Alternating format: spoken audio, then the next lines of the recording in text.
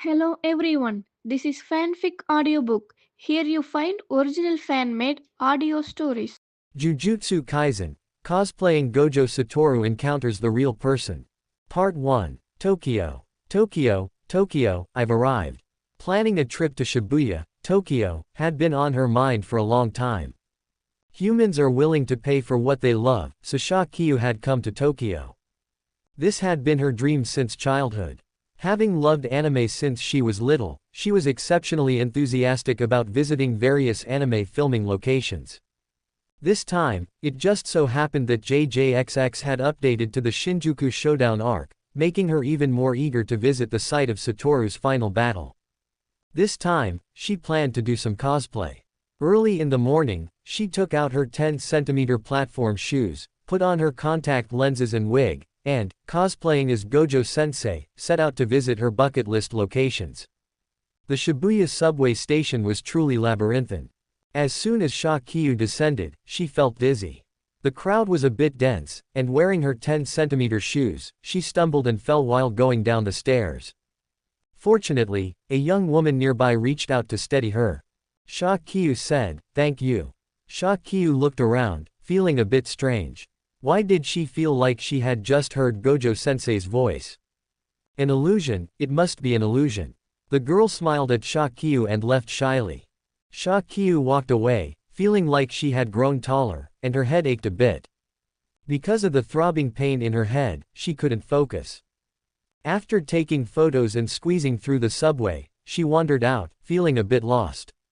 As she walked out, she tapped her head with her hand. Her head felt heavy and throbbing. She had experienced this before. When she would wash her hair during her period, her head would feel foggy for days afterward. This feeling was very uncomfortable. In the past, she would buy painkillers whenever her head hurt. So, she decided to go buy some painkillers now. After buying painkillers at a pharmacy, she hoped the headache wouldn't ruin her fun. While walking down the street, she seemed to hear someone calling, "Gojo-sensei." Shakiyu knew she was currently cosplaying as Gojo Satoru, so she turned around and saw a teenager with pink-dyed hair. "Yuji Itadori," Shakiyu said as she looked at him. "Gojo-sensei, why are you here?" Itadori Yuji asked, looking at Shakiyu. Shakiyu blinked, took out her translator, and realized she hadn't brought it. She took out her phone, signaling that she could take photos. This strange Gojo-sensei. Itadori Yuji looked at Shakiyu with an expression that said, "Is he okay?" Itadori Yuji watched as Shakiyu took out her phone to take a picture with him, then took his phone to take another, and then spoke in very broken Japanese. Shakiyu walked away happily, even though her head was still hurting.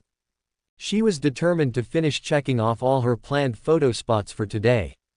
She took her guide out of her pocket and started walking toward a spot not far away. Shakiyu shook her head, feeling the fog in her brain getting worse. It felt like her brain was being scorched. She couldn't help it. She started tapping her head with her hand and took some painkillers. Her vacation in Japan was only 3 days long, and she had to go back to work after that. Even if it were raining knives, she had to finish her checklist today. Tomorrow, there were various pop-up shops, and the day after, there was a meet and greet with the author. With such a packed schedule, Shakiyu couldn't bear to waste a single second. The teenager behind her chased after her. "Gojo-sensei, aren't we supposed to pick up a new student? Where is the new student?" Itadori Yuji looked at Shakiyu and continued, "Gojo-sensei." Shakiyu only understood when he said, "Gojo-sensei," she didn't understand anything else. She didn't know what this person cosplaying as Itadori Yuji wanted. Just looking at him made her head hurt even more. Watching Itadori Yuji answer his phone, she shook her head and decided to walk faster. Her destination was just ahead. She even fished out the character's iconic blindfold from her pocket. She didn't see Itadori Yuji behind her, looking at her with a horrified expression. The person who had just called Itadori Yuji was Fushiguro Megumi. The two of them were supposed to pick up a new student, Nobara Kugasaki. They hadn't expected Itadori Yuji to wander off for a moment and run into Shakiyu. Fushiguro Megumi called to ask why Itadori Yuji hadn't arrived yet. "I ran into Gojo-sensei, I'm with Gojo-sensei right now," Itadori Yuji said. Upon hearing this, Fushiguro Megumi replied, "Are you joking? Gojo-sensei is with me." Gojo Satoru had been there, intending to see if Itadori Yuji had gotten lost so he could make fun of him, when he heard him say he had run into him. Had he split into two? Once he confirmed it wasn't a joke, he became serious. Could it be one of the old geezers impersonating him, planning to strike at that kid Yuji? So, the two of them left Nobara Kugasaki behind and ran off quickly. Gojo Satoru really did feel his own cursed energy fluctuations. When he arrived, he saw another version of himself on the street, looking for other girls to take photos with. That narcissistic vibe was somewhat inexplicable. Fushiguro Megumi and the others looked at Gojo Satoru, then at the Gojo Satoru wearing the blindfold in the distance. Was this a one-to-one recreation? Gojo Satoru told his students not to get close and walked over himself. Shakyu felt her head hurting even more. She planned to return to her hotel once she finished checking off her spots, but she hadn't expected to see Gojo Satoru. It was the chosen Gojo Satoru, so she ran over and asked, "Can we take a photo?" She had memorized that Japanese phrase very clearly, and she pointed at her phone happily. Gojo Satoru stared at her, sensing his own aura. He reached out and brushed against something, discovering that Limitless was actually activated. Shakyu looked at Gojo Satoru with sparkling eyes. "Can we not take a photo?" It had been so hard to find another person whose makeup, appearance, temperament, and height were all so perfect, and yet she couldn't take a photo. Shakyu felt that her vision was getting a bit blurry, and her brain was still throbbing in a fog. Moreover, this burning sensation was getting worse. She hurriedly started digging for her painkillers and took two more. Gojo Satoru looked at her. The text on her phone was from China. "From China?" he asked. Shakyu nodded vigorously. "I am here too." Shakyu used her fingers to gesture, making a walking motion to indicate she was here for tourism. Feeling her head start to hurt again, she tapped her head with her hand. When the sharp pain in her brain came, she subconsciously started clutching her head. It doesn't hurt anymore. For a split second just now, it felt like her brain had been refreshed by something. She felt that her head didn't hurt anymore, and the strange double vision from before was gone. She could feel the gazes around her. Shakyu realized that she could see behind her without turning her head. She looked at a Gojo Satoru standing not far away, wearing a blindfold and watching her. Shakyu took out her phone to call her friend. She discovered that the number was disconnected. She looked at the person not far away again. She used her phone to look at the photos she had taken earlier. She had to say, her skills were really good, she really looked like a completely different person. She reached out and touched her chest. Even though she looked smaller because of her chest binder, it didn't mean there was nothing there. She turned her head and pulled at her clothes. She was flat-chested but had abs. No, they were spectacular abs. Shakyu looked at the person not far away. She found a step and sat down, completely lost in self-pity. So, she transmigrated while cosplaying, and she perfectly cosplayed Gojo Satoru, even replicating the Raikugan. No wonder her head hurt the entire way, then stopped hurting. It was probably the reverse cursed technique refreshing. Shakyu felt in her pocket, took out a candy, and began to eat it. Really, exactly the same. What kind of cursed technique is this? Gojo Satoru had been staring at the person in front of him for a long time. Cursed energy, aura, height, and appearance were all replicated one-to-one. Not only that, but she even replicated the reverse curse technique. What kind of divine curse technique is this?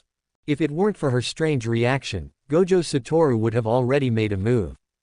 Then he watched the other person sit not far away, take out a candy, and wear a "it's over" expression. The three students not far away also stared at Shakyu, then at Gojo Satoru.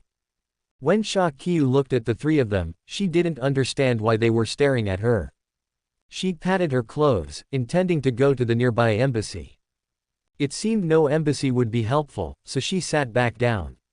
Should I take a taxi back and see if my hotel is still there? Shakyu got up to hail a taxi, and the three people behind her followed. She reached into her pocket and found that her paper money was gone. She turned her head to look at the people staring at her not far away. Shakyu pointed at the arriving car and invited Gojo Satoru to get in. Gojo Satoru, seeing this, told his students to go back. So he directly got into the back seat, and Shakyu was also in the back seat. She took out her hotel address. "Brother, are you here for a trip to Neon?" The driver, a man from China, asked.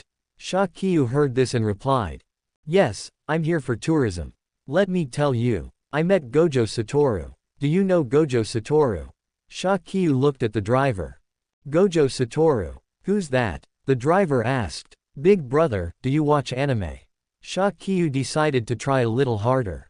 "Of course, I watch Dragon Ball, Kakarot, Bleach, Naruto, One Piece, and the recently released Attack on Titan.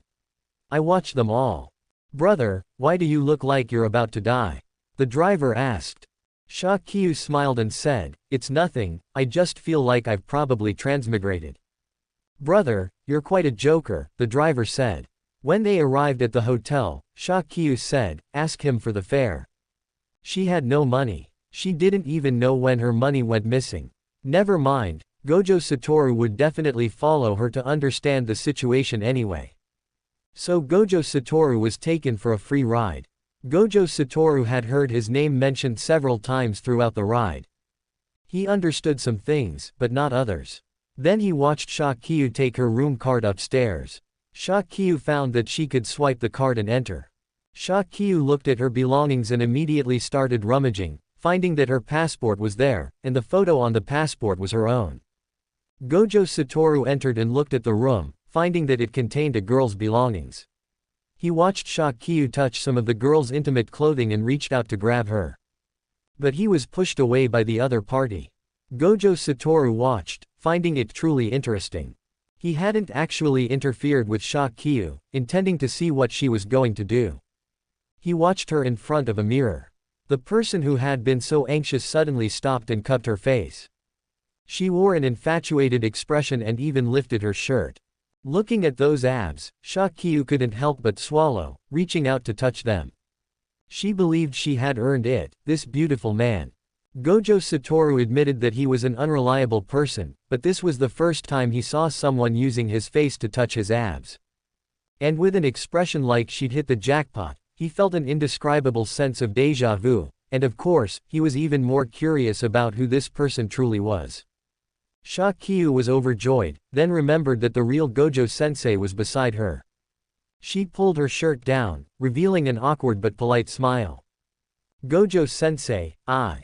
Gojo Satoru visibly watched the person's body begin to change. From Gojo Satoru, she turned back into a black-haired girl. Shakyu felt that the person she could look at eye to eye just now was no longer at eye level. Her voice was also a girl's. She ran to the mirror in a daze, finding that she had returned to her 1.6-meter height, and her appearance had also changed back.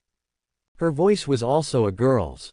She ran to the mirror in a daze, finding that she had returned to her 1.6-meter height, and her appearance had also changed back. Shakyu looked shocked, lifting her shirt. "My abs. I should have touched them more." Shakyu felt deep regret for not touching them a few more times. Gojo Satoru watched. Her cursed energy was still there, but it was no longer his. So, this was a wild Jujutsu sorcerer here for tourism. The problem was, if a Jujutsu sorcerer entered the country, he should know. Was she a curse user? But she didn't look like one either. The main thing was that she could transform into his appearance, which made Gojo Satoru uneasy about leaving her outside. He decided to call the other side to figure out what was going on. He wrote a note, "Come back to Jujutsu High with me." The note told her to return to Jujutsu High with him, and then they would contact the other side. When Shakyu saw it, she immediately ran to pack her clothes, pulling her small suitcase and following behind Gojo Satoru, looking overjoyed. Although she didn't know why she transmigrated. She would get to see many characters, it was simply too exciting. Speaking of which, was the cult leader buried now? Kenjaku had taken over his body. After returning to Jujutsu High with Gojo Satoru, Shakyu carried her suitcase and started walking uphill. With her physical fitness, she climbed for a long time. She felt she was quite bold, going out with Gojo Satoru at midnight. And following a grown man to someone else's territory. Of course, if that person was Gojo Satoru, there was no need to worry. If that person was Suguru Geto, she felt he would probably kill her, this monkey. Speaking of which, why did she turn into Gojo Satoru? Was it because she cosplayed? But if she cosplayed, and then changed back, what about her equipment? She thought and thought but couldn't figure it out, watching Gojo Satoru walk ahead, stopping occasionally. Gojo Satoru watched, then picked up her small suitcase. Shakyu followed, wondering why it had to be on a mountain. By the time she walked up, she was already completely exhausted. Yaga Masamiki also received a call from Gojo Satoru, learned about the matter, and went to verify it. Currently, there's a Jujutsu sorcerer from China who seems to be coming for an exchange. Ask if her name is Shakyu. Gojo Satoru nodded and asked Shakyu. Shakyu nodded, indicating it was her name.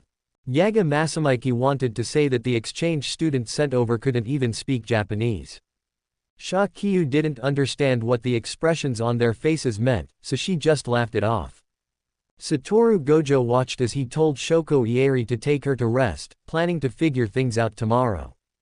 Shakyu watched as Shoko obediently followed the other, and when they were taken to the room, Shoko Ieri brought her some bedding. Today was also Nobara Kugasaki's first time here. Nobara Kugasaki looked at Shakyu, and thinking about how those idiots had actually left her behind to go pick up another student, she felt a bit angry. Of course, she wasn't angry at Shakyu, it had nothing to do with her anyway. After asking, she discovered that Shakyu didn't understand Chinese. Shakyu couldn't really handle it, so after saying goodbye, she went next door to bathe and sleep. By the time she fell asleep, it was already midnight when she woke up. At noon, Nobara Kugasaki came to knock on the door. Shakyu rubbed her eyes groggily and ran to open the door. The moment she opened the door, Shakyu was burned by the sunlight. Ah, ah. She scrambled back, tumbling and crawling, the pain from the burn making her howl. Nobara Kugasaki was startled, seeing a man appear in Shakyu's room who had been burned by the sun the moment the door opened. A force from the person pushed her back. She fell, and without her weapons, she started calling for help. Many people came running. Satoru Gojo sensed something was wrong. Using his 6 eyes to look into the room, he broke the door open and saw someone hiding under the covers. Get out, was the reaction. Remembering what happened yesterday, he asked, Shakyu. Shakyu heard someone calling her name. Close the door, close the door. She had been hurt by the sun when she opened the door just now, and it was hurting terribly. Satoru Gojo told someone to close the door and turned on the lights. He pulled down the blanket and saw a face that had been burned, but it wasn't a face he recognized. Yet, the look in those eyes was the same as the person from yesterday. Black hair, red eyes, slightly curly hair, with an eerie yet noble appearance, the aura around her was clearly not human. What happened to me? Shakyu pointed at herself. No way, was this a joke? How did she end up like this? Yesterday it was Satoru Gojo, who was it today? Well, whoever it was. The problem was she was afraid of the sun, and she had been burned by it. Looking at her, Satoru Gojo confirmed it was indeed Shakyu. He had no choice but to go find someone who could understand Chinese. How would I know? Yesterday it was Gojo-sensei, what the hell is this today? It hurts so much. She had been completely exposed to the sunlight just now, and she felt like her skin was about to burn off. By the way, who is she right now? A vampire. Shakyu picked up a mirror to look. Trash boss. Not a vampire, huh? Oh, she was a demon. With the person who knew Chinese explaining diligently. Shakyu and the others were communicating, and Satoru Gojo finally reached a conclusion. So your ability is cuz. You become whoever you cosplay. Cursed energy abilities, all replicated 1-to-1. Can't you control it? That Jujutsu sorcerer also asked. It was a sorcerer from the Gojo family. Shakyu looked bewildered. I only just found out I have a curse technique. Shakyu indicated that she had only learned about it yesterday. Yesterday, her brain had been fried all day by Satoru Gojo's 6 eyes, and today, her Muzan Kibutsuji cosplay had almost turned her into a roasted demon. Satoru Gojo looked at her. You need to control this. If this cursed technique isn't controlled, you'll end up killing yourself. So, a moment later, Shakyu spoke up. Gojo-sensei, I want to eat. Oh no. I feel like I want to eat people. The interpreting Jujutsu sorcerer told Satoru Gojo this. Satoru Gojo looked at Shakyu in silence as she swallowed her saliva while looking at the two of them. Hungry. The two people in front of her smelled so good, she wanted to eat them. Wow, how could they smell so good? A demon that hadn't eaten all day, a demon that had been burned, she was hungry. Satoru Gojo watched her pounce. It was nighttime now, so Satoru Gojo immediately made a move to repel her. She fell not far away, her mind clearing slightly, and she slapped herself. Don't stop being human, sister, we eat people. Shakyu slapped herself again. We cosplayers are all law-abiding citizens. Shakyu still felt so hungry, she looked up at Satoru Gojo. Can you knock me out? Hearing the translation, Satoru Gojo swiftly knocked her out. Very good, midnight had passed, and the girl had returned to her original form. She was howling about being hungry, and after eating, she found that she had been moved to different lodgings. Yaga Masamiki looked at Satoru Gojo. She is very dangerous like this. When she turns into that demon, she is filled with the desire to eat flesh and people, and its rank is special grade. Ordinary people simply cannot suppress it. She can even cosplay Satoru Gojo. A person like this is very dangerous if she loses control. Satoru Gojo indicated that he understood. He was actually very curious about Shakyu's power and intended to get to the bottom of it. He also wanted to help her understand what cursed energy was so she wouldn't trigger it unconsciously. If she triggers it unconsciously every time, she might end up killing herself. So, before 8 o'clock the next day, Satoru Gojo took his students to complete their first mission. Shakyu did not go with them, she remained at Jujutsu High, watched by Yaga Masamiki. After Shakyu had her fill in the cafeteria, at 12 o'clock, she felt a different change in her body. Yaga Masamiki could visibly see Shakyu's body undergoing changes. And this time, the person was a girl. Shakyu took a mirror out of her pocket and began to examine her appearance. It looked somewhat familiar. Shoko Ieri was also watching and discovered that the aura around her had changed. Shakyu's eyes lit up. The pink hair, the blood-red eyes, and this outfit, Gasai. As Shakyu looked, she remembered that this was a character from a very old anime, and she was capable of using all kinds of weapons. Not only that, but she was also a god, though that god's rank was a bit lackluster, and her combat power was the same. Shakyu immediately took out her phone. Gojo-sensei observation diary. Shoko Ieri looked at those words, they were actually in both Japanese and Chinese. Shakyu spoke up. No, this ability. Satoru Gojo ran next door to buy Kikufuku. 3 minutes later, Satoru Gojo is agonizing over whether to queue up to buy Kikufuku or the limited edition mini cakes next door. Satoru Gojo decided to buy both. The Satoru Gojo messages coming in every 3 minutes made Shoko Ieri look at Shakyu with an indescribable expression. It's a misunderstanding, this is my character's ability, not mine. Shoko Ieri wanted to ask, if it was a character ability, why was it about Satoru Gojo? Shakyu felt like the world should just end. Why was it Gojo-sensei's future diary? Gojo Satoru returned and looked at Shakyu's phone. A future diary entry from 3 minutes ago. Gojo Satoru held the phone, saw the message inside, and thought that the student before him was a bit of a pervert. Gojo Satoru looked at the future diary entry that appeared every 3 minutes. We just met for the first time, and you already consider Gojo-sensei your most important person. As expected, I, Gojo-sensei, am very charming. Shakyu decided that if she didn't understand, she wouldn't be embarrassed. If she didn't understand, social death was impossible, so she wore a polite and non-awkward smile. Facing Shakyu's smile, Gojo Satoru returned the phone to Shakyu. Currently, Shakyu didn't know Japanese and was an exchange student. By the way, which student did he go to this time to act as an exchange student? Forget it, talk about it later. He checked that Shakiyu had found a Japanese teacher for herself, and it just so happened that the person was also from China. To avoid scaring anyone, she could only study online. Fortunately, Shakiyu had a pretty good brain, and with someone speaking Japanese to her, the language learning environment was very important. As long as you dare to speak, you can learn it quickly, especially since she was an anime fan herself. When Shakiyu attended class, she went to listen, but she had a blank expression on her face. Gojo Satoru was very thoughtful. The person from the Gojo family who knew Chinese was there acting as a translator.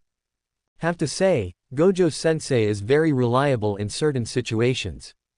Shakiyu was actually thinking, could she just not learn it? She was an adult now, and she already had a job. But was the time the same? If her mom knew she didn't go to work, would she be angry?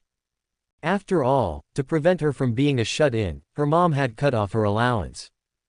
Fushiguro Megumi, Itadori Yuji, and Nobara Kugasaki stared at the pink-haired girl before them. The girl looked petite. I remember this anime character, Yuno Gasai, Itadori Yuji said. Ah, what kind of character is she? Fushiguro Megumi asked. Nobara Kugasaki was also quite curious. It's a manga my friend showed me. It's said that she is the ancestor of yandere characters. As he said this, he checked his phone and then showed it to the others. Fushiguro Megumi and Nobara Kugasaki looked at it, and the final description was that she was a ruthless person. So, during the physical training later, Fushiguro Megumi would spar with Shakiyu. Shakiyu looked at Gojo Satoru. I don't know how. She started gesturing. However, Gojo Satoru threw a knife over, and Shakiyu caught it. Fushiguro Megumi also took a weapon and attacked Shakiyu, though he held back at the beginning. The next second, the girl sidestepped and stabbed him directly in the abdomen with the hilt of the knife. Fushiguro Megumi clutched his abdomen and retreated. Megumi, the character she is currently cosplaying, is a god of war with weapons, so don't hold back. Gojo Satoru had naturally looked up information on Yuno Gasai. Someone who could slaughter a crowd with both firearms and cold weapons, and Yuno Gasai was a god in her world. Regardless of the level, Yuno Gasai was still a god. Fushiguro Megumi got serious this time. Shakiyu felt her body's reaction speed increase. She quickly snatched the knife and kicked him over. Wow, that's so cool. Shakiyu felt that this sensation was simply too cool. Nobara Kugasaki said, wait, is there no limit to the strength of the cosplay? Gojo Satoru said, it depends on the character's strength, not her own strength. Simply put, when Shakiyu cosplayed him, her strength was on par with his. In other words, the moment she cosplayed other characters, her abilities could directly replicate the other party's power. Isn't this cheat code too overpowered? She was almost envious. Going out to kill cursed spirits, her body's instincts could carry her to victory. Shakiyu was very happy. Having this power meant she was very strong. She happily put her hands on her hips and laughed, ha ha ha, from now on, I am the strongest in the world. Gojo Satoru looked at the pink-haired girl laughing. Such ambition, wanting to steal the title of the strongest from your teacher already. Shakiyu was a bit shy after being told that. Ahem, misunderstanding. How do you understand what I'm saying, Gojo-sensei? Shakiyu asked in surprise. Because I, Gojo-sensei, am a genius. Gojo Satoru said with a smug smile. I can definitely learn such a small thing within half a day. Shakiyu was silent. It was a bit heartbreaking. She thought of those years she failed English, which were a series of tragedies. Don't worry, if Kiyu can take away Gojo-sensei's title of the strongest, I, Gojo-sensei, would be very happy. He looked at the remaining students. What do you want to eat for today's treat? Sushi. He looked at Shakiyu and asked her too. Shakiyu was silent for a moment, then agreed to go eat sushi. It was dark now. Shakiyu looked at her phone, which was still constantly receiving messages from Gojo-sensei every 3 minutes. It was so dense that it was like she was a pervert.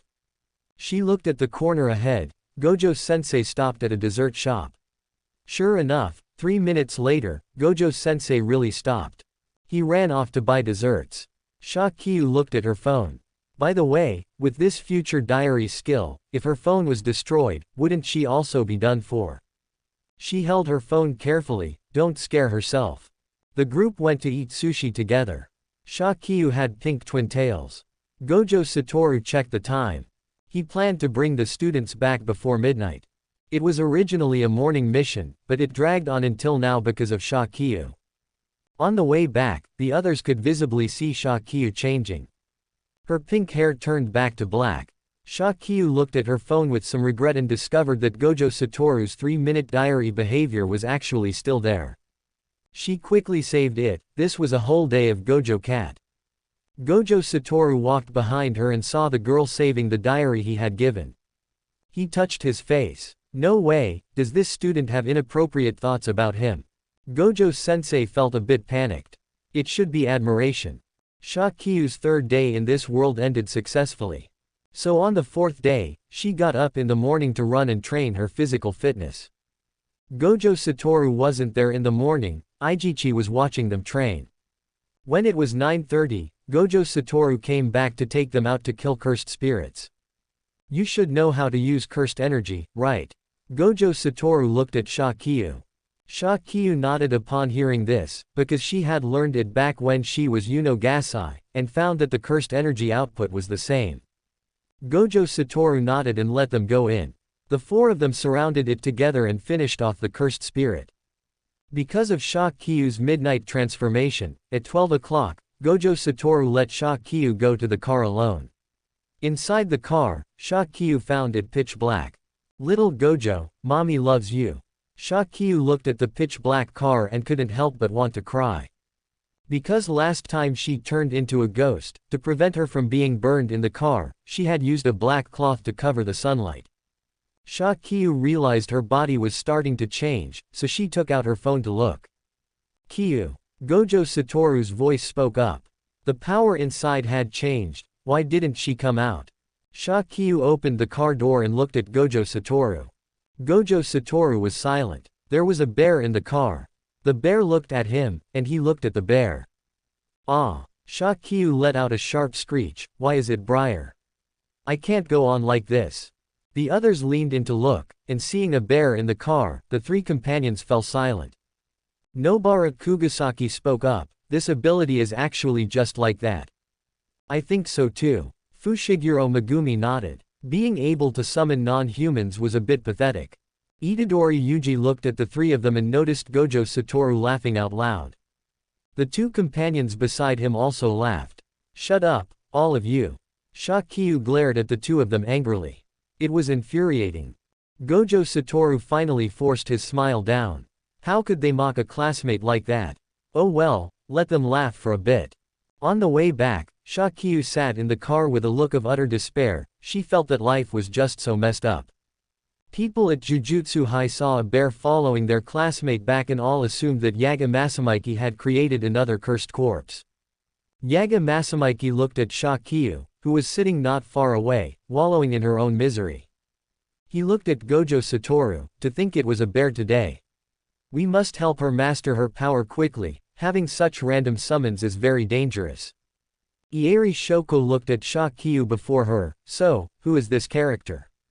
Shakyu didn't understand and lay there in despair. This character is from Bunny Bears, and it's Briar. She had no energy for studying today, she just wanted this terrible day to be over quickly. Could she please get a big prize tomorrow? Maki Zenin and the others from the next class returned and heard that there was another cursed corpse. Panda was the happiest. He ran over excitedly to see that cursed corpse. Upon discovering it really was a bear, he couldn't help but run over happily, only to hear Yaga Masamiki say it was the junior's cursed technique running wild. Maki, Inamaki Toge, and Panda all looked at Shakyu, feeling a bit sympathetic for this junior's out-of-control cursed technique. Shakyu began to study during class, she didn't want her cursed technique to run wild like this again. The fourth day was a terrible one because today she was Briar again. So, on the fifth day, she got up at 7 a.m. to run and exercise as usual, and went out to exorcise cursed spirits at 9 a.m. This time, she came back early because the location was closer. And so, several of her peers watched as Shakyu transformed once again. Shakyu grabbed an amulet and began to pray frantically, hoping she could get an SSS rank this time and pull a trump card. The group watched as her body underwent a change. Shakyu realized she couldn't see anything. Shakyu's vision went completely black.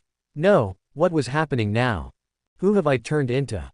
Why can't I see? Shakyu asked, unable to see anything at all. Shakyu spoke, but her three peers couldn't understand her. Now, Shakyu looked like a man with bandages over her eyes. The others tried to remove the bandages, only to find that she still couldn't see. It seems it's not like Gojo-sensei, she really can't see, Itadori Yuji said. Fushiguro Megumi also added, not everyone who wears a blindfold is fooling being blind. They just didn't know who this was in front of them. They didn't recognize the character, who looked a bit like someone from China. Come to think of it, their peer's ability was really prone to going out of control. Shakyu was depressed. Whenever she went out, she had to be led by the hand. This character had that skill point, but the problem was she didn't have that skill point. She couldn't even see clearly while walking. When Gojo Satoru returned, he saw someone with strange power all over their body. Most importantly, they were shrouded in a blood mist. Gojo Satoru didn't know how to describe the appearance to Shakyu, so he could only take pictures. After all, the vocabulary was too difficult, and even Gojo-sensei couldn't help it. While eating, it was the first time Shakyu experienced the pain of being blind. She couldn't see anything at all. She desperately wanted to learn how to control her power, but was it possible that this power was uncontrollable? Shakyu was blind today, but Gojo Satoru still intended to test her combat power, so he sent Fushiguro Megumi up again. Fushiguro Megumi was directly beaten by Shakyu until 3 of his ribs were broken. Gojo Satoru said, "It seems that as long as the character you are cosplaying has power, you can leave everything to your body." Her body would lead her to carve a bloody path, but the only downside was that she herself couldn't control it. Could there be a life more tragic than her own? Shakyu started having nightmares when she slept at night. She was terrified that some weird cosplay would appear again tomorrow. Fortunately, midnight arrived, and she turned back to normal. The 6th day. On the next day, Shakyu finally got a school uniform of her own. Shakyu was slightly stunned when she saw the clothes. It was a huge cloak. Gojo-sensei. When midnight arrives, put it on, it can block the sunlight. This is a cursed tool, Gojo-sensei said. It can make the cloak fit you perfectly. Shakyu took it and looked at it, discovering it fit her just right. Could it really grow larger or smaller? By the way, do you recognize this character? He took out his phone to show a photo to Shakyu. Oh, this is a very popular character from our place called Shao Xingchen, Shakyu said as she looked at it. I didn't expect it to be him. If I had known, I would have asked you to take more photos of me. Teacher, send them to me. Gojo Satoru looked at it. Strange, for your cosplay, why was the first one me? Shakyu turned her head away guiltily, then realized she was changing. I'm transforming again. Shakyu put on the cloak. She couldn't tell them it was from anime, or maybe she should find a chance to tell them in another way. She felt her mind go blank for a moment, forgetting what she was about to say.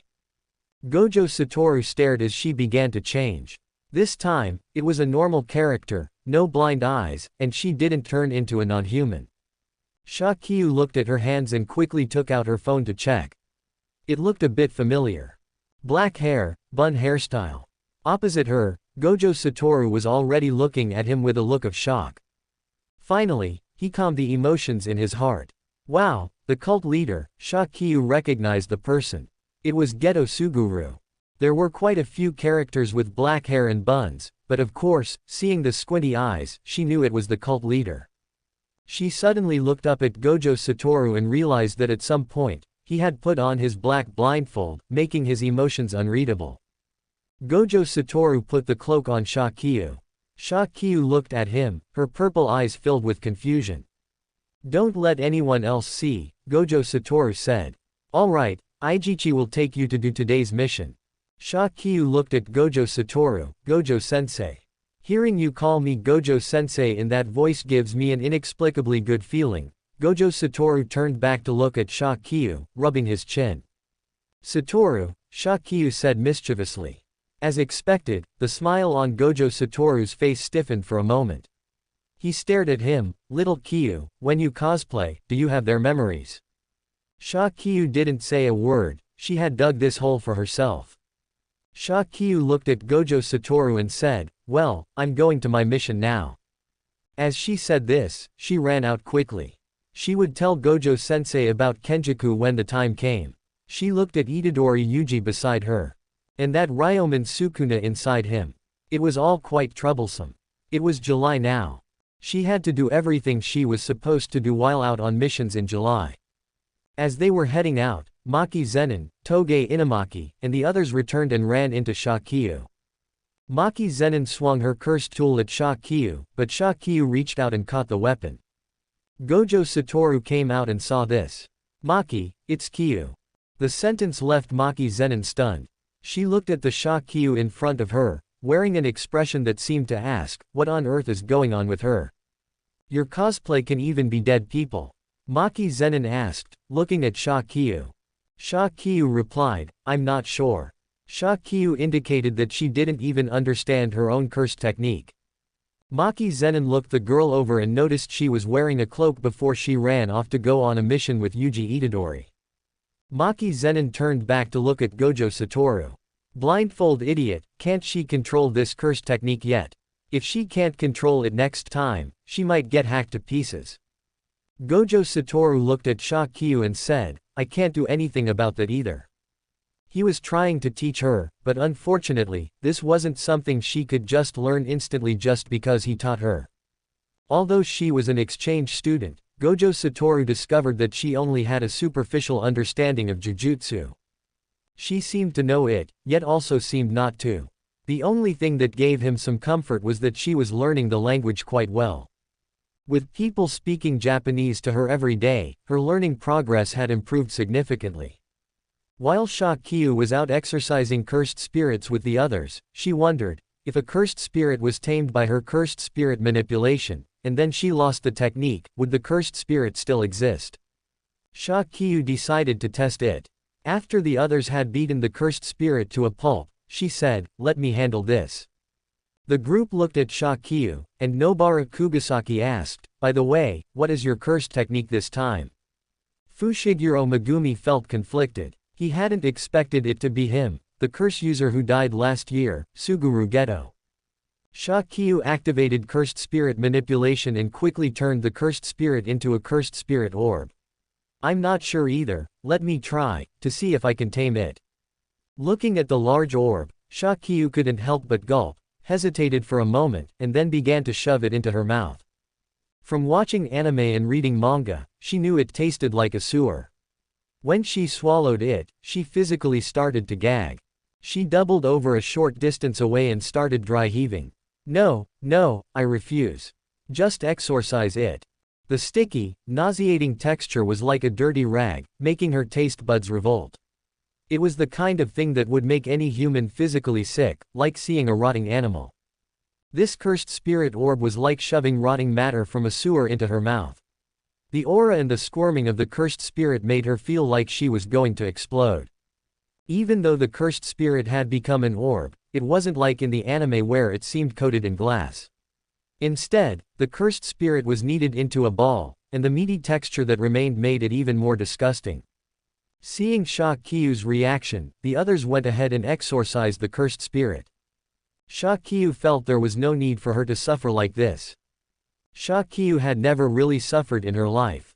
The greatest hardship she had faced was when she got formaldehyde poisoning, her mother confiscated her bank card, and she had to go work at a company. Shakyu's mother was a single mother. Her grandparents owned quite a few properties in Beijing, Shanghai, and Guangzhou, and to prevent others from taking advantage of them. They told their daughter that while she could find someone to be with, she absolutely must not get married. So, her mother got pregnant at 29 and gave birth to Shakyu at 30. That year happened to be July, so she named her Kyu. After she was born, her mother continued to love traveling and having fun as always. She was raised by her grandparents and a nanny from childhood. Her grandparents believed in a fast-paced education and didn't expect her to achieve anything grand. From elementary to middle school, then studying abroad, she graduated university before turning 19. After returning to the country, her grandparents gave her an entire building to collect rent from. Because she had spent many years abroad, she had almost no friends in China, so she developed a habit of staying indoors and watching anime. This led her to join a group of people into ACG culture. After being a shut-in for 2 years and watching anime repeatedly, she started wanting to travel to Japan.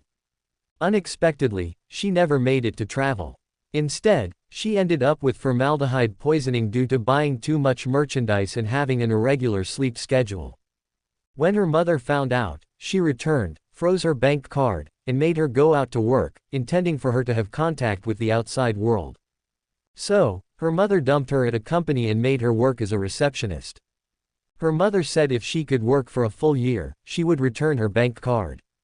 She agreed, mainly because she had gotten formaldehyde poisoning for no reason, and her grandparents had gotten sick from worrying. They felt that her staying holed up at home really had harmed her. They would rather their granddaughter go traveling like her own daughter, rather than making herself sick by being a shut-in.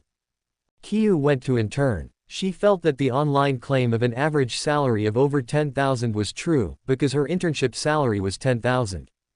In reality, what she didn't know was that the company belonged to her aunt. The salary her aunt paid was 5,000, and her mother subsidized the other 5,000. After 3 months, her full-time salary was 20,000. Otherwise, she wouldn't have been able to intern for 2 months and then dare to come out traveling after selling some of the merchandise she had bought previously.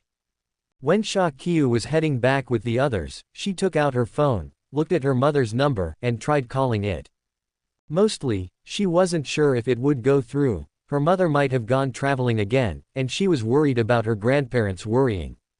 After calling several times without it being answered, she couldn't help but frown. "I don't even know when I'll go back," Kyu said, popping a candy into her mouth. If the time across the trans-dimensional travel was 1-to-1, wouldn't she have gone missing the moment she arrived? Oh no. Her grandparents would be worried to death by then. And her mother, she probably wouldn't have the heart to travel anymore. Kyu. Seeing Kyu spacing out, Nobara Kugasaki was a bit puzzled. Kyu looked at Nobara Kugasaki.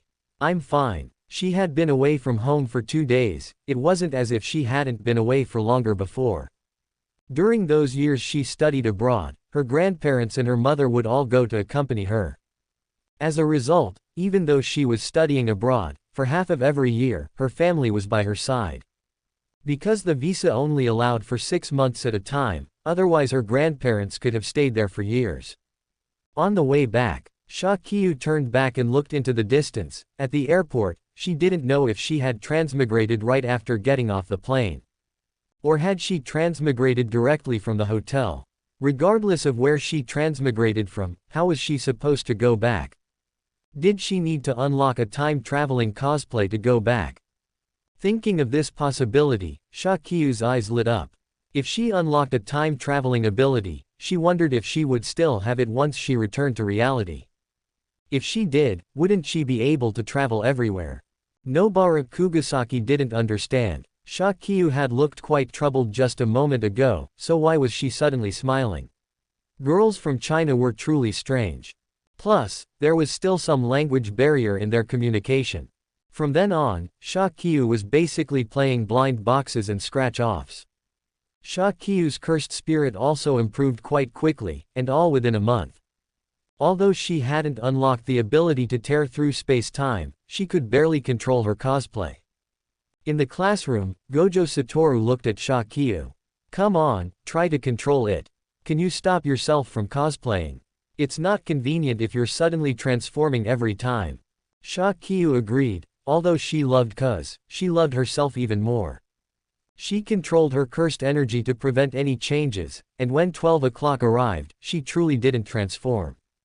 Gojo Satoru told her to manifest her cos, and Kyu nodded, letting her cos appear. The cos character this time was actually a little girl. Wow, it's actually Last Order. As Shakyu looked at her, she realized Last Order had absolutely no combat ability. Well, it wasn't entirely zero combat ability, at the very least, her calculation skills were impressive. In an instant, it felt as though her brain was connected to countless things. Her brain felt like it was about to be crushed. Shakyu couldn't help but sigh. This really was a massive amount of memories. Shakyu began to ponder. So, what exactly was this skill point of hers? And why had she transmigrated in the first place? An exchange student. Where was the real exchange student? Named Shakyu. A coincidence. Impossible. If this were a coincidence, she'd wash her hair while doing a handstand.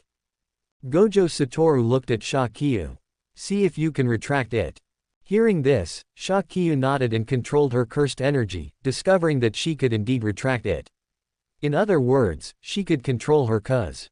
Can you cuz the characters you've cosplayed before again? Gojo Satoru asked, looking at Shakyu. Shakyu fell silent for a moment. I'll try. She closed her eyes and began to search. The first thing that came to mind was the Gojo Satoru cuz. It's not working. Shakyu shook her head. She still couldn't fully master it yet. Gojo Satoru spoke up. No rush. You can control your transformations now. What you need to do next is figure out the characteristics of your ability and gain complete control. Because Shakyu's cursed technique could easily get her killed if she was reckless, Gojo Satoru had recently been learning from China and researching all sorts of information. His 3 hours of sleep had been compressed down to 2. After a month, there was finally some progress. Tomorrow happened to be Sunday, so he wouldn't need to teach and could sleep a little longer. Gojo Satoru walked away, and Nobara Kugasaki came up. Say, if you could control this ability of yours, it would be so cool. I think so too, Itadori Yuji said upon hearing this. Fushiguro Megumi had witnessed Shakyu's abilities and deeply understood her power. In the past month, the characters she scratched were bizarre and varied, yet every single one was astonishing. Above the sea of blood, the man with markings on his face watched Shakyu, his expression shifting. It really was a formidable cursed technique. It was just a shame the user of the technique was too scattered. Even Ryomen Sukuna had to admit the power of Shakyu's cursed technique. Of course, it hadn't reached the point of shocking him yet. Now that Shakyu could control her cursed energy, she could naturally perform missions with more peace of mind. The next 2 days were a break. On Monday, they needed to head to Osaka to investigate a case of missing girls. Shakyu and the others set off early in the morning by Shinkansen. On the Shinkansen, Itadori Yuji looked outside, wearing a cloak. She still struggled a bit with Japanese, but it was gradually improving. Mainly because people were teaching her, and as people talked to her, she gradually learned it well. She still remembered failing English. Later, when she studied abroad, she lived overseas for half a year in advance, and her grandparents took her to interact with the locals. She didn't even know when she had learned English. Although her vocabulary was still quite lackluster, she could just speak it. So now, she could speak Japanese, but she couldn't write it, which was a very frustrating thing. The group got off the Shinkansen. Osaka was a place with quite a bit of ancient charm. Shakyu felt that transmigration was actually quite nice. Now she could travel everywhere and enjoy the cultural scenery. An assistant supervisor drove over to pick the 4 of them up. Shakyu, Nobara Kugasaki, and Fushiguro Megumi sat in the back. Aijichi-senpai, why are you here? Shakyu and the others were stunned to see that it was Aijichi driving. Aijichi spoke up. Gojo-senpai was worried you guys weren't familiar with the area, so he asked me to guide you. Aijichi had arrived the day before yesterday, sacrificing 2 weeks to come and get things arranged. It was mainly due to Gojo Satoru's work. He wasn't at ease letting other assistant supervisors look after these kids. So, he had his most trusted assistant supervisor, Aijichi, head to Osaka in advance. Oh, Nobara Kugasaki nodded. Shakyu looked outside. She planned to wait until they were at the hotel to see which character she had scratched for her cuz today. While at the hotel, Shakyu started scratching her blind box. Looking at herself in the mirror, she was a bit surprised. A boy with silver hair and blue eyes, with a cool appearance. She stared for a while, Her brain didn't hurt, so it probably wasn't Gojo Satoru. Kahlua. She began to use her hand to pull threads of electricity and found that there really were electric threads. Shakyu sat nearby and stuck her hand into the socket, discovering that she really was charging. She knew about Kahlua's ability because during those 2 years of being a shut-in, she had watched every anime, good or bad. She had even binged Bunny Bears and Pleasant Goat and Big Big Wolf. Of course, Pleasant Goat and Bunny Bears were things she had watched when she was little. Shakyu turned back into herself and went out. Nobara Kugasaki looked at her. How was it? I pulled an SS rank card. Shakyu couldn't help but laugh. Nobara Kugasaki was curious, who exactly was it? So she asked Shakyu to transform into that person's appearance directly before going out. Shakyu naturally agreed and transformed into Kahlua's appearance. Why does this feel a bit like Gojo-sensei? Itadori Yuji said. The eyes are blue, and the hair is silver. Don't talk nonsense. Shakyu immediately pointed to her eyes. Kahlua's eyes are blue with a hint of purple, a purplish blue. The others stared closely. Nobara Kugasaki looked and said, it really is. When can you transform into me? Nobara Kugasaki asked. You can even transform into Gojo-sensei, why can't you transform into me? I'd like to too. Say, if you cosplayed as me, would your body also have a king of curses? Itadori Yuji asked. All three stared at Itadori Yuji. Shakyu looked and said, it's possible there really would be a Ryomen Sukuna in the body. The four of them chatted for a while and planned to go do the mission. Nobara Kugasaki intended to go have fun once the mission was completed. She was going to buy lots of pretty clothes then. As for Shakyu, she planned to tour all of Osaka. She actually somewhat agreed with her mom's love for traveling. Unfortunately, the bodies of their generation were a bit weak and didn't have the boundless energy of the older generation. To investigate the case of the missing girls, the group had to work together. Shakyu used Kahlua's body to search the surroundings, but in the end, the group didn't find any leads.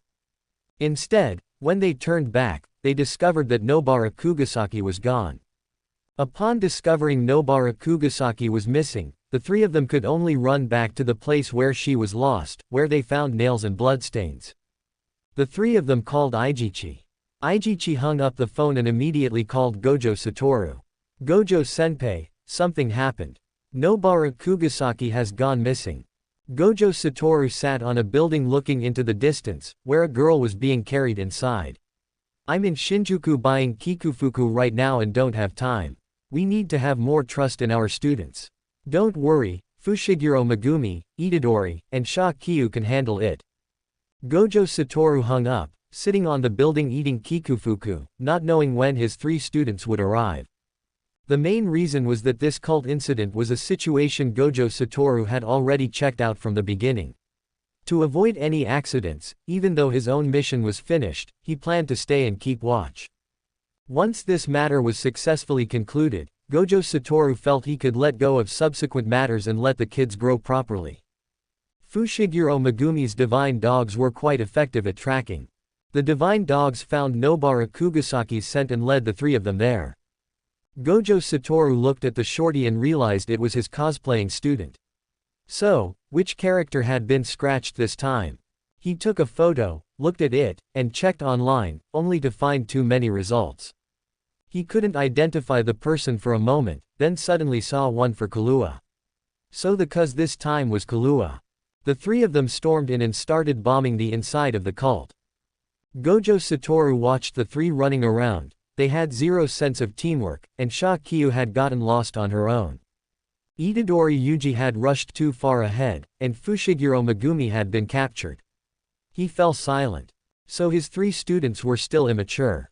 First Nobara Kugasaki was captured, now Fushiguro Megumi was captured. With the remaining two students, Shakyu's character this time had special grade combat power, so there was no need to worry. Itadori Yuji having Ryomen Sukuna inside was about the same, so this mission was very different from what he had expected. He had thought the four students would work together and join forces to defeat the enemy. In reality, Nobara Kugasaki found the enemy and didn't immediately look for her companions, getting captured. Shakyu and the other two rushed in to save her, but Shakyu got lost in the courtyard. Itadori Yuji went charging in recklessly, and Fushiguro Megumi was captured by a trap. Shakyu realized she was lost. This ancient building was strange everywhere, and eerie. As Shakyu walked, she suddenly heard someone calling her. She turned around and saw a woman standing not far away. Shakyu looked and walked over. The fluctuation of cursed energy on the other person was a bit strange. "Guest, are you lost?" Shakyu heard this and nodded. "Guest, let me take you to find your friends." Shakyu turned back to look at the woman standing not far away, indicating that she didn't understand the word, lost. When they first came in, there was a bit of a language barrier, so when the other party was speaking, they got separated. Shakyu stood there in silence. So, Jujutsu Kaisen really isn't an organization that knows how to fight as a team. She had actually managed to get lost. Looking at the woman standing not far away, she glanced over and walked straight toward her. The woman looked at Shakyu, her eyes filled with calculation. As Shakyu followed the woman, she discovered some people not far away. She immediately wore a wicked smile and attacked her.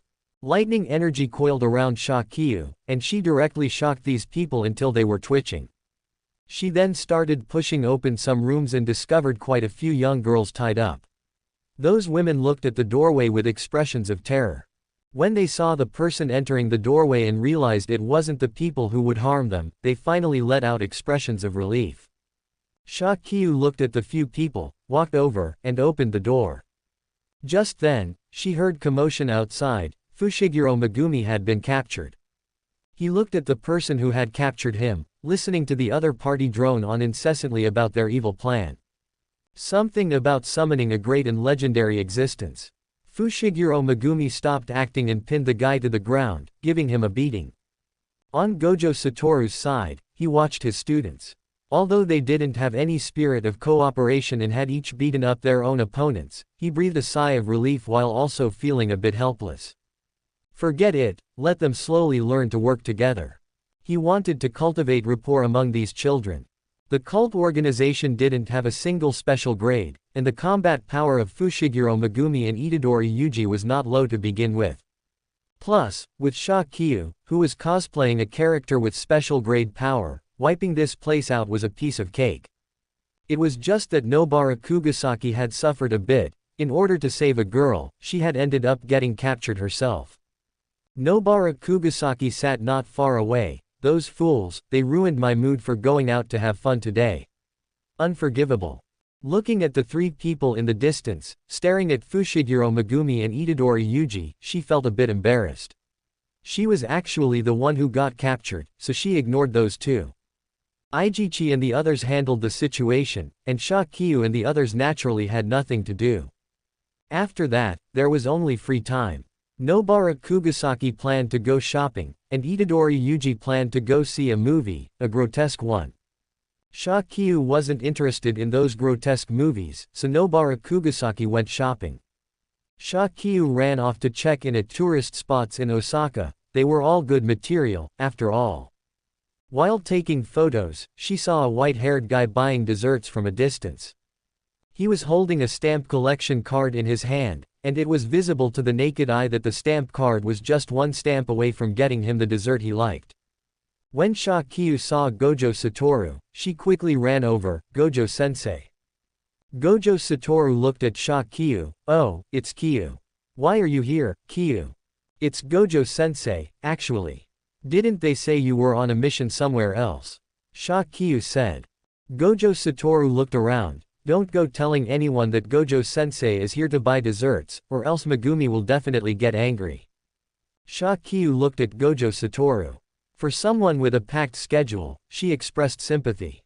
Seeing Shakyu give him a strange look, that gaze made Gojo Satoru uncomfortable, a gaze that made him a bit angry. He didn't know why, but that gaze made him feel a bit annoyed. "Gojo-sensei, we need to be tougher, don't act like a fool." She had actually wanted to say that from the beginning. When she first transmigrated, she wasn't familiar with Gojo Satoru at all. She unilaterally knew some things about him. She knew a lot about him, but after transmigrating, she realized that what she saw was his seemingly lazy figure at work. always appearing not to care about his students, yet buying kikufuku when his students encountered danger. Right, she still remembered her first impression of Gojo Satoru. It was when Fushiguro Megumi and Itadori Yuji were beaten half to death, and he was actually buying desserts. After reading the whole thing, one would discover one thing. If Gojo Satoru didn't worry about his students, he wouldn't have appeared there. Buying desserts was true, but after completing tasks, they would all go to various places to check in and buy clothes. The nature of it was the same. So, later, Gojo Satoru used his own rest time because he was worried about his students, still planning to take a look at why the special grade cursed object was lost. Gojo Satoru faced this student in front of him, who had the appearance of a white-haired youth. The other party ran not far away to buy an ice cream, and Gojo Satoru watched as she gave it to him. Gojo Satoru watched. He watched as she took the ice cream, grabbed his hand, and shoved the ice cream into it. She realized that he didn't even use Limitless against his students. Gojo-sensei, you are the best teacher. Gojo Satoru watched the person leave, looked at the ice cream in his hand, took a bite, and revealed a smug smile. Finally, someone knows that Gojo-sensei, I am the best teacher. The tone was light, and one could tell at a glance that he was in a particularly good mood. Shakyu went to check in at some tourist spots, Nobara Kugasaki went to buy clothes, and Fushiguro Megumi and Gojo Satoru each went off to have fun. The next day, the few of them took a car back together. On the way back, as they walked up to Jujutsu High, someone suddenly popped out. They set off a party popper. Congratulations, my lovely students, for perfectly completing the mission. Fushiguro Megumi looked at his nonsense, his face dark as he walked away. Itadori Yuji, on the other hand, was very supportive and played along. Gojo Satoru looked at Shakyu not far away, who was holding a phone and taking pictures of him, and he fell silent. This student of his was a bit strange. She didn't just like taking pictures of him. She liked taking pictures of many people, such as Shoko, Yuji, and Megumi. This was a very impolite behavior, so Gojo Satoru explained the matter to her clearly. Shakyu looked at the photos of Gojo Satoru on her phone, along with some of other classmates. Because Gojo Satoru had said that taking pictures of people randomly in Japan was impolite behavior. Actually, it was impolite in her home country too, but she subconsciously didn't think of them as real people. She felt they were characters, so she felt no hesitation in taking photos. It was only after Gojo Satoru reminded her that she realized it. She still remembered that day when Gojo Satoru said seriously, "Kyu, your teacher, don't mind you sneaking photos of me, because Gojo-sensei is so handsome, it's normal that you can't help yourself." He quickly composed his expression, "But it's different for me, and it's different for your classmates. You shouldn't point your lens at your classmates and others because they haven't consented to your filming." Hearing this, Shakyu was slightly stunned. "Sorry, I forgot." Shakyu had subconsciously thought of them as anime characters and habitually took photos. "It's okay, Kyu isn't from Japan, so it's fine if you didn't know." Gojo Satoru reached out and said very seriously, "Don't use your phone to take pictures of them in the future. If you want to, you can ask them, you can only do it if they agree." "Then what about you, Gojo-sensei?" Shakyu looked at Gojo Satoru. "For Gojo-sensei, I have absolutely no problem with it." Gojo Satoru said with a smug smile, "It's just that with you like this, it makes me, your teacher, feel like you treat me as an idol." Shakyu looked at him, not an idol, but a favorite character. Shakyu thought of that day, looked at Gojo Satoru, then withdrew her gaze to look at her phone. She was just missing Kento Nanami and some characters from next door. Shakyu wanted to collect them all. After this mission, Gojo Satoru wasn't as worried about teaching those few kids. Since they could stand on their own, he planned to go check on his other student. It had been over a month since enrollment, and Gojo Satoru was going to leave to find Yuta Okatsu. He was approached by Shakyu. Gojo-sensei, when you go to find Yuta Okatsu, could you wait until I roll a good card?" Gojo Satoru was a bit puzzled. Sure. Gojo Satoru always tried his best to satisfy the simple requests and ideas of his cute students. It wasn't a big deal anyway. he could just go and come back in a day.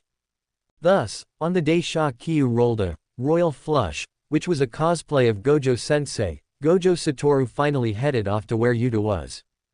Shakyu had tried to say certain things a few times this month, but what she said was always muted, which was quite a pity. She had a plan. On the day Jago came to find Gojo Satoru, she would lie in ambush and beat up Kenjaku, who was occupying the sect leader's body. If Gojo Satoru knew in advance that Geto Suguru's body had been stolen, the plot in Shibuya would definitely change.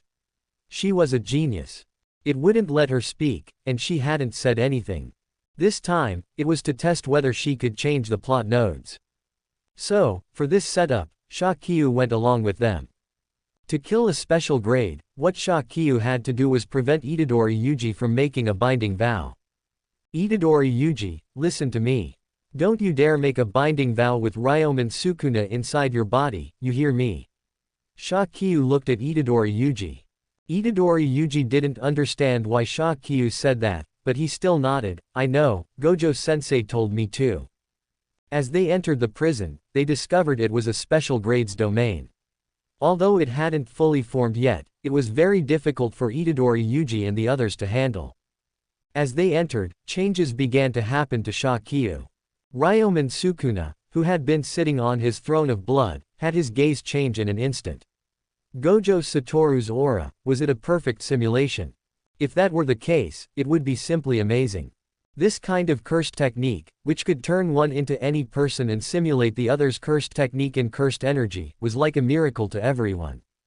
Gojo-sensei. The three of them looked at Shakyu with expressions of, how did you turn into Gojo-sensei? Today is a royal flush kind of day, Shakyu said. The only downside is that my head feels a bit uncomfortable. Your head feels uncomfortable. The group looked at Shakyu in surprise. Of course, I'm not like Gojo-sensei, and I'm not like you guys either. They were all reckless when they went crazy. Asking herself to be like Nobara, using herself as a medium and stabbing herself, she really couldn't do that. Anyway, if she had the ability, she would go wild. The day she didn't, she would just hide. Although she liked the characters here, it didn't mean she was willing to lay down her life for them. After about a month of getting along, she didn't have the sentiment to entrust her life to them. Mainly because she was the only seedling of 3 generations of her family, and there were several buildings at home waiting for her to inherit.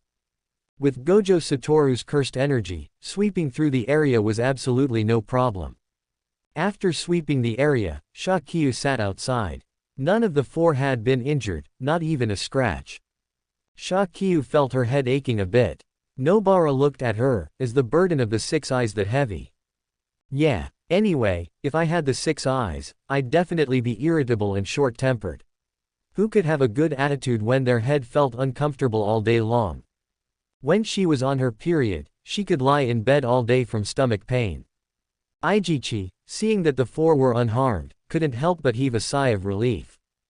Gojo Satoru rushed back and exhaled in relief upon seeing that the 4 students were fine. Although he knew today was the day Shakyu drew his ability, he also understood that Shakyu had absolutely no passion for being a Jujutsu sorcerer. Whether it was running off to kill cursed spirits or doing missions, she completely lacked that kind of crazy drive. She only did Jujutsu sorcerer work because she found it interesting and wanted to kill time, which was why she was so worrying. When Shakyu looked at Gojo Satoru, she said, Gojo-sensei, I solved the problem perfectly. When Gojo Satoru looked at Shakyu, he said with satisfaction, not bad. Although his students hadn't died this time, Gojo Satoru was still a bit angry. Naturally, he couldn't just pretend this hadn't happened. On the other hand, regarding this matter, Shakyu was thinking about a few things. She actually leaned towards the idea that this incident was instigated by Kenjaku. If he hadn't been pushing things from behind the scenes, it was unlikely that what happened today would have occurred. If Kenjaku continued to stir up trouble in the days to come, there wasn't much she could do about it. Oh, Shakyu also remembered that baby Mahito had been born. Shakyu approved of Mahito's appearance. As a villain, he was a qualified one. After all, if a villain didn't do villainous things and instead went around saving the protagonist, they wouldn't be a villain. Therefore, although she didn't like his behavior, she didn't have any overly intense emotions about him. As for Kenjaku, that sect leader's body was something she hated. It was entirely her own personal feelings. The next day, Shakyu planned to go out alone.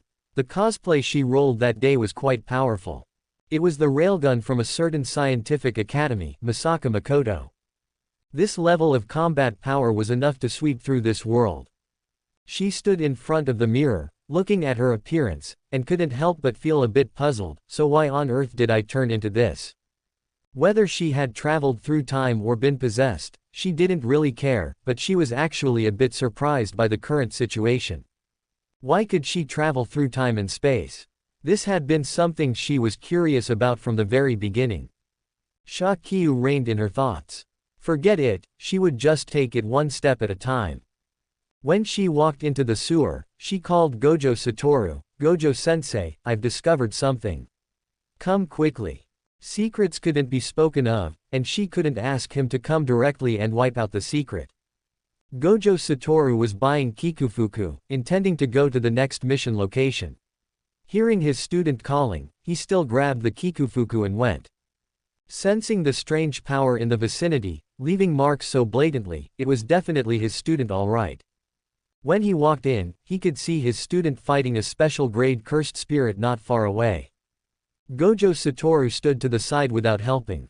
He found the special grade cursed spirit's cursed technique a bit strange. Those things made his expression look unpleasant. The thunder in Shakyu's hands shattered the human husks. As long as it wasn't killing humans, she could accept killing monsters. Teacher, don't just stand there. Let's kill him. Shakyu felt like spitting out a mouthful of blood. Gojo-sensei, stop standing there watching the show. No, his own student is struggling so hard fighting a special grade, and what is he doing? Gojo Satoru looked at his student, who wore an expression of impending rage, and hurriedly nodded. Kyu, teacher believes in you. With him watching, he wasn't too worried about Shakyu. As for the actual fighting, she still needed to grow on her own. Although he wasn't sure where she had found this unregistered special grade cursed spirit, he still intended to watch Shakyu fight. With him here, nothing would go wrong. Gojo Satoru's intention was to give his student room to grow, so naturally, he couldn't do everything himself. Within the scope of their development, he wouldn't deprive the children of their environment for growth. Shakyu didn't find fighting Mahito strenuous, mainly because the guy's combat style was countered by hers. Misaka Makoto's electromagnetic barrier could isolate the idle transfiguration the opponent tried to activate every single time. Idle transfiguration targets the soul, and she had an electromagnetic barrier on the surface of her soul. Even Shokuho Masaki's mental control could be blocked. The electric shocks from Shakyu's hands could precisely make Mahito suffer every time. Sensing that Gojo Satoru had arrived, he tried to run. Sensing the aura around him, Gojo Satoru looked at Mahito. Oh, don't embarrass my student like that, she really likes looking for you to play. His tone was as if this were a toy his student had gone to great lengths to find, so how could it just run away like that? Mahito looked at Gojo Satoru with a grim expression and attacked him, only to discover the limitless around his body. He then recalled the dense, prickling sensation he felt every time he attacked Shakyu. He felt nothing but disgust for both the teacher and the student. Shakyu looked at Gojo Satoru, who had managed to ignite the opponent's anger the moment he appeared, and couldn't help but sigh. It really has to be you, Gojo Satoru. Kyu, why are you running? Seeing Shakyu backing away, Gojo Satoru looked at her with a confused expression, wondering why she was running. Shakyu spoke up, Gojo-sensei, kill him. Gojo Satoru thought, how could he have such a lazy student? He kicked the cursed spirit under his feet toward her, and Shakyu had no choice but to launch another attack. As the two became entangled, Shakyu stopped holding back, intending to finish the opponent off. Suddenly, Gojo Satoru's expression changed, and he appeared directly in front of Shakyu. The ground collapsed, and the sewer was submerged by countless debris. Shakyu had to start dodging the falling debris. As the rubble rained down, Mahito immediately fled. Flames swept down from the sky, and a massive tree branch coiled toward Shakyu. Shakyu exerted her power and shattered the plant. The ceiling burst open and began to collapse rapidly, flames sweeping toward her. None of the attacks were aimed at Gojo Satoru, they were all directed at Shakyu. Gojo Satoru observed the powerful cursed energy being unleashed and locked onto the cursed spirit, twisting Mahito's form. Unfortunately, Mahito's cursed energy was unique, and he managed to break free and escape. The surrounding debris made it impossible for Gojo Satoru to stay any longer. It wouldn't have mattered if it were just him, but he had his student, Shakyu, to consider. Shakyu tried to use the surrounding lightning field to shatter the falling rocks. Being ambushed by two sneaky fools, she, who wasn't naturally gifted at combat, inevitably became a bit flustered. Just as she was feeling somewhat panicked, someone stood behind her, and a hand pressed down on her shoulder. The falling rocks were instantly blocked from reaching them. Shakyu looked up at the person behind her, whose hand was still resting on her shoulder. "I'm here." The scent belonging to him enveloped her just as the rocks came crashing down. Limitless enveloped her as well. At the moment a sliver of light fell upon him, Shakyu turned her head, and her heart rate accelerated. Fool that filter, in that moment, he felt so reliable, the kind of reliable that makes you want to have his babies. As a product of the 2D world who was, paper romantical, Shakyu had absolutely no resistance to fictional characters, even when those characters took on a real form. With that layer of fictional character filter still in place, and amidst such danger, she couldn't help but feel a bit infatuated. Shakyu patted her cheeks. Food and romance are human nature, after all. Upon returning, Gojo Satoru kept that cursed spirit on his mind and sought out Ijichi to begin an investigation. It had intelligence, could communicate, and possessed quite strong learning abilities. Furthermore, judging by the falling rocks earlier, it seemed that two other cursed spirits had intervened. Two highly intelligent special-grade cursed spirits. No matter how you looked at it, it was suspicious. "Kyu, you should tell teacher why you were there all by yourself." Gojo Satoru stared at Shakyu. Shakyu was eating a crepe. She was still in the form of Misaka Makoto, mainly because she couldn't find a place to change back. "I just happened to run into it," Shakyu said. She wasn't sure if the plot had allowed him to survive, or if Jago and the others had intervened. It was probably Jago, though she hadn't expected Jago to blow up the sewer directly. Cursed spirits wouldn't be crushed to death by falling debris in a sewer, but a human like Shakyu could be. Although she could use cursed energy to protect herself, she ultimately wasn't as durable as a cursed spirit. Gojo Satoru stared at her. Was full of disbelief. "It's fine. You're my student, teacher will indulge your little secrets. But next time, don't do such dangerous things alone." He believed Shakyu could handle one special grade, but if another one joined in and used a domain with a sure hit effect, Shakyu didn't have a domain of her own. Hearing this, Shakyu nodded. I know." Gojo Satoru had other business to attend to, so he said goodbye to Shakyu and left. Watching him go, Shakyu couldn't help but sigh. He's busy, really, really busy.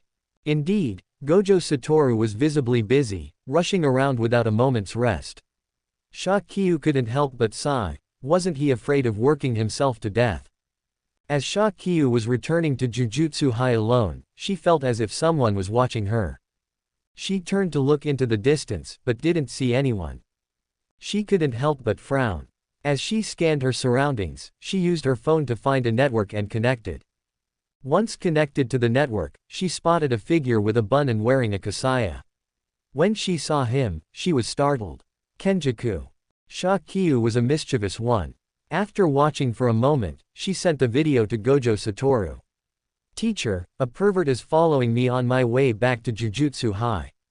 She was still at an age where she would tattle. If something happened, she would definitely report it to Gojo Satoru.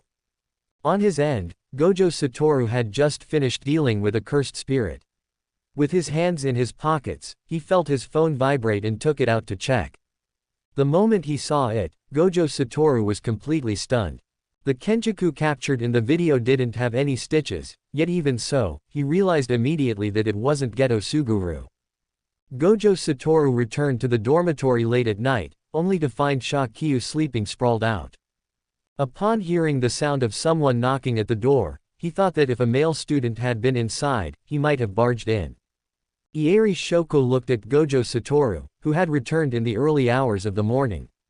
"Gojo, why are you running over here to pound on a female student's door at the crack of dawn?" "I need to talk to Kyu about something," Satoru Gojo said. He had rushed to open the coffin to confirm that Geto's body had been stolen. Shoko Ieri looked at him and said, "Stop knocking. Your student just fell asleep. It's Sunday, so don't expect her to wake up. She just fell asleep." Satoru Gojo checked the time. It was 6 a.m. "What else did you think? Why do you think she looks so listless during class?" "It was because she stayed up late every single night. She would watch all sorts of videos, hiding under her covers and laughing to herself. She had seen Shakyu come back carrying a stack of doujinshi. She thought she was being quiet, but she forgot that Jujutsu sorcerers don't exactly have poor hearing. And because she lived right next door, she could hear even more clearly what this student was doing." Satoru Gojo fell silent. At an age where she's still growing, she doesn't even rest properly. Maybe I haven't been giving her enough missions. Next time, he would give her more missions and make her complete her assessments. With her grade 1 cursed technique, he could really squeeze some work out of her then. When Satoru Gojo returned in the afternoon, Shakyu was just leaving her room, rubbing her sleepy eyes. There were just too many doujinshi to read here in Japan. All kinds of fan works, which meant she simply couldn't stop, regardless of the content. Official fan fiction, various supplemental lore, she had been having a blast reading them all lately. She had started staying up late again, and the consequence was that her head felt a bit fuzzy. She watched as Nobara Kugasaki and the others returned. Nobara looked at Shakyu and asked, "Did you stay up late again?" "Yeah, I couldn't put down the light novel from yesterday, so I finished it in one day," Shakyu said.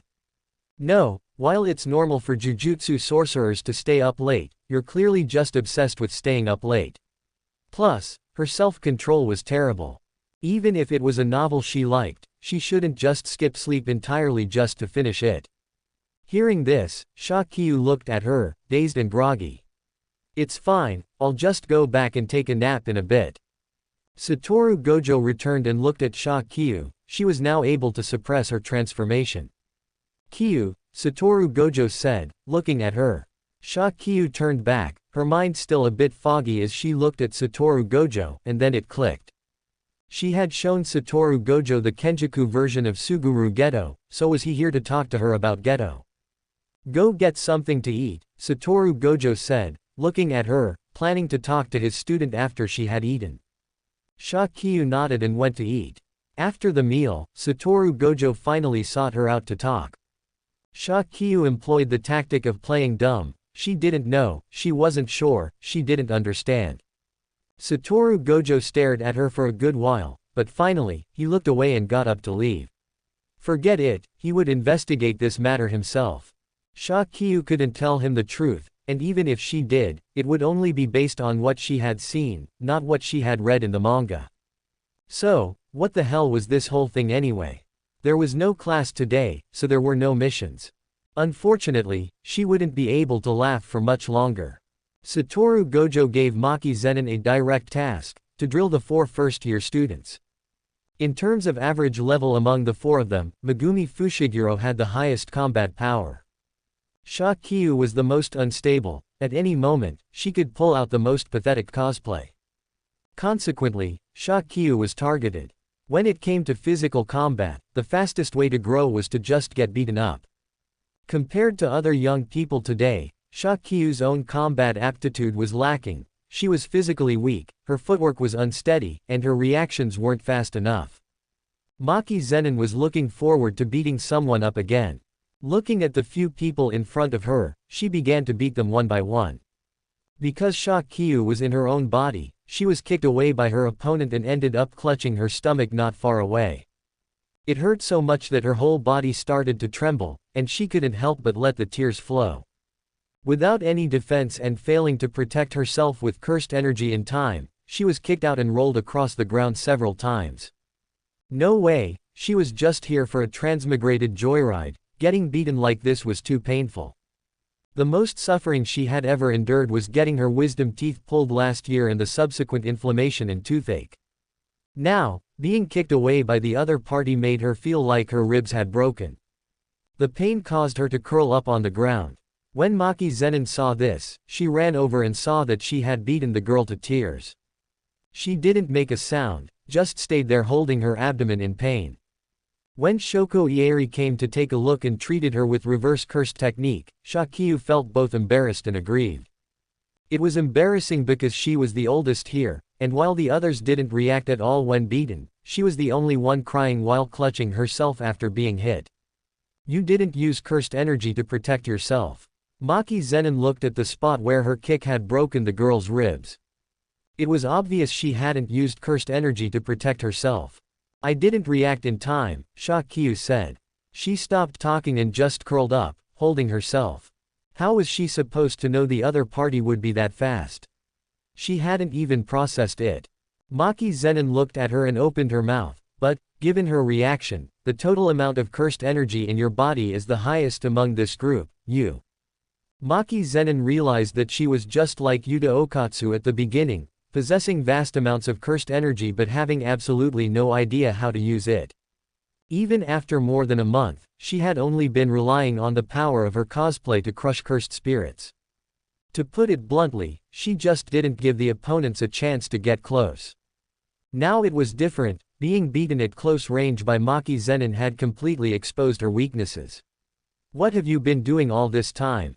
With such an insanely powerful cursed technique and such a vast amount of cursed energy, how did they teach her in China?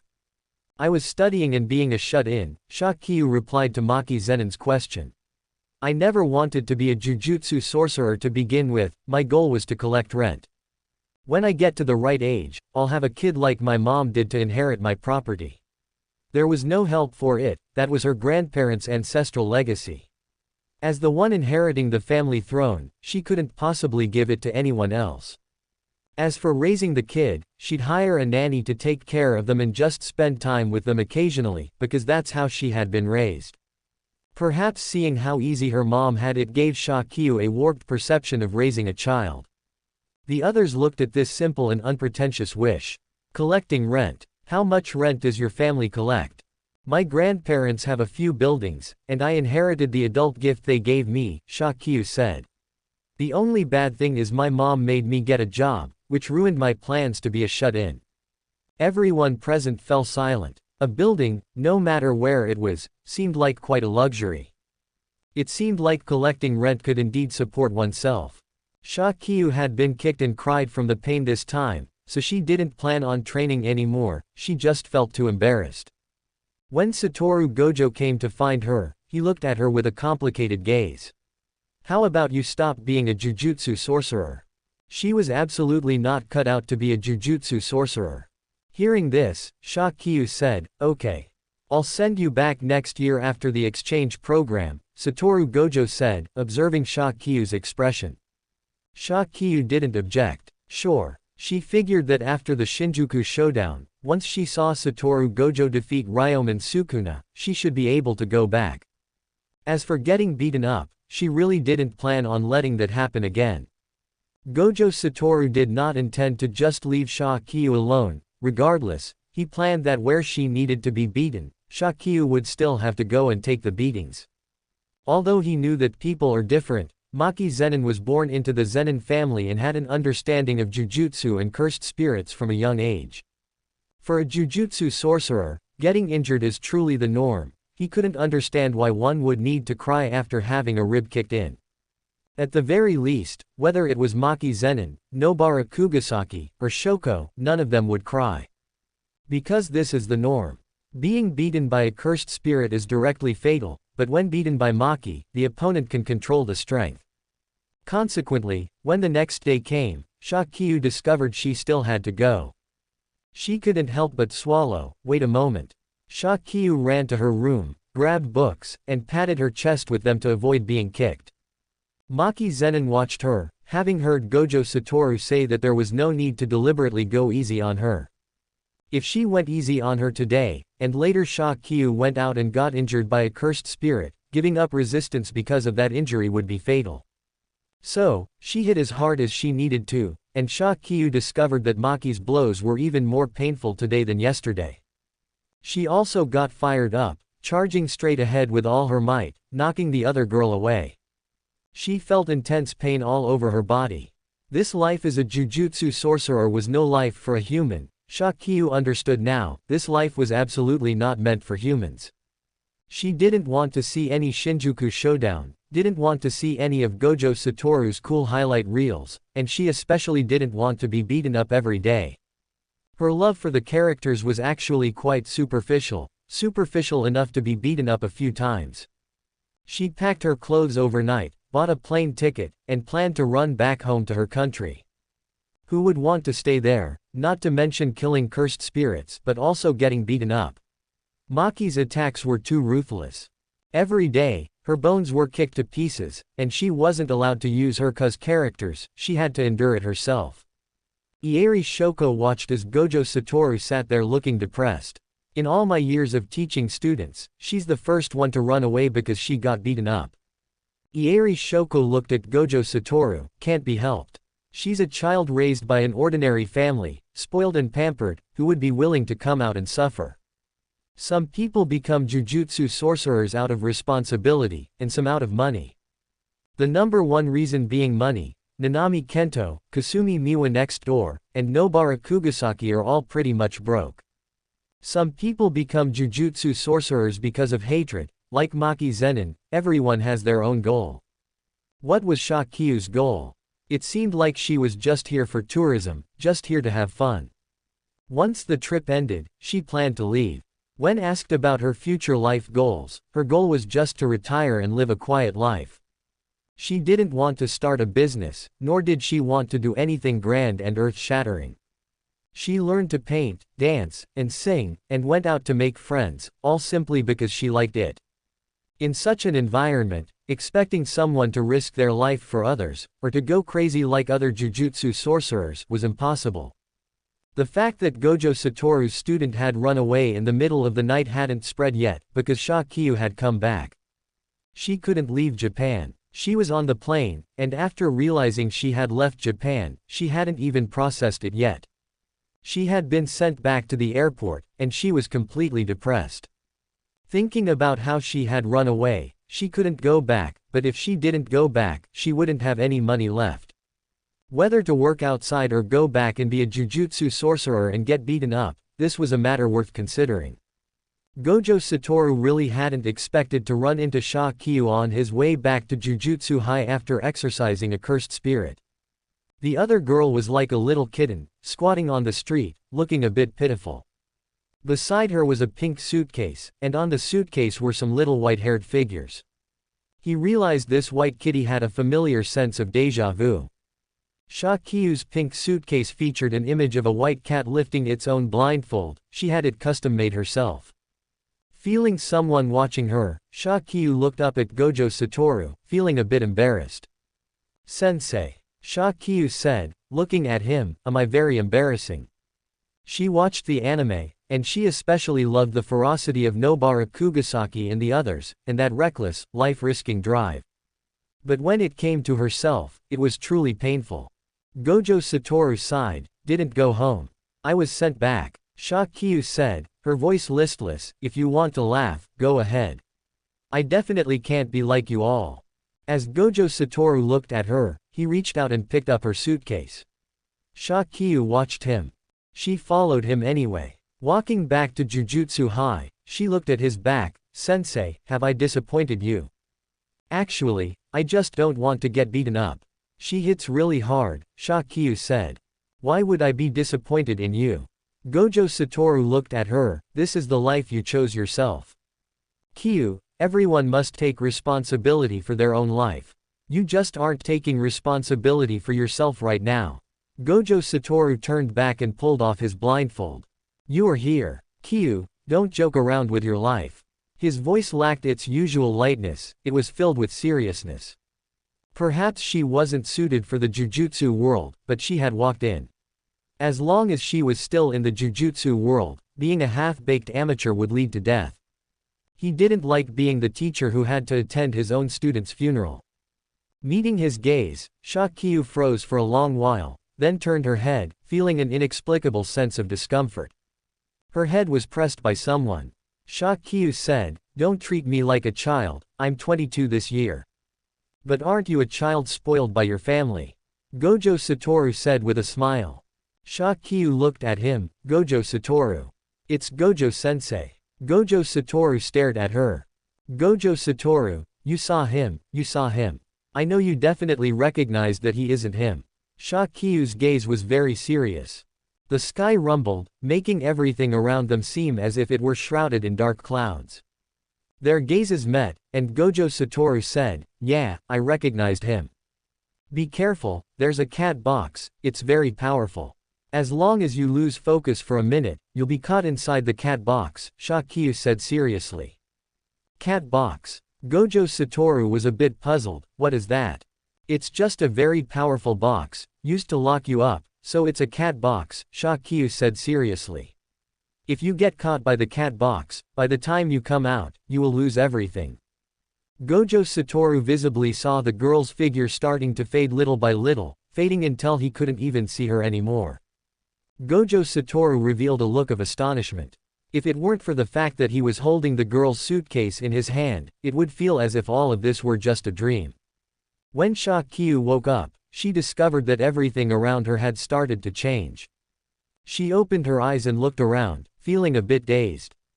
She looked at her mother, and her grandparents were looking at her, so she rushed over and hugged them. "You brat, where have you run off to these past few months?"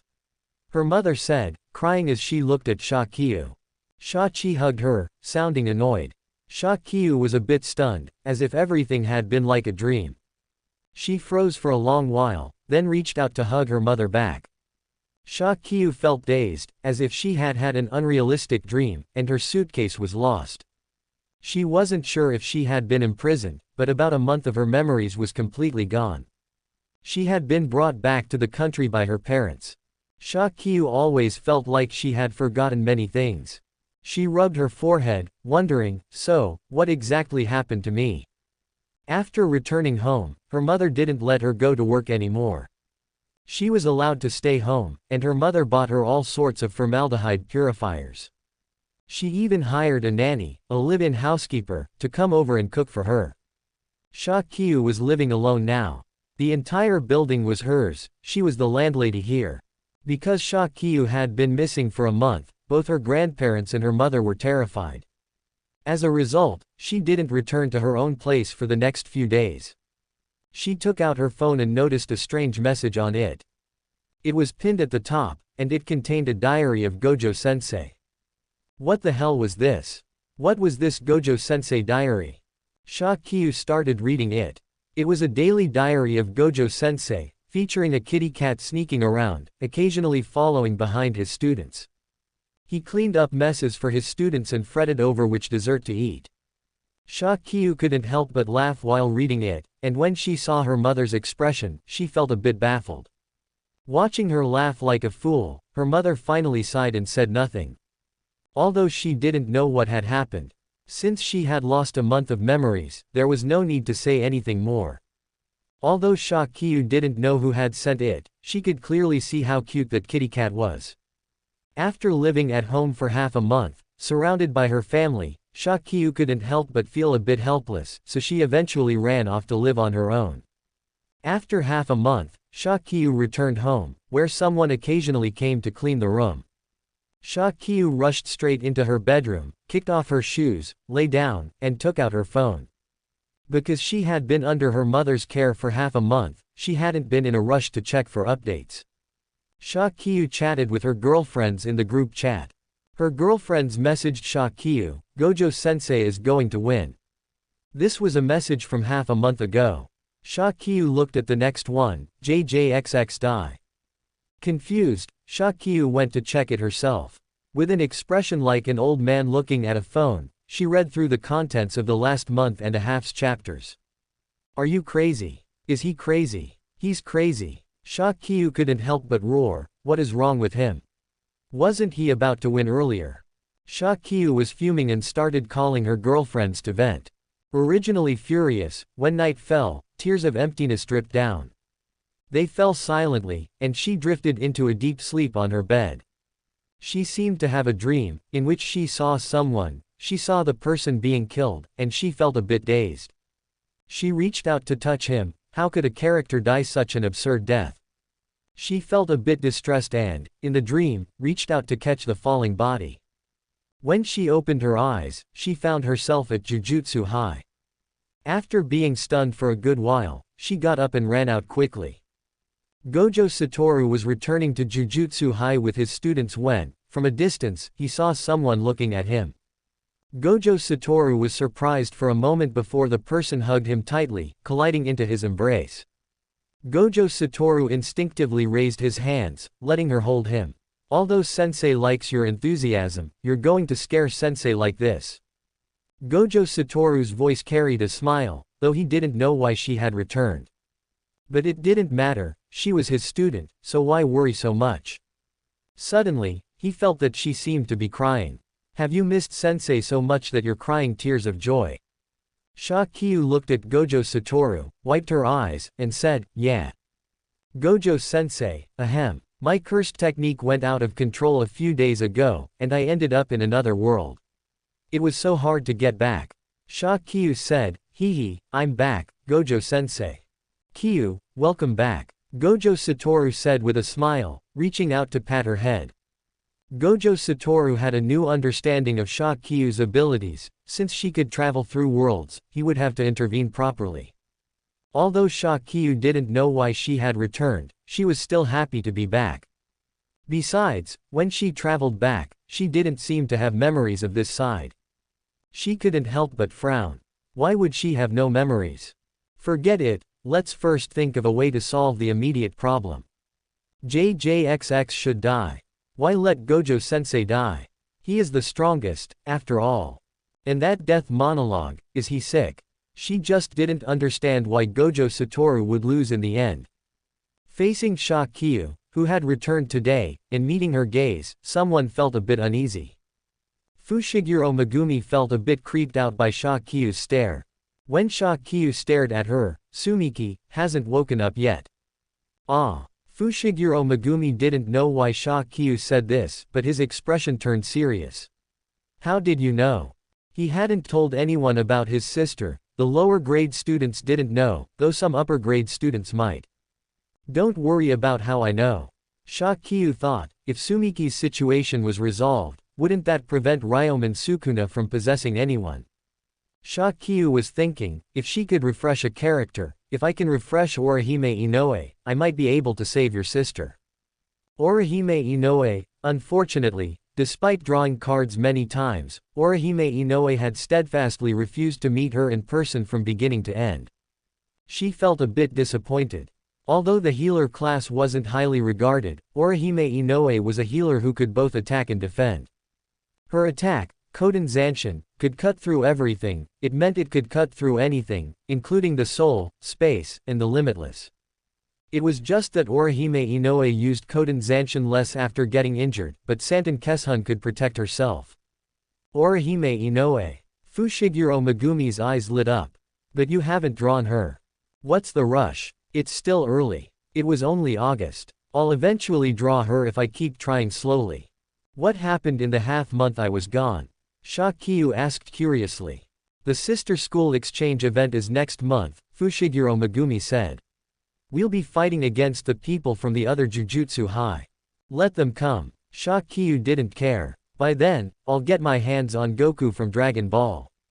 Haha, with a wave of my hand, I could destroy the entire planet. Fushiguro Megumi, Itadori Yuji, Nobara Kugasaki. That might not be realistic, and you wouldn't be able to withstand that power yourself. Nobara Kugasaki said, conservation of energy. Shakyu thought about it and agreed that it was indeed the case. It's fine, I'll just keep refreshing slowly. Because she knew she could go back again, she was now incredibly cocky. Her mood was unprecedentedly good. It was just a trip to spectate the Shinjuku showdown. As long as Mahoraga was not stolen, Ryomen Sukuna would definitely not be able to defeat Gojo Satoru. Because she had chosen to run away from home after getting beaten up last time, Gojo Satoru felt somewhat helpless regarding how to instruct Shakyu. Other students were fine, but this one was just a transfer student. If you called her rebellious, she was actually very obedient, she would dutifully do whatever he assigned. The only thing she was disobedient about was being sent to let Maki beat her up. Gojo Satoru suggested to Maki that she should go easier on her next time she beat her up. Is she trying to be a Jujutsu sorcerer? When she fought enemies, her force was much fiercer than her current attacks. Gojo Satoru sighed, we must tolerate the minor flaws of our juniors. Kyu, you can consider this a flaw of hers, but it is not unforgivable.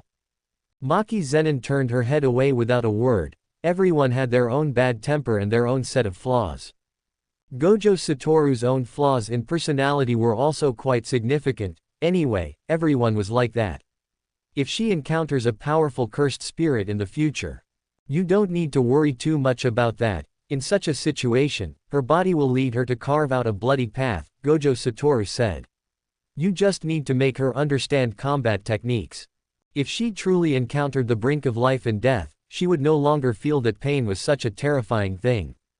What he, as her teacher, could do now was to make her understand combat techniques. Maki, I'll leave it to you, Gojo Satoru said with a smile. Maki Zenin turned her head away and did not refuse.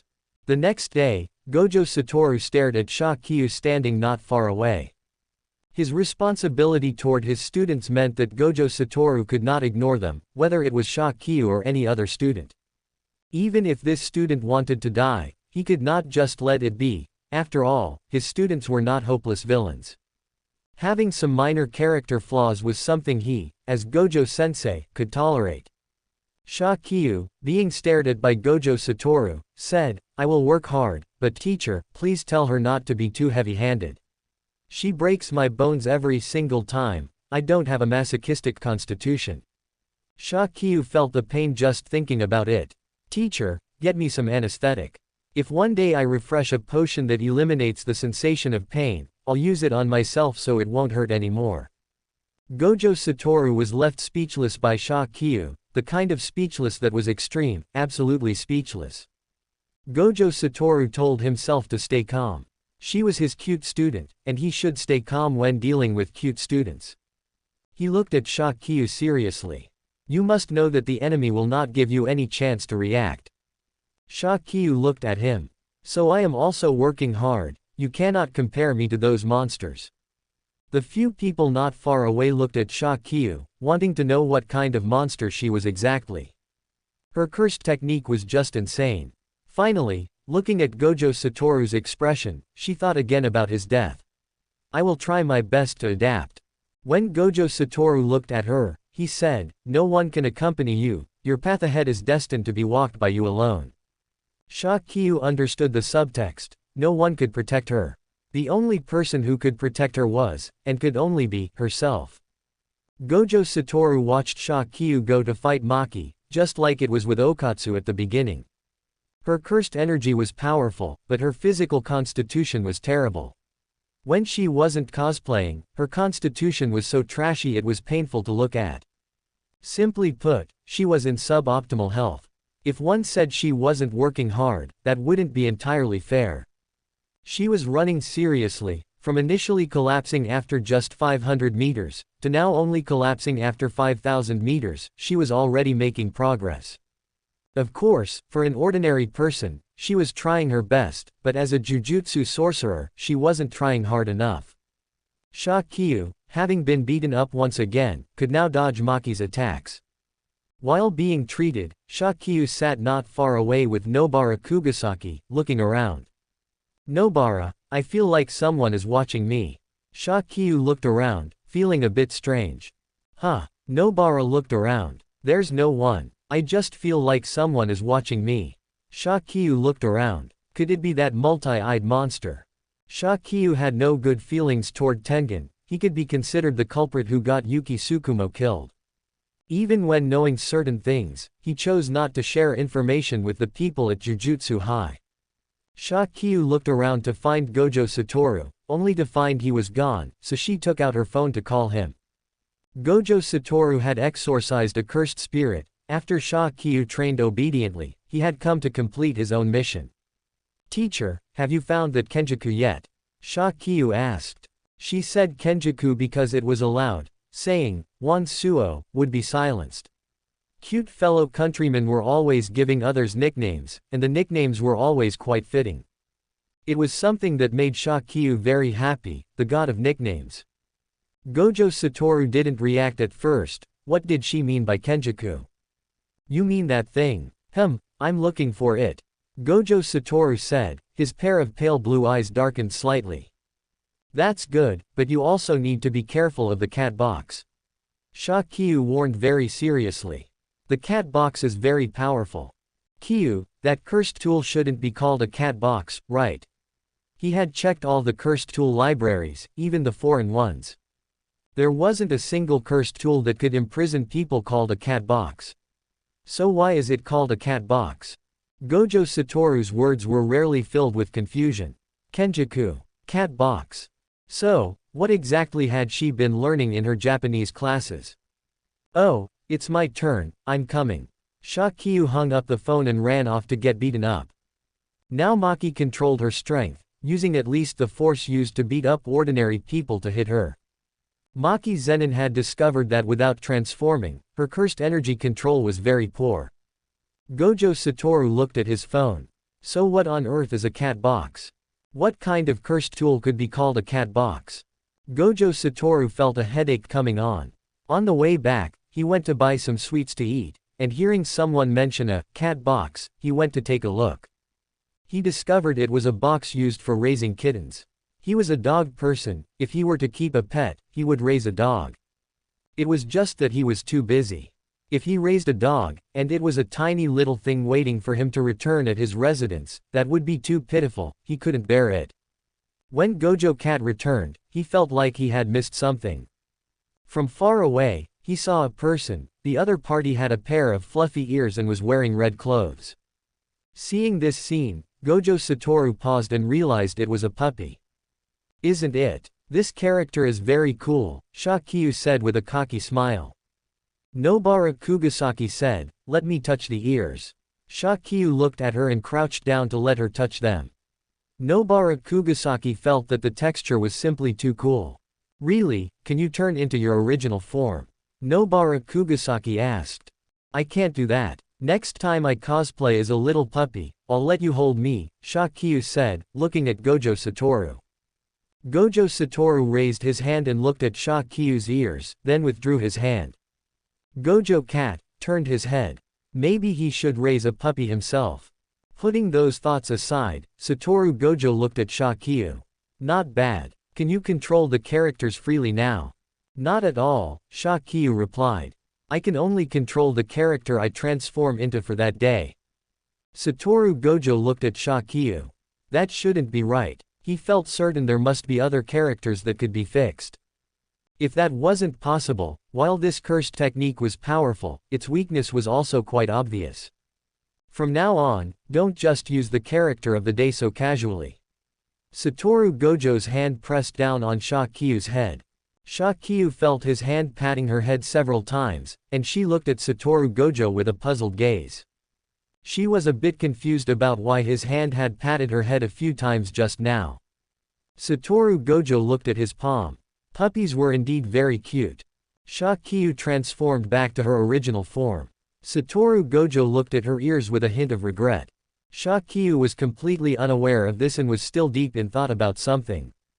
For instance, regarding her current cursed technique, so, what's the situation with my cursed energy? In terms of total cursed energy, you're about the same as Yuta, but you're not as good as him, Satoru Gojo said. After that battle, Yuta Okatsu's combat strength had risen, but Sha Qiu was simply not cut out for fighting.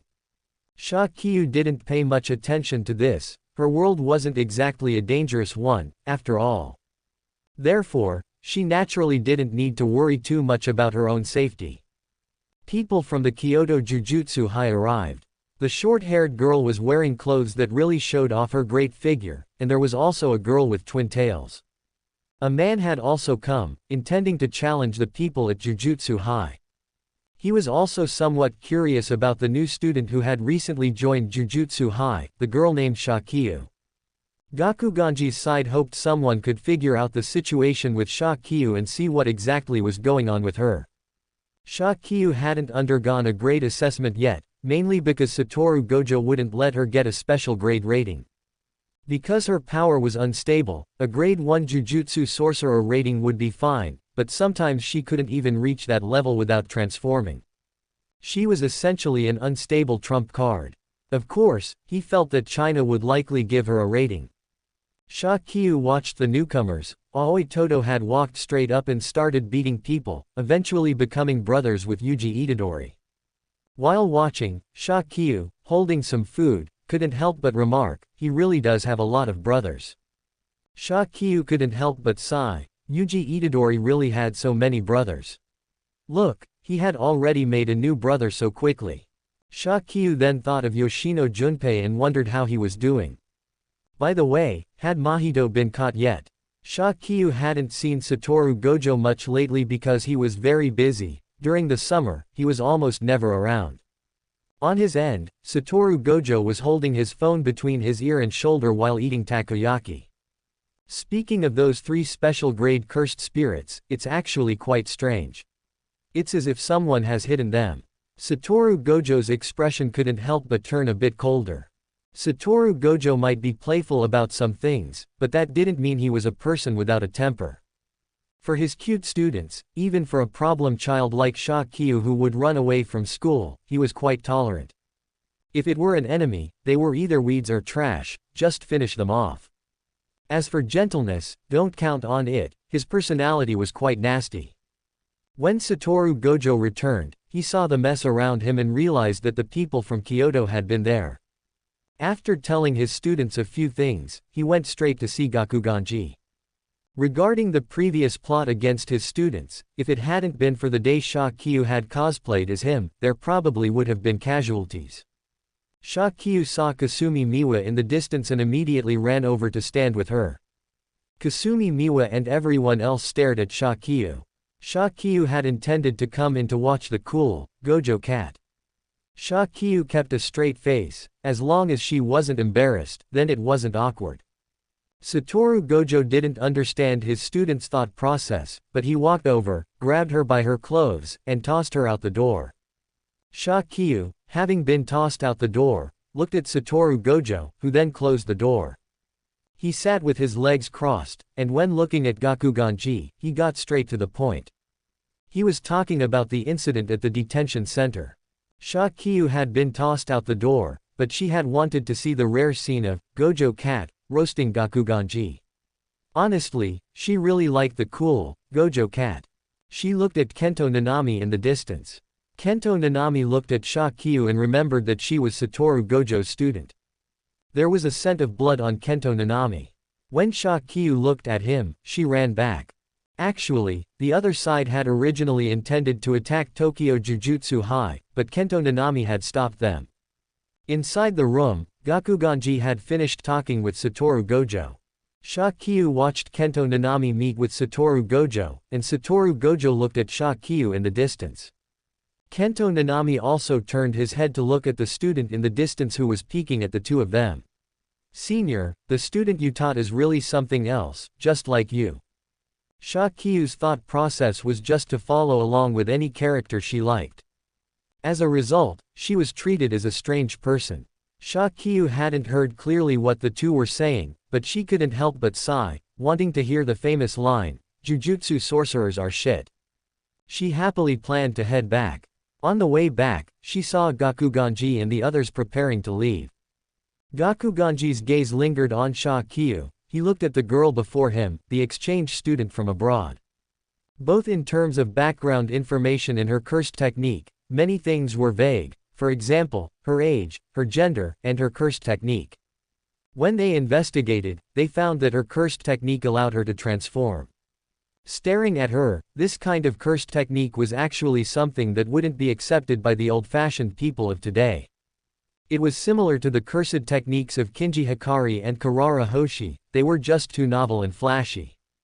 As for Shakyu's cosplay, the older generation had heard of it but rarely encountered it. The anime industry in Japan was very popular enough that many people across the country loved it. Of course, some didn't like it, especially since this stuff had actually turned into a cursed technique. For some old-fashioned jujutsu sorcerers, her combat strength was impossible to assess. Fortunately, Shakiyu didn't belong to Japan, she was just an exchange student there for an exchange program. As Shakiyu watched them leave, she heard someone calling her from up ahead. Yuji Itadori and Megumi Fushiguro were standing in the distance. Nobara Kugasaki looked at Shakiyu. "Kiyu, where did you run off to? We're about to go on a mission." Shakiyu quickly ran over. "What's the mission this time?" Shakiyu sat in the car, looking at the provided materials. This time, they were going to a mountain village to investigate something. The cursed spirit there was likely just a grade 1 cursed spirit, which was something they could handle. Satoru Gojo and Kento Nanami were standing in the distance, discussing some matters. The reason was that Satoru Gojo intended to have Kento Nanami teach Yuji Itadori and Shakiyu for a while. These two kids learn differently than we do. He didn't really understand the transition from being an ordinary person to coming into contact with cursed spirits. Satoru Gojo had been born into the jujutsu world and had grown accustomed to many things regarding jujutsu sorcerers. Neither Shakiyu nor Yuji Itadori had ever come into contact with cursed energy, and they knew even less about cursed techniques, so he intended to have Kento Nanami guide them for a period of time. He would give these two kids some extra attention. As for Megumi and Nobara, he would look after them personally. Actually, there wasn't much he could do to help with Nobara's cursed technique, mainly, her cursed technique was the same as his grandmother's, so she could learn everything she needed from her grandmother. As for Megumi Fushiguro, he would always go find people from the Zenin family to get the solutions for the 10 Shadows technique. Satoru Gojo took 2 dolls and gave them to Kento Nanami. These are for them to learn how to control their cursed energy. Kento Nanami looked at them and found a small round ball. He touched it and discovered that if he didn't input cursed energy, it would shock him, though the force of the shock was much lighter. "This small ball is for Kiyu. You have to be careful, she's a kid who likes to run away from school." Satoru Gojo still had a headache thinking about how Shakiyu would run away after getting beaten up. Kento Nanami also knew about this record, the only student at Jujutsu High who ran away because she got beaten up. He looked at the other one. Well, this one had thick skin and was tough. When he intended to go find them, he discovered that Shakiyu and the others had already gone on their mission. That's the end of part 1. Part 2 is coming soon. Thanks for watching. Please subscribe and support our channel for more stories. Hello everyone, this is Fanfic Audiobook. Here you find original fan-made audio stories. Jujutsu Kaisen, Cosplaying Gojo Satoru encounters the real person. Part 2. Wait, what mission? Gojo Satoru was slightly taken aback. Nanami Kento spoke up, "I just saw them go on a mission with Aijichi. I didn't assign any mission." Gojo Satoru couldn't help but frown. He called Aijichi, but found that Aijichi's phone couldn't be reached. Feeling a bit suspicious, he immediately called Mei to help him find them. The 5 of them walked along a small path carrying their supplies, looking at the surrounding village. Around the scattered village, there were also some shrines. As Shakiyu walked, she said, "I feel so tired." "How long do we have to walk?" "Not sure. By the way, what exactly are we doing this time?" Nobara Kugasaki couldn't help but ask. "We are here to investigate the case of the missing girls," Aijichi said. "Ah, why is it always missing girls?" Shakiyu couldn't help but complain. Itadori Yuji took Shakiyu's backpack. "Probably. Because the female constitution is yin-aligned, making it easier to attract things," Aijichi explained. Fushiguro Megumi added, "and they are more sensitive to fear." Upon hearing this, Shakiyu said, "So, they are easy targets." "TCH, easy targets, whoever dares to come, the nails in my hand will let them know what it means to be an easy target," Nobara said unhappily. The group walked a long distance, walking for nearly an hour before entering a village. Shakiyu looked around, there was a bloody smell in the air. Upon smelling the blood, the group immediately looked around vigilantly. Ijichi's combat power was the lowest among those present. Seeing the three of them immediately looking around vigilantly, Shakyu also looked around. So, what happened? Things started crawling out from all around. They were corpses, and the corpses were twisted. When Shakyu saw those corpses, she screamed in terror. Anyone who saw twisted corpses in broad daylight would be unable to help but feel fear. Especially when they suddenly rushed out. She immediately began to transform into a giant, silvery white dragon. When the others saw it, they couldn't help but be dumbfounded. "Wait, is yours a dragon today?" Shakyu looked at them and said, "That's right, today mine is a frost dragon." "Ah, don't come over." Watching those corpses continuously crawling over, she was scared out of her wits. Everyone shivered, she had frozen the entire village. Fushiguro Megumi immediately said, "Calm down. If there are living people here, they'll all be frozen to death by you." Upon hearing this, Shakyu retracted some of the cold ice, closed her eyes, and said, "There isn't a single living person in the village." The group was slightly taken aback. Ijichi hugged his own body. "Impossible, this village has over 200 people." Upon hearing this, Shakyu said very seriously, "The village just doesn't have any living people." Not far away, something attacked her. When Shakyu saw it, she discovered that ice appeared directly to block the attack. A magic circle appeared beneath it, it was tracking magic. Ice blocks started smashing down from the sky. The door not far away was smashed directly, and Shakyu felt the aura disappear. Shakyu felt someone watching her. She lowered her head directly, her pair of pale blue eyes staring at Itadori Yuji. Passing through Itadori Yuji's body, she saw the depths of his soul. Ryomen Sukuna. The powerful force broke through the dimensions, allowing her to see Ryomen Sukuna. Ryomen Sukuna met those vertical blue pupils, it was a sensation as if even his soul were about to be frozen. Ryomen Sukuna saw a giant claw reaching toward him. Suddenly, the sky began to emit bursts of loud noises, and huge thunderbolts fell vertically toward the horizon. A massive ice wall appeared, making real sizzling sounds. Nobara Kugasaki watched as giant wings protected them. "What happened?" Shakyu said, "I'm not sure either. It feels like it doesn't welcome me." "Oh, I see." Shakyu's body began to transform back bit by bit.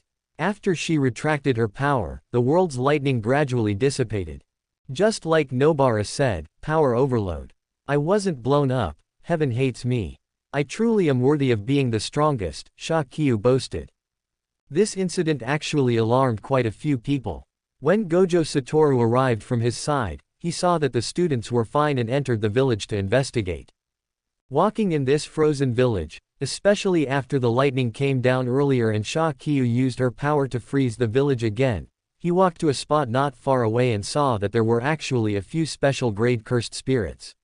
He couldn't help but frown, feeling that this cursed energy was somewhat familiar.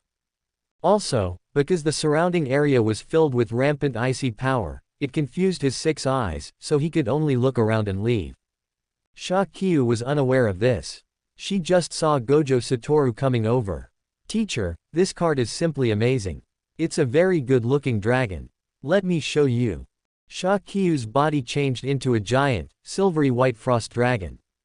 It was noble and admired by everyone, it was truly very handsome. "Haha, isn't it good looking? This is the first time I've been able to be this happy when I'm not in human form."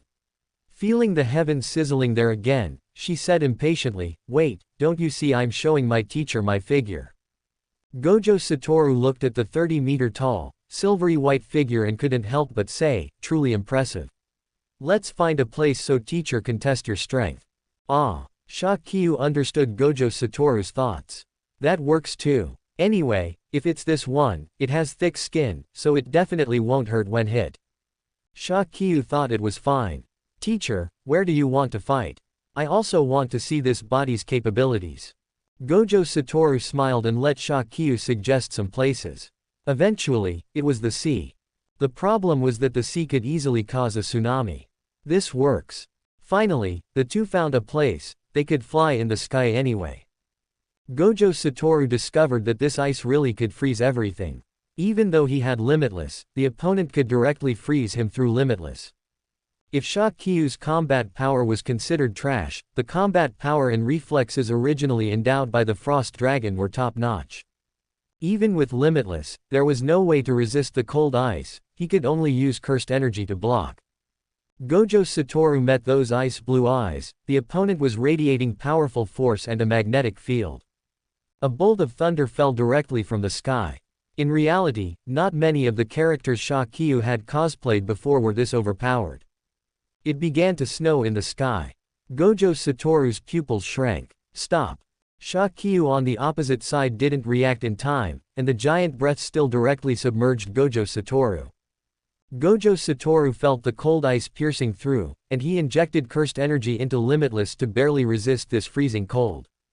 Seeing that the opponent was still going to attack, with those ice-blue eyes devoid of any warmth, Gojo Satoru realized one thing: her consciousness might have been eroded. Shakyu. Gojo Satoru's voice was very loud. Shakyu finally reacted, feeling a bit confused. Teacher. Shakyu looked at him. Let's stop fighting, Gojo Satoru said. Upon hearing this, Shakyu looked at Gojo Satoru and said, "Oh, but why stop fighting?" "We're just stopping," Gojo Satoru said. "Transform back." Shakyu nodded, landed on the ground, and transformed back. Is it snowing in Japan this early? Shakyu was surprised. It wasn't even September yet, was it snowing in August? Gojo Satoru looked at Shakyu and said, "The dragon brought the blizzard." Upon hearing this, Shakyu looked around at the blizzard. After Shakyu transformed, especially when fighting someone like herself, the more power she mobilized, the more fiercely the blizzard raged around her. He understood that if this continued, some areas of Japan would be completely covered by the blizzard. Shakyu landed on the ground and looked around, discovering that she wasn't afraid of the cold. Instead, seeing that even her knees were buried, she couldn't help but be a bit surprised. The ice on top was truly cold. She couldn't help but sigh. No wonder the heavens of this world wouldn't let her play as a frost dragon. It turned out it was because the memory couldn't handle loading it. The few people nearby came running over, shivering. "That's so cool." Itadori Yuji jumped up in excitement and ran to Shakyu's side, while Fushiguro Megumi also rarely revealed a look of slight excitement. "I want to ride the dragon," Nobara said excitedly. "Let me ride the dragon." The group immediately looked at Shakyu, and she looked back at them upon hearing this. "Ahem, it's not impossible," Shakyu said. Gojo Satoru immediately looked over as well. Because he hadn't been wearing his blindfold while sparring with Shakyu earlier, his pair of pale blue eyes revealed an expression that showed he wanted to as well. Shakyu figured riding the dragon was fine, so her body directly enlarged. "Get on." "Ah, Kyu, you're so cool." As she said this, Nobara began to climb up, while the other few boys stood there with faces full of envy. Shakyu flicked her tail. "You guys get on too, let you experience the power of my cursed technique." Gojo Satoru immediately climbed up happily, and the two boys also climbed up right away. The icy cool scales were incredibly cool. Shakyu said, "Sit tight." Her wings spread open, and the lightning in the sky hissed. Shakyu couldn't be bothered to pay it any mind and flew off in an instant. The few people on the dragon's back all revealed expressions of shock. Above the clouds, it was dazzling and breathtaking. Even Gojo Satoru couldn't help but be surprised when looking at the sky. Although he had the ability to fly, he rarely did so at such a high altitude. Turning back to look at the three of them, he cast Limitless over them, and the three of them were immediately no longer in danger of freezing from the cold wind. Wow, this is amazing. The three were still at the age of 15, the age of greatest curiosity and eagerness. Looking at everything in the sky, their eyes were filled with joy. They sped through the sky, tearing through the starry firmament. Beneath the starry sky, they broke through above the heavens. The air began to thin, and the few of them started to look a bit pale. Just as the few of them were having difficulty breathing, a burst of magic appeared, and they discovered a space enveloping them, allowing them to breathe. Gojo Satoru looked at Shakyu with a gentle expression. He could feel that a power had just changed the oxygen content in the surrounding area. Suddenly, the group saw a rainbow in the distance. It was a huge, circular rainbow, not the shape of an arch bridge, but a truly massive circle. They had seen the beautiful scenery and ridden the dragon. The experience was maxed out, and the thrill was maxed out as well. Of course, it was impossible for Shakyu to fly only over Japan. Japan was just too small, not nearly enough space for her to fly. Because of her flight, the massive power magnetic field was directly captured by major nations, and even though it disappeared quickly in the end, it still shocked quite a few people. Shakyu expressed no concern whatsoever regarding any of this. This dragon riding journey was something very much worth being excited about. For the few young children, it was a trip they would never be able to forget for the rest of their lives. When they landed, Shakyu listened smugly to the group's praise. Don't let her age fool you, her temperament was about the same. She liked anime characters and adventure stories, so her personality couldn't possibly be that of a very mature person. It's just that next time, if she could find a dragon, she would also have someone else let her ride a dragon. The sun appeared in the surrounding sky, and the snow on the ground was melting. As they walked, Shakyu could even see a faint rainbow appearing on the horizon. Shakyu looked into the distance, following the few people in front. She turned her head to look at Gojo Satoru, who was following behind her. Am I not amazing? Although you are amazing, it's not stable, Gojo Satoru sighed and said, be careful. He knew full well that compared to Rika, she was even more qualified to be taken by others. If Suguru Geto were here, he would probably try to poach her. Mainly because her power was too covetable. Upon hearing this, Shakyu said seriously, I will definitely protect myself well. Watching the people in front quickly catch up, Gojo Satoru also followed slowly behind. Sensei, I'm hungry, Shakyu waved at Gojo Sensei from not far away. What do you want to eat? Gojo Satoru walked behind. The snow was deep, and it made crunching sounds as he stepped on it. Upon hearing about food, Nobara said, sushi. Eating sushi in this kind of weather is very cold, Itadori Yuji said. The group looked at Itadori Yuji. Nobara was already shivering, she was freezing. I'm eating hot pot. In the middle of winter, it definitely has to be hot pot, Shakyu said. In the end, the group went to eat hot pot. Because Gojo Satoru was treating, the group ran to the most expensive shop nearby. In this backwater, there wasn't really any shop that was the most expensive. The group sat there. Because it was a mandarin duck pot, with a sweet broth and a spicy broth, Shakyu revealed an excited expression as she ate from the spicy side. As the others ate, they also felt their entire bodies warming up. Someone outside was cursing, what kind of crappy weather is this? It's not even September yet, and it's already snowing. Shakyu ate while looking at the group's gazes. Don't look at me, that's an inherent ability.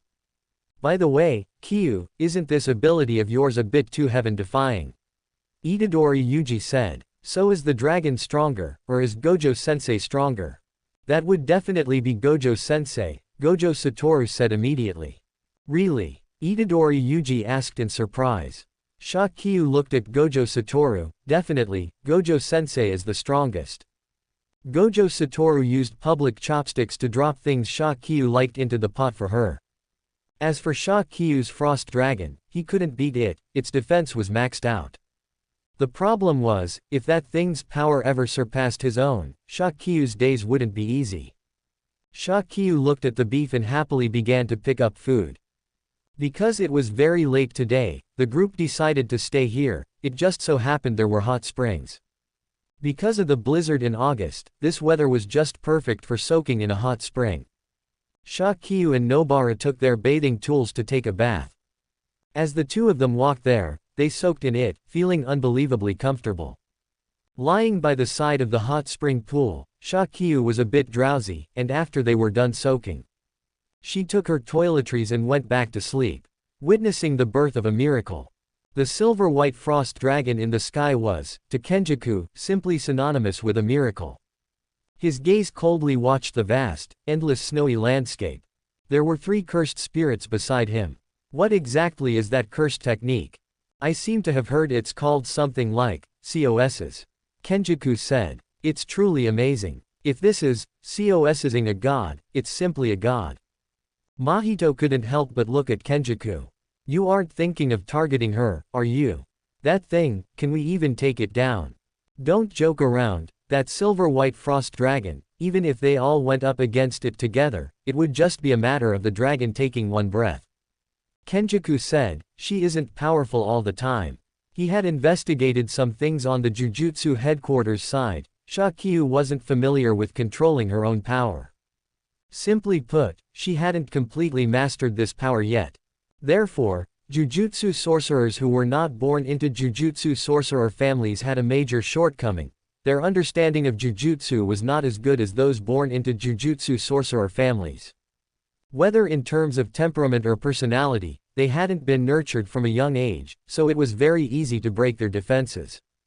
Just like the owner of the body he was currently in, Suguru Geto. As for Shakyu, a person who had never come into contact with Jujutsu sorcerers, a person who didn't know what darkness was, once she faced the darkness, what would she become? Shakyu woke up the next day, and with a laugh, she looked at Ijichi. Ijichi, why are you here? Gojo Senpai went on a mission and asked me to take you all back, Ijichi said. What a workaholic, Shakyu couldn't help but say. He is truly the workaholic of all workaholics. Shakyu gave a lethal response to Gojo Satoru's excessive overworking. Gojo Satoru isn't afraid of dying young from overwork, so what is he even chasing with such reckless labor? Since Gojo Satoru left early, he naturally left money for the students to use. Shakyu was actually wondering, could this money all be from Gojo Satoru's own pocket? Thinking it over, it wasn't impossible. So, Gojo Satoru was paying out of his own pocket to let his students enjoy themselves, and the students were completely unaware. After all, those people at Jujutsu headquarters were constantly pulling shady moves, terrified that the students might actually benefit from something. Shakyu couldn't help but sigh. She was still brooding over Gojo Satoru's eventual death. Fortunately, everything is changing now. On the way back, they bought some local specialties from Osaka. When they arrived at Jujutsu High, they saw Nanami Kento not far away. He was wearing a blue shirt and a leopard print tie. His meticulous attire combined with his tough guy aura gave him a unique charm. When Shakyu looked at Nanami Kento, she couldn't help but think about his death. Nanami High just wanted to take a trip to Malaysia, such a small wish, yet it never came true in the end. Shakyu quickly ran over, Nanami High. What did you call me? Nanami Kento frowned. Call me Teacher Nanami. Okay, Teacher Nanami High. Shakyu said immediately. Nanami High, if it were translated, maybe, Nana Emin, what a cute name. Teacher Nanami High, can I take a picture with you? Shakyu asked, holding her phone with some excitement. Nanami Kento nodded after looking at her, and Shakyu asked Nobara to take the photo for her. Regarding Nanami Kento taking over her and Itadori Yuji's situation, why am I under your supervision too? Shakyu couldn't help but ask in surprise, there's nothing about me that needs your guidance. Nanami Kento looked at Shakyu, she was even more dangerous than Itadori Yuji. The Frost Dragon incident in Osaka, although suppressed by Gojo Satoru. Many ordinary people, and even some Jujutsu sorcerers, didn't know what had happened. They just thought the strange weather over there might be caused by a cursed spirit. Later, Gojo Satoru came forward and told everyone it was resolved, but now it seems it wasn't as simple as just resolved. Because a giant dragon clearly flew past, wouldn't even a blind person notice? Although those with no cursed energy or low cursed energy might not have been able to catch it, those with high cursed energy definitely saw it. Nanami Kento gave 2 items to Shakyu and Itadori Yuji. Itadori Yuji held his doll and got punched. After Shakyu saw him get punched, she was about to throw away the plush ball in her hand in the next second. Ah! Shakyu felt like she had been shocked, so she immediately turned and ran, tossing the plush ball to Itadori Yuji, who had just been punched. When Shakyu threw the plush ball over, he got shocked again. Before he could recover, his own doll started punching him again. Nanami Kento watched this scene, feeling a headache coming on. He looked at Shakyu and reached out to grab her back. Since Shakyu had just returned and was still wearing her backpack, she was carried and placed in front of Itadori Yuji. He gave the plush ball back to her. Shakyu got shocked a few times and wanted to throw it away again. Infuse it with cursed energy, Nanami Kento said. Shakyu only then realized she needed to infuse it with cursed energy, and she breathed a sigh of relief when she discovered the object stopped shocking her. Itadori Yuji also infused it with cursed energy. Why is hers shocking, and mine is punching me? Furthermore, the electricity Shakyu was getting didn't hurt at all, it was much better than his own experience. Nanami Kento looked at Shakyu. Even with that mosquito bite-sized shock, she could still throw the plush ball away. If the power were any stronger, she would definitely run away. Nanami Kento had to admit that Gojo Satoru understood his students quite well. Shakyu wore an expression that said, "Yuji-kun, that's going too far. You actually want me to get punched too. And after I even let you ride the dragon." Itadori Yuji looked at Shakyu and realized his words were wrong. "Sorry. TCH. Shakyu hugged her little plush ball and infused it with cursed energy. Watching the two of them, Nanami Kento sighed. He felt he was going to have a headache later. Fushiguro Megumi and Nobara were a bit surprised. Are they being trained separately? Nanami Kento looked at the two. Their cursed energy output is unstable. Upon hearing this, the two realized that for Shakyu and Itadori Yuji, their cursed energy output wasn't just unstable, it was a complete waste of the cursed energy they possessed. Especially Shakyu, who had so much cursed energy yet couldn't use it flexibly. But isn't Gojo Satoru our teacher? Why doesn't he teach them? Nobara Kugasaki asked with some confusion. Gojo Satoru was their homeroom teacher. He is busy, so I am their acting teacher for now, Nanami Kento said. On Shakyu's side, because she forgot to infuse the plush ball with cursed energy, she got shocked several times. She shivered, gritting her teeth over this, it was so hateful. Because Shakyu and Itadori Yuji were being led by Nanami Kento, the two went out together. Itadori Yuji looked at Shakyu's plush ball and showed an envious expression. He had been punched several times. When they went out, Shakyu had no mind to observe her surroundings, she was just constantly remembering to infuse it with cursed energy. Nanami Kento took the two to exorcise cursed spirits, but they were all relatively easy to handle. Shakyu looked at Nanami Kento in front of them, wearing a gray suit and blue shirt, with a cursed tool under his suit. When necessary, he would make the two put down their dolls. When Shakyu and the other went up to beat up the cursed spirits, they were not allowed to transform. Why? Shakyu asked. This is my cursed technique. If your cursed technique could be used at any time, that would be fine, but right now you can't use it at any time. In other words, without that ability, she would become a weakling. The two could still take down a grade 2 cursed spirit. The thing Nanami Kento was teaching the two was called Black Flash. It required high concentration, and he hoped Shakyu could quickly mobilize the cursed energy throughout her body. Shakyu looked at him with an expression that said, "What is he talking about?" High concentration, she had never experienced that.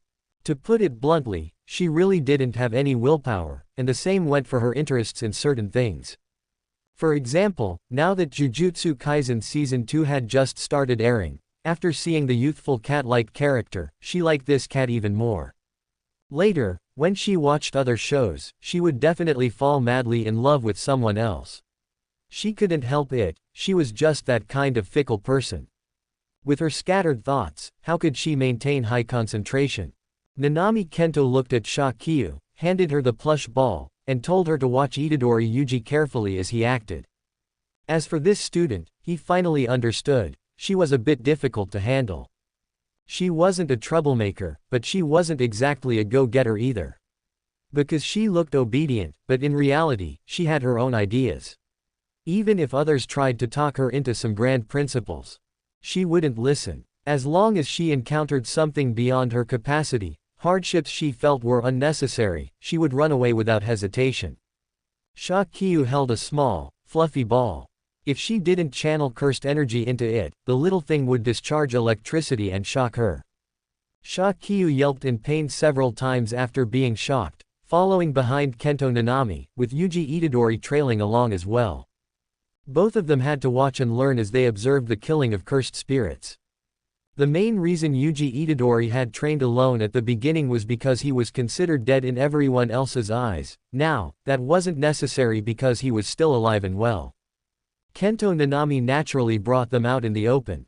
His concern for Yuji Itadori was arguably less than his concern for Shakyu. During the Cursed Spirit Extermination session, Yuji Itadori quickly mastered the techniques, while Shakyu looked completely bewildered.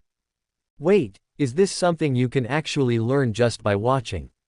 She hadn't understood it back when she was watching the anime either, even as someone who had transmigrated from the real world into a 2D world. It couldn't be that just because she transmigrated and watched a few episodes of anime, she could suddenly learn the stuff inside.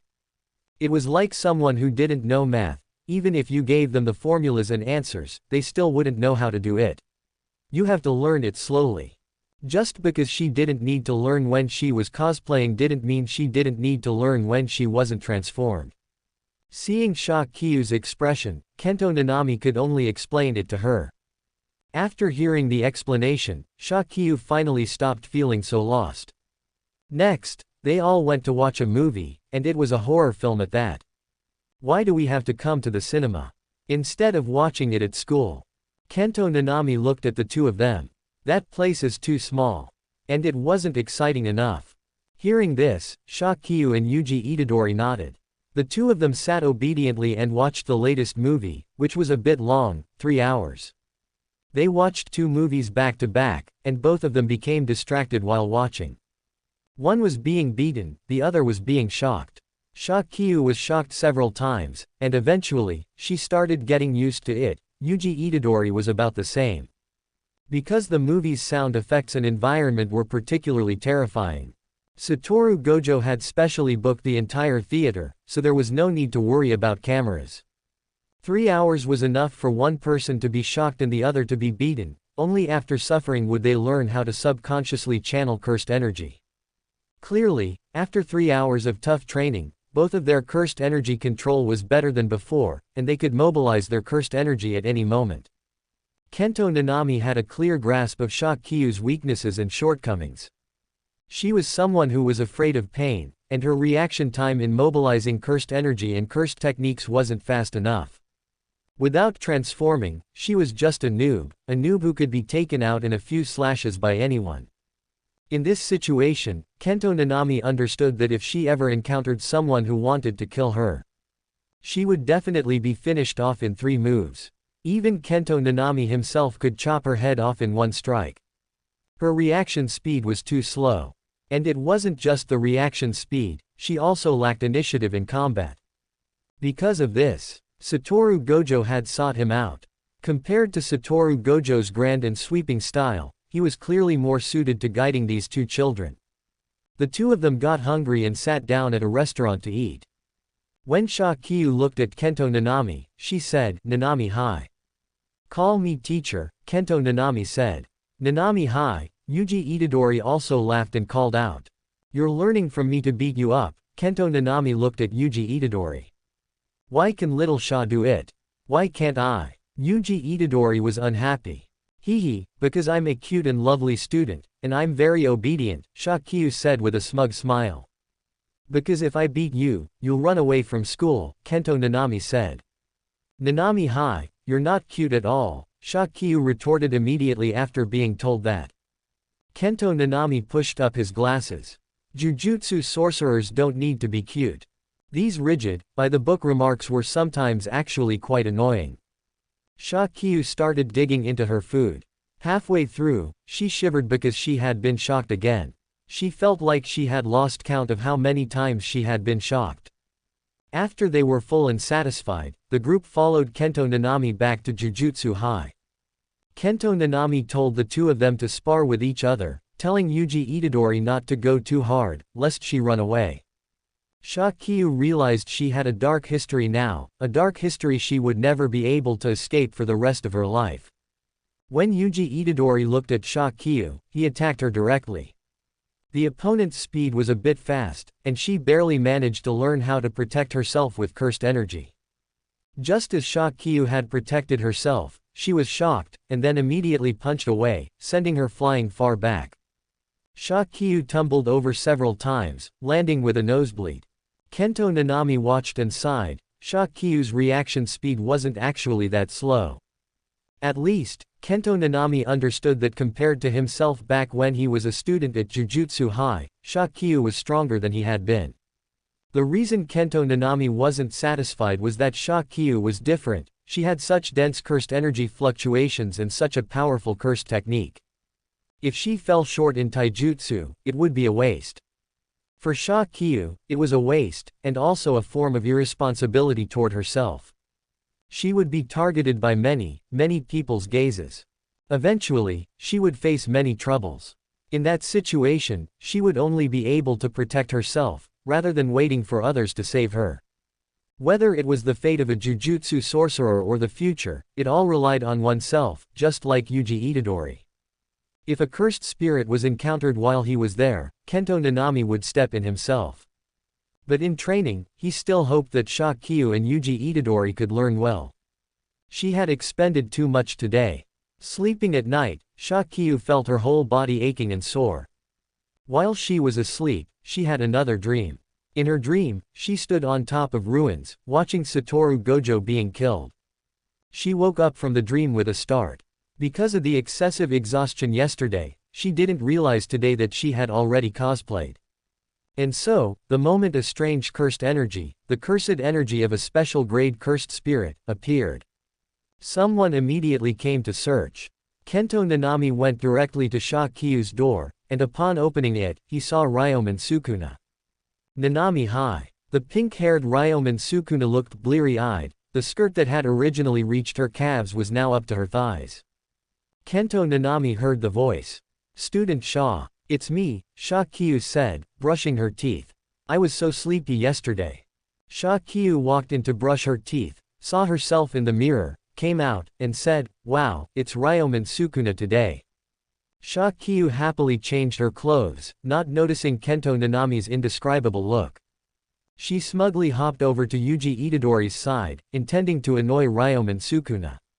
She wanted to let Ryomen Sukuna see that she already had the power of 15 of his fingers, while he was still in the newbie village. Ryomen Sukuna, see that? I got this power even earlier than you did, haha. Shakyu gloated. Kento Nanami looked at Shakyu, grabbed her by the clothes, and said, change back, quickly. Shakyu looked at Kento Nanami, and then noticed that the people around her were looking at her with strange gazes. Shakyu still obediently changed herself back. Kento Nanami looked at the gazes of the people around, greed, avoidance, fear. All sorts of complex gazes were fixed on Shakyu, but Shakyu wasn't very sensitive to this malice. It should be said that she hadn't encountered much malice growing up.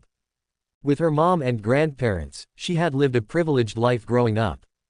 And because of her mom's personality, her own personality was also somewhat thick-headed. Having never encountered much malice since childhood, she naturally didn't understand why humans could harbor such heavy malice toward other humans. This time, when Shakyu was Ryomen Sukuna, Satoru Gojo returned. He asked Shakyu to transform for him to see.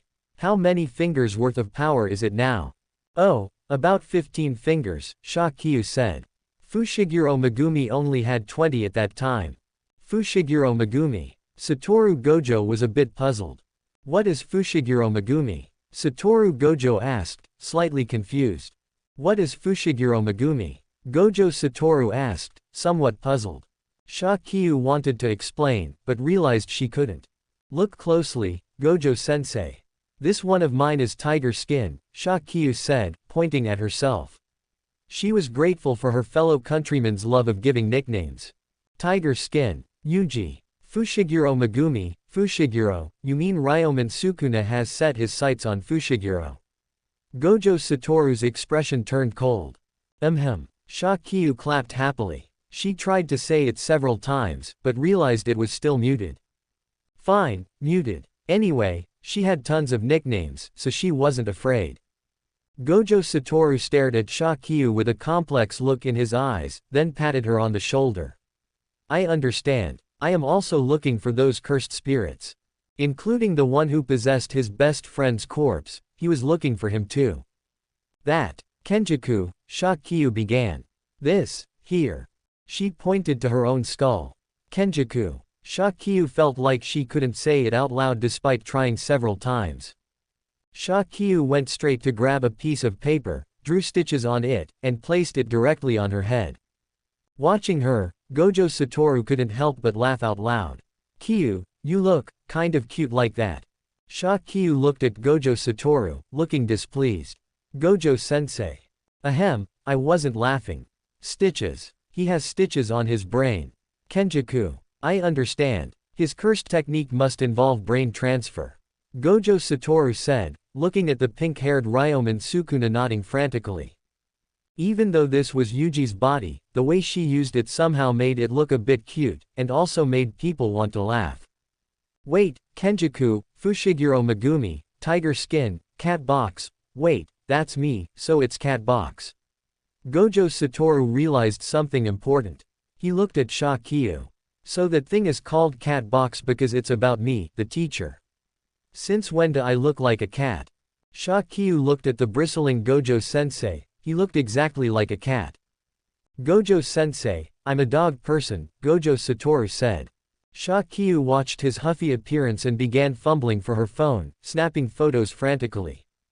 The silver-haired Gojo Satoru stared at her, looking annoyed, his pale blue eyes filled with accusation. He was absolutely explosively cute. Gojo-sensei, you're so cute like this, just like a bristling cat, Shakyu said. She had been bewitched by his beauty and actually said it out loud. The few people lurking at the doorway watched this scene, and Nobara Kugasaki's alarm bells went off immediately. Calm down, Kyu. How is he cute? Hearing this, Shakyu saw them standing at the door and blushed. He's just very cute.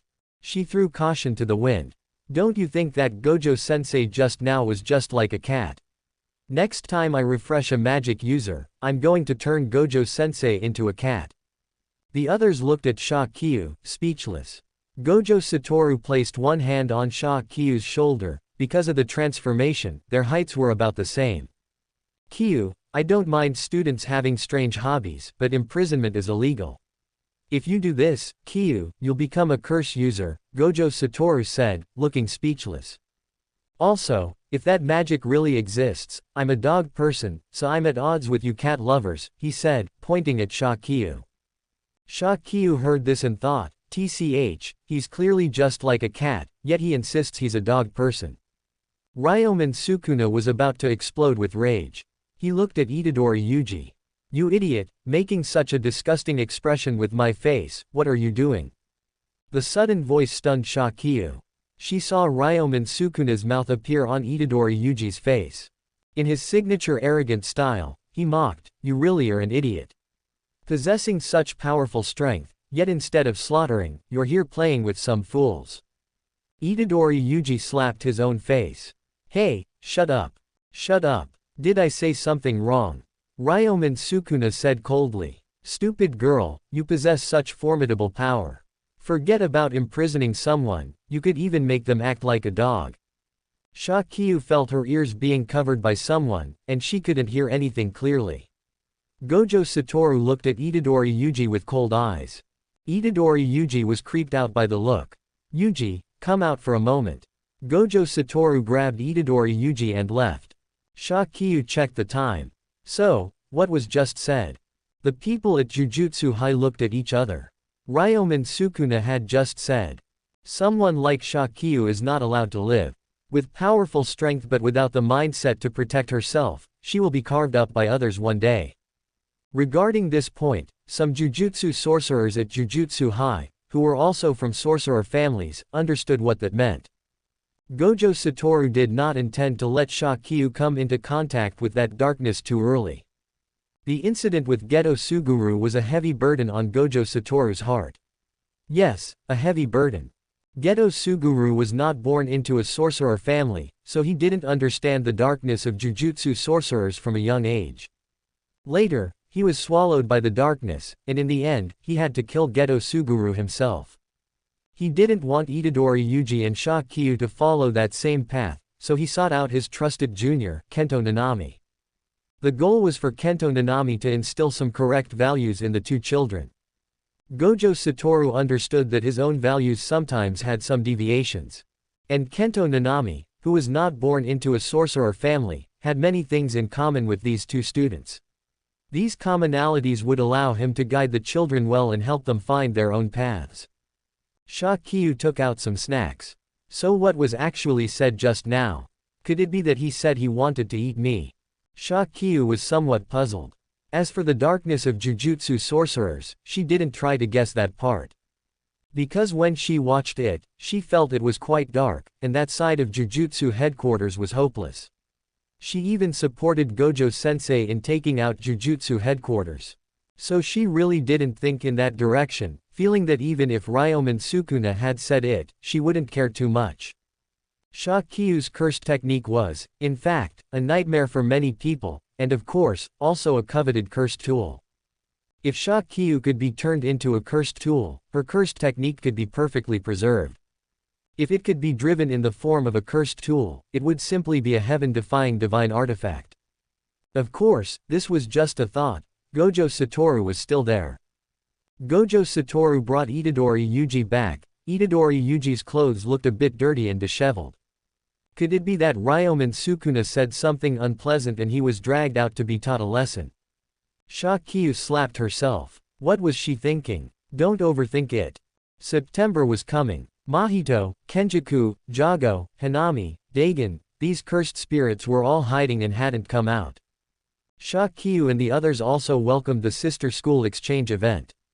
The day of the sister school exchange event began in Tokyo.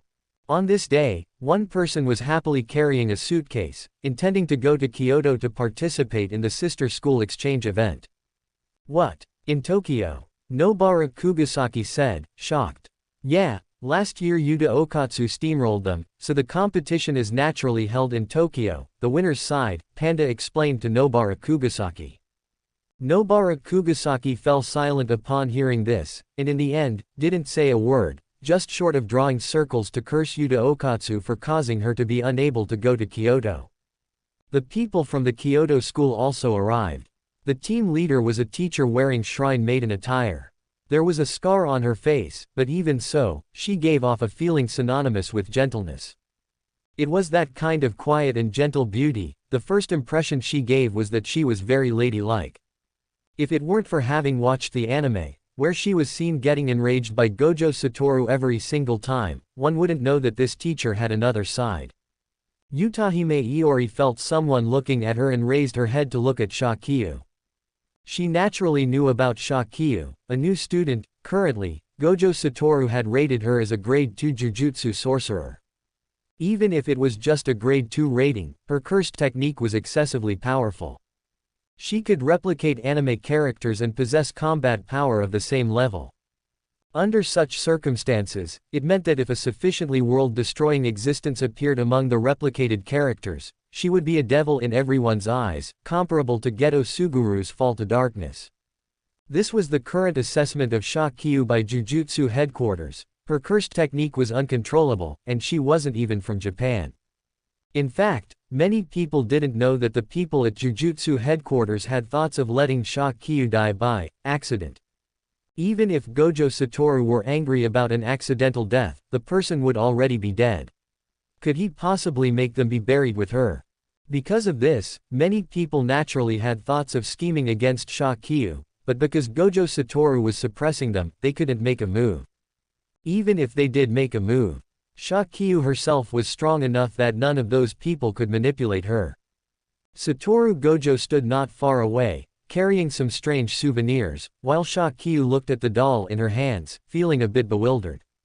She hadn't expected to receive one herself, and Gojo-sensei seemed to notice her confusion. You're a new student and you traveled across the sea to get here, so of course you'd have a souvenir, Gojo-sensei said with a smile. Shakyu happily took the souvenir, opened it to look, and then watched as Gojo-sensei handed out souvenirs to the students from the other school. When Shakyu looked at Mekamaru, she thought of some things from the original plot. When Gojo-sensei returned, she reached out and tugged on his clothes. At 1.6 meters tall, she was quite a bit shorter than Satoru Gojo. Satoru Gojo turned his head to look at the person grabbing his clothes, looking slightly puzzled. Shakyu looked at Satoru Gojo and pointed at the students not far away, asking him to introduce them to her. Satoru Gojo began the introductions, but when he mentioned Mekamaru, Shakyu tugged on his hand, and Satoru Gojo turned back around.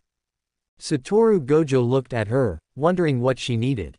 Shakyu spoke up, "That student, Mahito. Idle transfiguration, a transaction."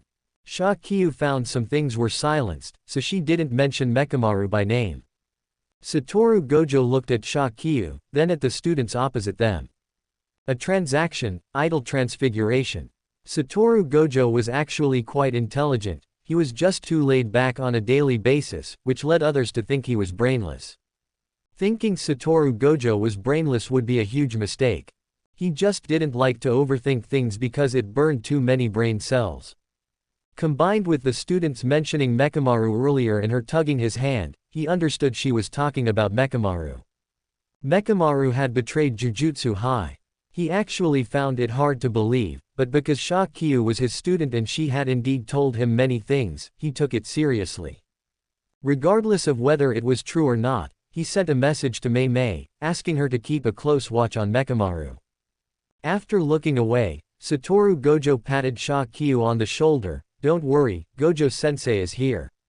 Shakyu looked at Satoru Gojo with an expression of distrust. What kind of expression is that?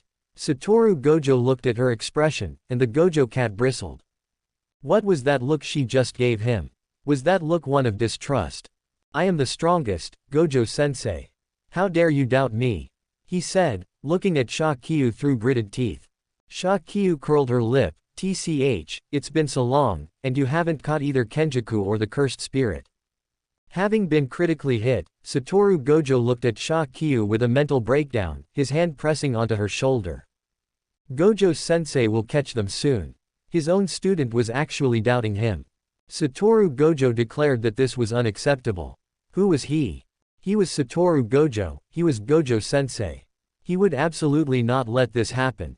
Shakyu stared at Satoru Gojo, who looked like he was genuinely angry. As expected of a cat that loves to get angry. The Gojo cat was still huffing and puffing as he walked away, only to be called out by someone. Gojo, Yoshinobu Gakuganji, who was standing not far away, spoke up, "You should know what consequences they will cause." "Old man Gakuganji, you're at an age where you're practically ready for the grave, why are you worrying about my cute student?" Satoru Gojo said with a cheerful expression, "Relax, my students aren't that fragile." "Gojo, you should know what consequences she will cause," Gakuganji said, staring at Shakyu. Shakyu's cursed technique was an existence that defied logic. The strength of her power also defied logic. In short, she could be the weakest, or she could be so powerful that everyone else would be unable to catch up to her. Such a person was not permitted in the eyes of the world. At the very least, Satoru Gojo was a monster, and that girl might become a monster among monsters. And then there was the king of curses inside Yuji Itadori. If it causes serious consequences, can you, Satoru Gojo, bear the responsibility? Shakyu and the others were discussing the upcoming activities not far away. Individual events and team events. Shakyu looked at Satoru Gojo and Gakuganji, always feeling that they might be talking about her. What did she have that was worth them talking about? During the subsequent competition, Shakyu followed her friends into the field. Shakyu's cursed technique was Kuz, and Maki hadn't interacted much with Shakyu. Mostly because Shakyu was beaten black and blue by her every time, and had even run away from home because of the beatings. Under these circumstances, Maki's impression of Shakyu was a bit poor, because for Jujutsu sorcerers, one needed to be crazy enough. Shakyu, let alone being crazy, had an aura and temperament that made her seem completely like an ordinary person. It was that kind of peaceful and serene vibe, which was a bit out of place in the Jujutsu world. Why would such a person come to be a Jujutsu sorcerer? Nobara actually had a pretty good impression of Shakyu, mainly because Shakyu let them ride dragons and took them out to play. As for her being afraid of pain and not wanting to get beaten up, everyone had their own choices, everyone had their own flaws, and she wasn't that curious about it. When Shakyu looked around, she remembered that a special grade cursed spirit was supposed to enter here. Now that many plans had long since changed, she wasn't sure if this special grade would still come.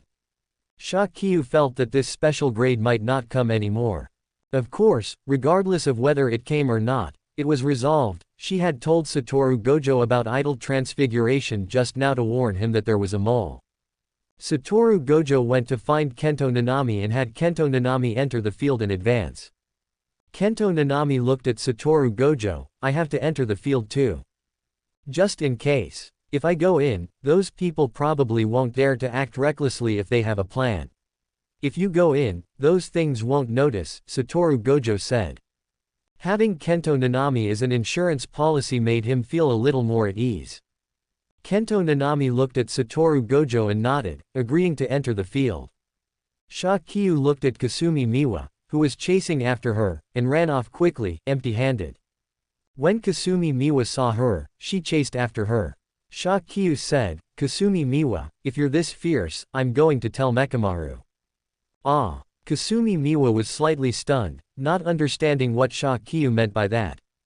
Kasumi Miwa, actually, Mekamaru really likes you and wants to confess to you, Shakyu said.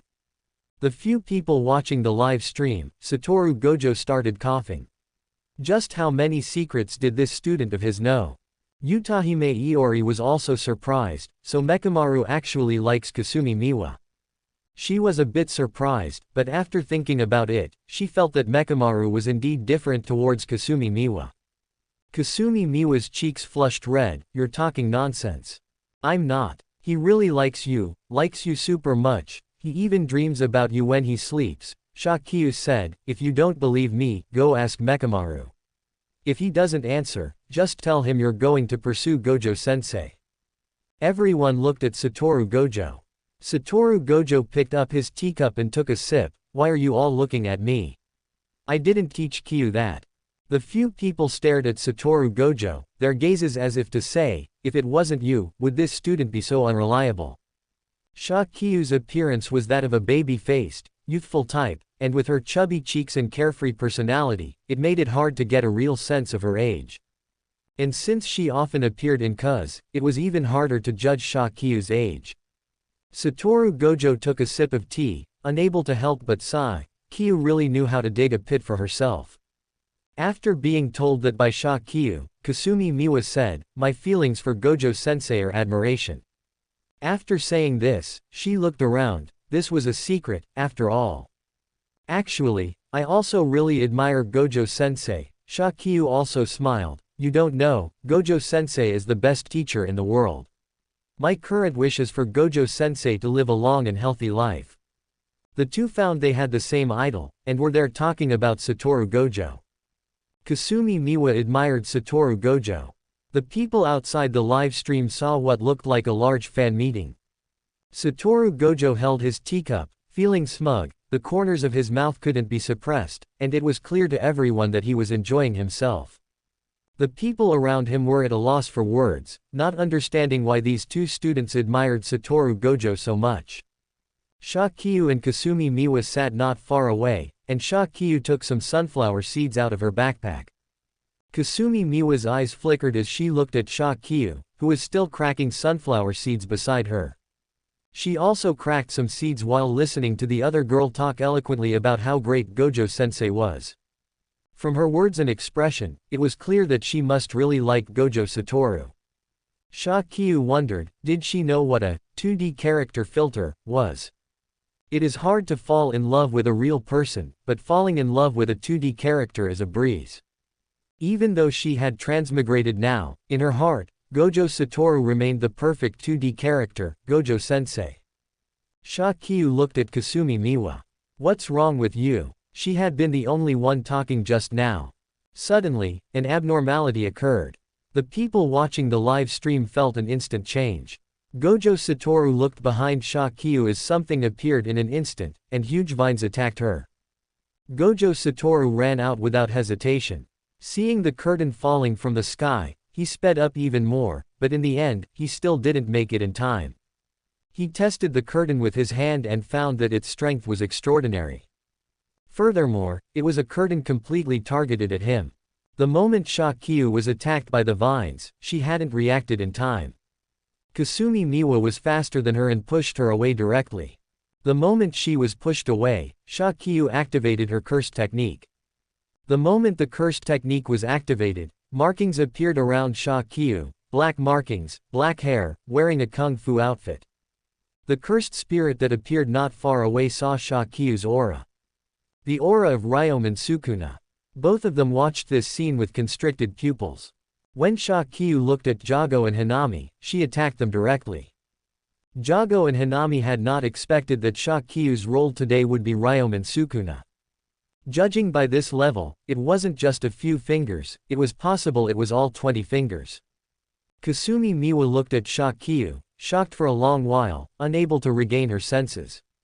Shakyu had actually turned into a cursed spirit, but this aura didn't feel like a cursed spirit.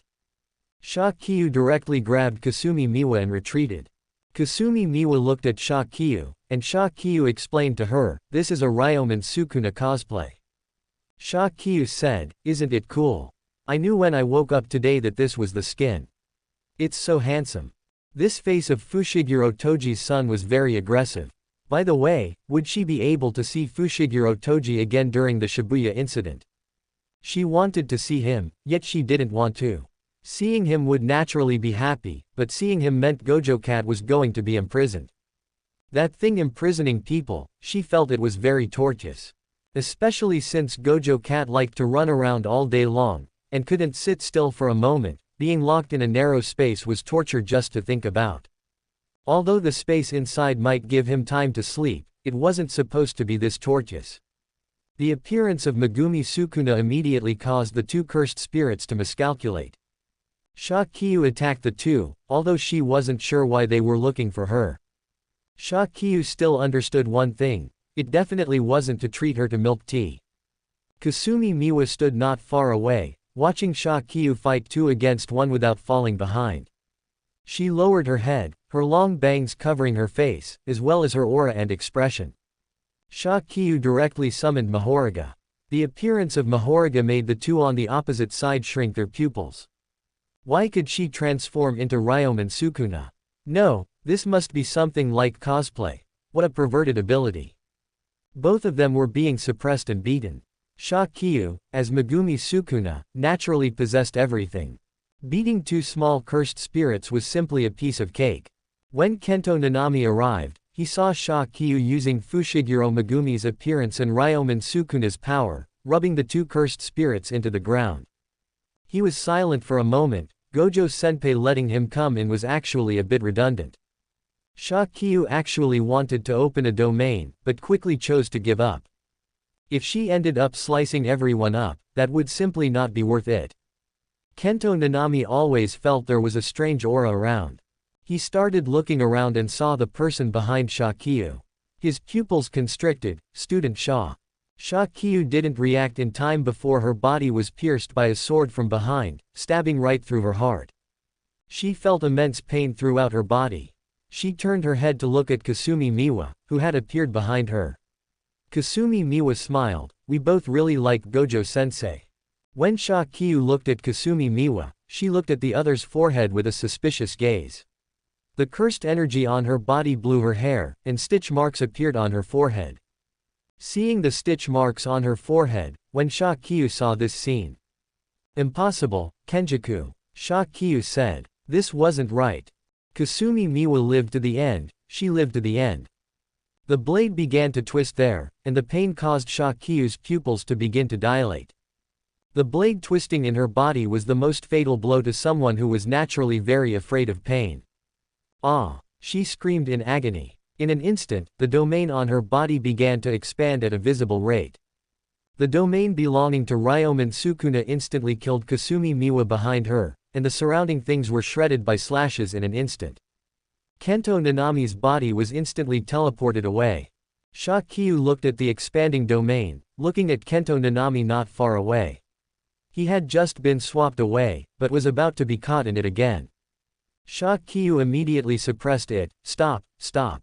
The domain stopped under her control, and she collapsed to the ground, exhausted, entering cursed technique burnout.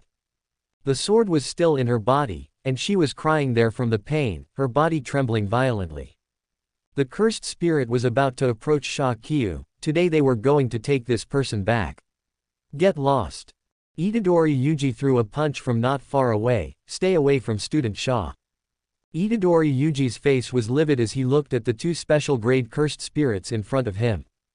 Kento Nanami also quickly arrived here and hurriedly squatted down to look at Shakyu. He grabbed the blade. The blade being in her body affected the healing of the wound with cursed energy. Bear with it. The sword was pulled out, and Shakyu screamed from the pain. It hurts. Shakyu looked at him. It hurts. I want to go home. Tears fell down. I want to go home. Kento Nanami reached out and pulled out the sword directly. Because she had entered the state of cursed technique burnout, her reverse cursed technique didn't work. She didn't have the method that Gojo Satoru and the others had to destroy and repair the cerebral cortex to terminate the burnout. Shakyu twitched from the pain. Fortunately, her current cursed energy was sufficient, so her vitality did not drop. Even so, Shakyu was trembling all over from the pain. Nanami-sensei, how is Kasumi Miwa? Shakyu looked at Kento Nanami. Her breathing was also a bit rapid. Because she had lost consciousness briefly due to the pain, she had only expanded the domain subconsciously. She didn't even need to form hand signs. This was the power of her cursed technique. Whatever she thought in her heart was activated immediately. Kento Nanami looked at the bloodstains not far away. That was not your fault. Shakyu didn't make a sound. The pain had stolen her desire to speak. She felt dizzy and confused, and the cursed energy on her body began to fluctuate. Kento Nanami watched as Shakyu directly changed back to her original appearance. Kento Nanami felt a cursed spirit approaching. Mahito reached out towards Shakyu. A cursed tool appeared in Kento Nanami's hand, immediately repelling Mahito. After being repelled, Mahito released countless transfigured humans. That person is ours, Mahito said. Geto had said that this woman must be snatched back. Even without Ryomen Sukuna, he could still fulfill the cursed spirit's wish. Shakyu had to be taken back. As for how to use her, that could be decided later.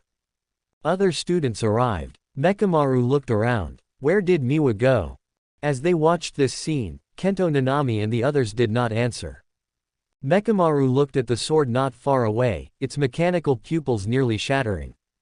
It looked at the person lying on the ground. Their clothes were covered in blood. Where did Miwa go? Mekamaru asked. Now is not the time for this, Kento Nanami said upon hearing him. This made Mekamaru realize one thing. Something had happened to Kasumi Miwa. If you're asking about that blue-haired girl from earlier, she was killed by the person lying on the ground, Mahito said with a malicious laugh. She was sliced to pieces, leaving behind nothing but a pool of blood, Mahito added with a malicious grin. Upon hearing this, Mekamaru's expression changed as it looked at Kento Nanami, realizing it was true. Mekamaru reached out toward Shakyu, but Megumi Fushigiro's divine dogs tackled it to the ground. Nobara Kugasaki reached out and carried Shakyu on her back. Megumi Fushiguro looked at the person in front of him. Mekamaru, you believe the cursed spirit's words. I'm not lying, Mahito chuckled. If you don't believe me, ask this Jujutsu sorcerer. Megumi Fushiguro looked at Kento Nanami. Kasumi Miwa stabbed student Sha with her sword, which caused her domain to go berserk, Kento Nanami said. For now, let's deal with the cursed spirit in front of us. Mekamaru was stunned upon hearing this. Why would Kasumi Miwa do that? Did she collaborate with the cursed spirits just like it? His thoughts were in turmoil. Suddenly, Nobara Kugasaki was attacked by a cursed spirit, and another cursed spirit lunged toward Shakyu. Shakyu was snatched from her back by the cursed spirit's claws. In an instant, she was thrown into the arms of a man with black hair tied in a bun nearby. Nobara Kugasaki held a nail in her hand and struck toward him. Put her down. Kenjaku looked at Shakyu, his expression filled with a touch of greed. A single person possessing various cursed techniques, one day, she would even be able to cosplay the gods of this world. As long as he obtained her body and refreshed the abilities he wanted, any wish could be realized at will. That was why he had desperately chosen to orchestrate this riot. He knew Satoru Gojo had discovered his theft of the corpse. Since that was the case, there was no need to hide this body anymore. Shakyu's weakness was too obvious, she was not originally from the Jujutsu world. And because she was especially afraid of pain, once injured, her combat effectiveness would be cut in half. Turning into Ryomen Sukuna, although unplanned, was a pleasant surprise. Because she opened her domain while in pain, simply put, she would quickly enter Cursed Technique Burnout. And because of the Cursed Technique Burnout, her body could not activate Reverse Cursed Technique. The pain caused by the wound was completely unbearable for an ordinary person. Just as he had expected, she fainted directly because she couldn't bear it. If it were someone else, like Nobara Kugasaki or Yuji Itadori, even if they were stabbed, they would still have the strength to fight, provided they were crazy, but Shakyu was not. Suddenly, a loud boom echoed in the sky as a massive burst of energy bombarded down, and the curtain was shattered in an instant. Satoru Gojo surveyed the scene, his gaze landing on Kenjaku, who possessed Geto Suguru's body, and then on the person in his arms. Hanami. Kenjaku snapped. Countless vines began to emerge from the ground, wrapping around Kenjaku, but Satoru Gojo was fast, lunging toward them. Flames ignited around the ground, setting the surroundings ablaze. Shakyu and the cursed spirit were gone from the ground, and Satoru Gojo's expression flickered with cold murderous intent. His pale blue eyes revealed a chilling expression for the first time. Shakyu felt groggy, someone was talking to her. Wake up. Shakyu heard someone teaching her. She quickly began to run forward. Shakyu, wake up. At that moment, Shakyu opened her eyes and realized the person holding her was Geto Suguru, Kenjaku. Shakyu's eyes immediately filled with anger, and her cursed energy instantly surged toward him. As they clashed, Shakyu had already returned to her original appearance. You killed that girl earlier, and now you want to kill me. Kenjaku said, looking at Shakyu. Why did she know his real name? The two were in a narrow sewer. Although Kenjaku was puzzled that she knew his real name, he still maliciously stirred up the fear within her. No, Kasumi Miwa was parasitized by you, Shakyu said. Kenjaku laughed maliciously. Really? A single sentence made Shakyu turn pale. You killed someone, you killed your classmate. After all, I didn't take over her body. I just used a cursed spirit to parasitize and control her, Kenjaku said with a malicious grin.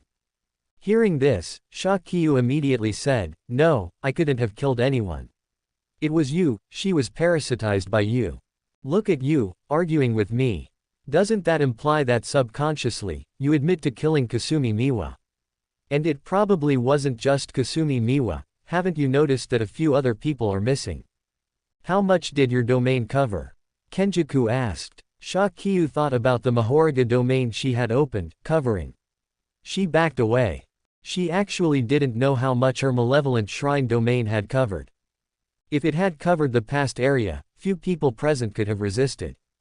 Suddenly, a hole opened in the ground.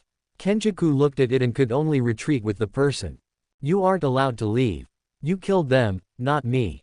Shakyu said immediately upon seeing him about to leave.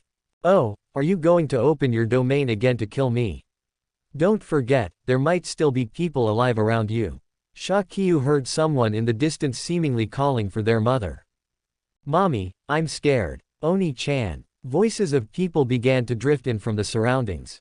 Kenjaku looked at Shakyu and vanished in an instant. The plan had failed, but that was okay, there would be another chance next time. Shakyu would be obtained by him one day. A powerful cursed technique should be wielded by someone with a strong mind. Neither she nor Geto Suguru were qualified. Therefore, neither of them deserved to possess powerful cursed techniques. Shakyu looked at the descending Satoru Gojo, her eyes instantly turning red. Satoru Gojo. I killed someone. I broke the law. I killed Kasumi Miwa. And other people. I killed someone. Shakyu looked at Satoru Gojo. In previous years, she was the type of person who would hide when a chicken was being slaughtered, let alone killing a person.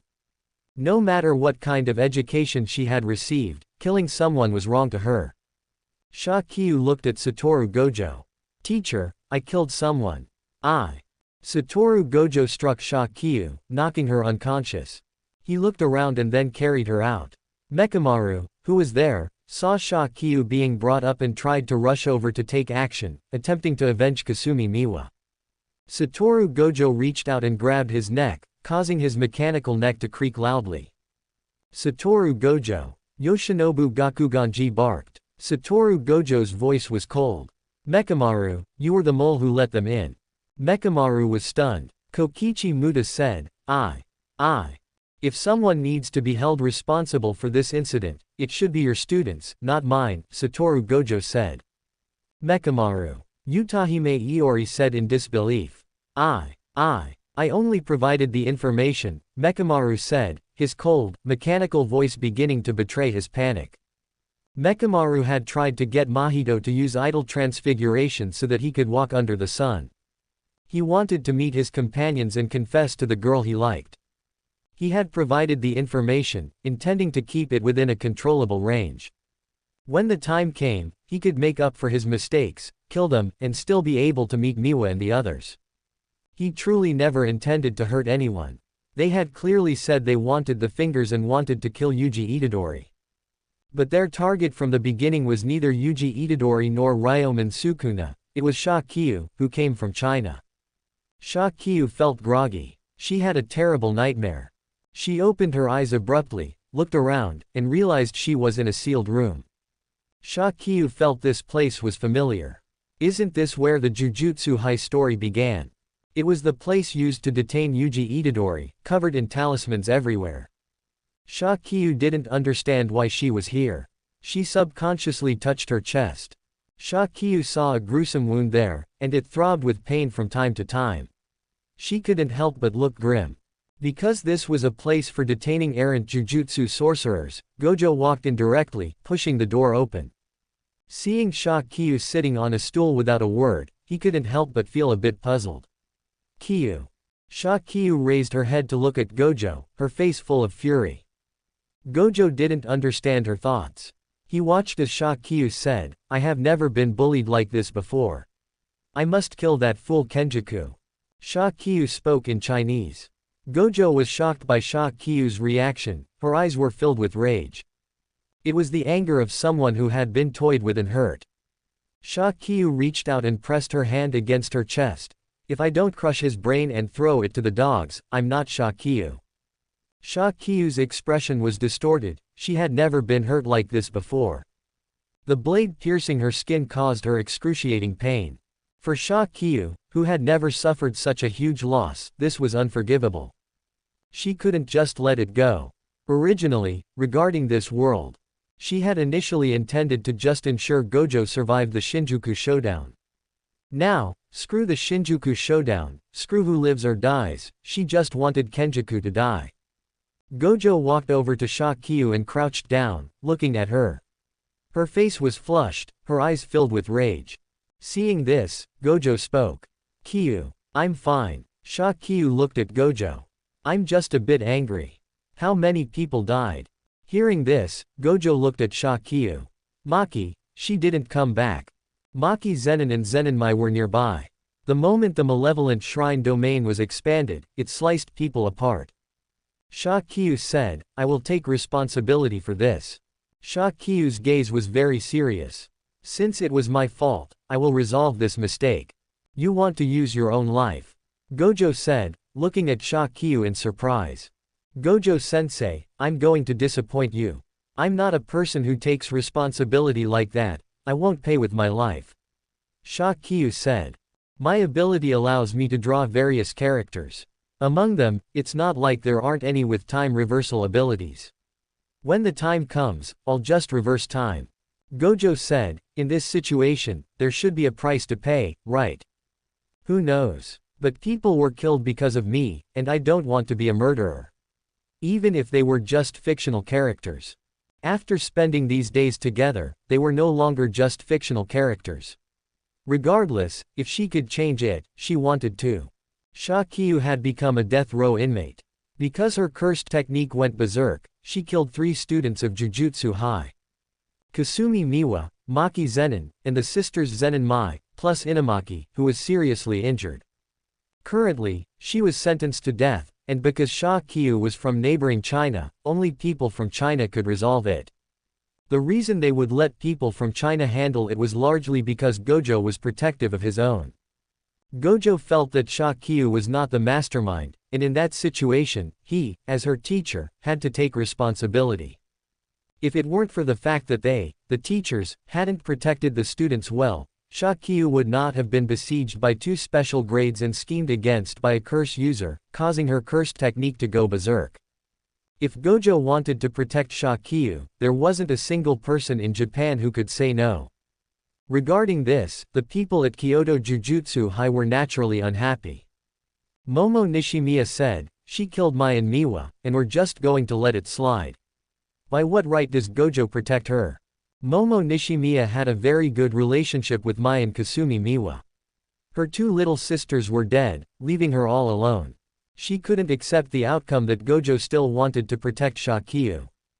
Kamo Noritoshi and Aoi Todo, sitting not far away, also looked grim.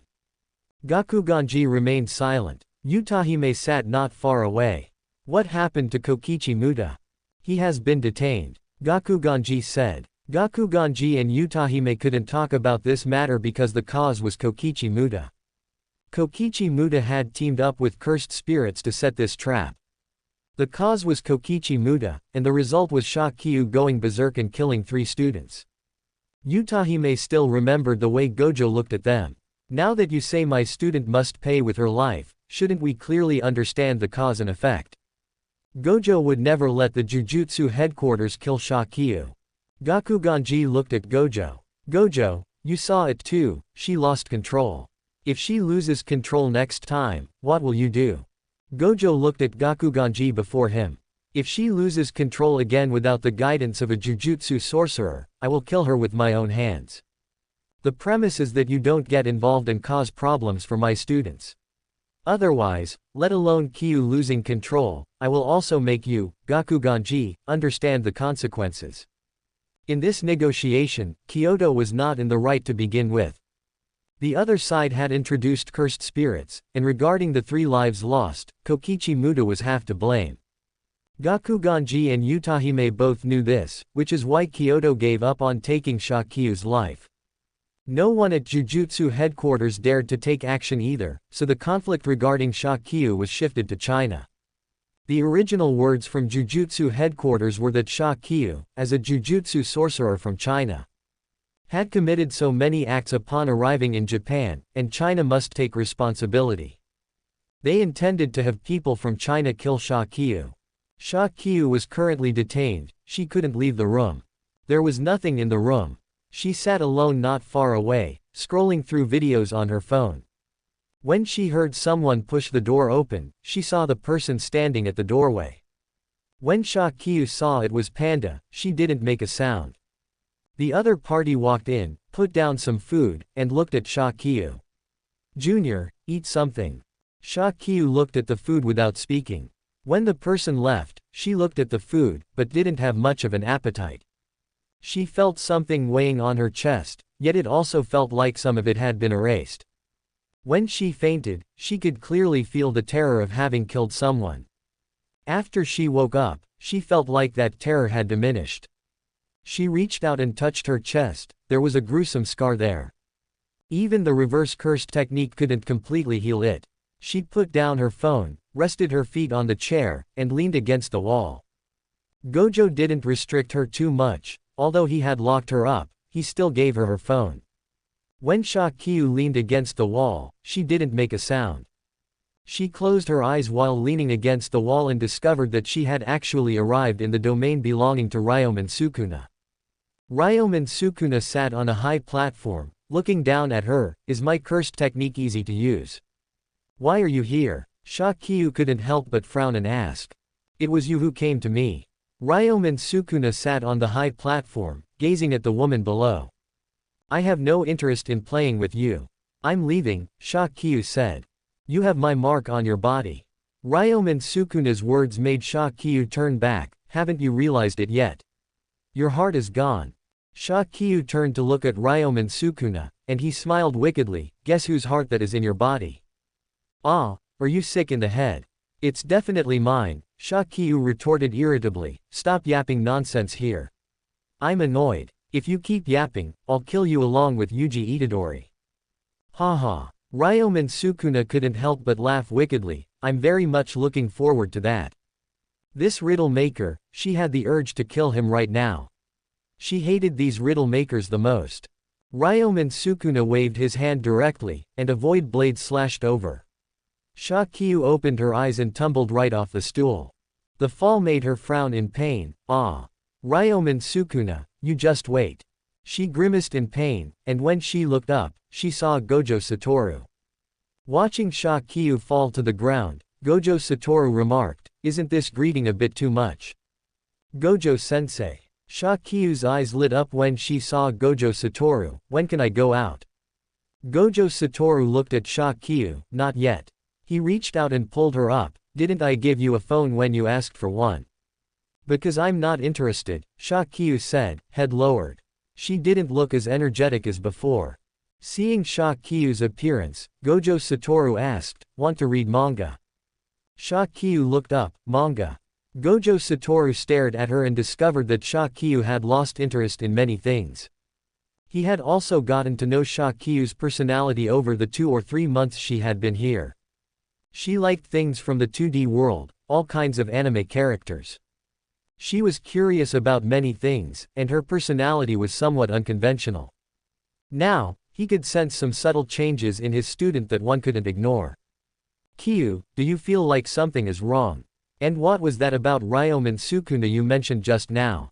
Upon hearing this, Shakyu said, "Ah." He said some strange things. Shakyu said, "What does it mean that my heart isn't mine?" As she spoke, Shakyu sat down not far away. Riddle makers should all be torn to pieces. Gojo Satoru watched Shakyu sit down and listened to her, leaning nearby. The seat he was on was a small stool, and his long legs weren't very comfortable. Still, he sat down to listen to the girl talk about some things. In the end, Gojo Satoru took Shakyu to find Ieri Shoko. Ieri Shoko was a bit puzzled that Gojo Satoru brought someone to see her. Weren't they all repaired? "Check her," Gojo Satoru said. "That thing Ryomen Sukuna must have done something to her." "Ah." Shakyu said, "What did he do to me? How did he do it?" "I'm not sure, but he definitely tampered with something," Gojo Satoru said, staring at Shakyu. Shakyu was stunned by his stare, and soon she lowered her head, "But there's no mention of him having this ability, right? Isn't he truly in love with Megumi?" Shakyu expressed that Ryomen Sukuna was truly in love with Fushiguro Megumi's body. He came to stare at her, and suddenly a chill made her swallow hard. "You've realized it now?" Gojo Satoru stared at this slow-witted girl. "No, is he a pervert? I'm a beautiful young girl, and he's a rough man. Why is he targeting my body?" Shakyu was about to let out a shrill scream. "It shouldn't just be Ryomen Sukuna who is targeting your body. Kenjaku is also one who has his eyes on your body." Gojo Satoru looked at Shakyu and delivered another critical blow. Gojo Satoru's words left Shakyu stunned for a moment. "So now I've become Tang monk meat. Kenjaku is truly insidious. Geto Suguru was outplayed by him with layers of schemes and died. Now he wants to use layers of schemes on me." Ieri Shoko heard this and said, "Wait, who is Kenjaku? What does Geto's situation have to do with him?" Gojo Satoru's expression also soured. "Can you talk about these things now? The person has already run out, how can I not talk about it?" Shakyu said, "The pacing and plot are all messed up." Shakyu really hadn't expected that she would actually become such a hot commodity. Where exactly did she attract the attention of those things? So, for this sister school exchange event, was it because of her that so many people died? Shakyu lowered her head. She felt that she should be sad. As her heartbeat came, she didn't feel any pain in her heart. She also realized, "My heart, is it actually Ryomen Sukuna's now? This, impossible." Shakyu couldn't accept that she had just transmigrated and already had an organ replaced. Shakyu could feel her head heating up. When she went out, she saw Yuji Itadori not far away. Thinking of Ryomen Sukuna and those outrageous actions, she went up and grabbed Yuji Itadori by the neck. "Ryomen Sukuna, you come out, come out." Shakyu's expression was ugly. "You fool, what did you do to me?" Hearing this, Ryomen Sukuna's expression was also ugly. What did you say? What did I say? You scum, what did you do to my body? Shakyu's expression was ugly. Who allowed you to tamper with my body? Hey! Ryomen Sukuna snorted coldly, shouldn't you be thanking me? The weak you couldn't control those powers. Get lost, where am I weak? Shakyu retorted irritably. It was just killing a few people. The fact that I feel fear about killing people is my business, it has nothing to do with you.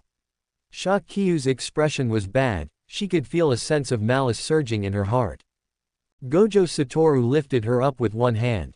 When she saw him, she reached out and started struggling. Move aside, I'm going to go in and beat him to death today.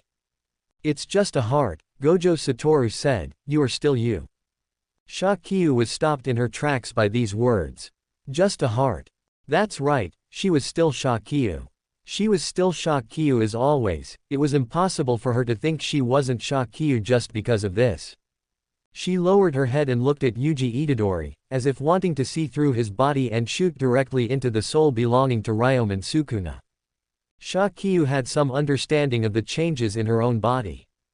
Gojo Satoru directly planned to find a way to let Shakyu learn to control the malice in her body. Ryomen Sukuna stared at Shakyu and sneered. He, too, wanted to know what was going on. She was stained with his aura. Of course, this was an interesting matter. He could sense the power within her. So, her cursed technique must still have some issues. He looked forward to what would happen next. Afterwards, Kento Nanami took his students and did not let Yuji Itadori and the others go find Shakyu. Under these circumstances, Shakyu was allowed to go out, and she encountered someone. The person who returned was none other than Yuta Okatsu. Shakyu had been released, wearing a cursed tool that could briefly seal her cursed technique and cursed energy. She hadn't gone out these past few days because she was still serving her sentence. She was bored, sunbathing alone outside Jujutsu High. Seeing Yuta Okatsu return today, the other party stood not far away. Looking at Shakyu, he spoke directly, Rika. Shakyu watched as Rika attacked her. A powerful sense of crisis caused the cursed tool on her body to shatter instantly. The cursed tool around her neck seemed to be crushed by something, snapping and shattering in an instant. A massive torrent of water appeared around her. With blue hair and water swirling around her, it was Juvia from Fairy Tail. She was a formidable mage with the ability to control water. When she cried, it would rain. Her power was so great that she could turn her own body into liquid, enter an enemy's body, and burst them from the inside out. The water blocked Yuta Okatsu's attack. When Yuta Okatsu looked at her, his eyes were filled with anger. He attacked her again, his katana slashing directly towards her. Just at that moment, Yuta Okatsu was embraced by someone. Yuta, calm down. Panda reached out and held Yuta Okatsu, saying, calm down. She killed Maki, and left Inamaki critically injured. Even reverse curse technique can't heal him, Yuta Okatsu said. I know, Yuta, I will explain this matter to you, Panda said. Yuta Okatsu looked at Panda, then at Shakyu not far away. Satoru Gojo had also rushed back at this moment. Looking at Yuta Okatsu, he sighed, Yuta. Yuta Okatsu looked at Satoru Gojo, teacher, why? Come in. Looking at Shakyu in the distance, Satoru Gojo said, you come in too. Hearing this, Shakyu looked at Yuta Okatsu and followed behind Satoru Gojo. When were you able to break free of the binding? Satoru Gojo observed the changes in Shakyu. It was useless from the start, Shakyu said. This thing is child's play. Satoru Gojo looked at her. The previous injuries had not only failed to diminish her strength, but had actually made her even stronger. And perhaps because she had suffered such a great loss, Shakyu's personality had also undergone a significant change. He looked at Shakyu, patted her head, and brought her to the school. Yuta Okatsu's expression was somewhat grim. He had a very good relationship with Toge Inamaki and Maki. Shakyu had killed Maki the moment she came out, and then crippled Toge Inamaki.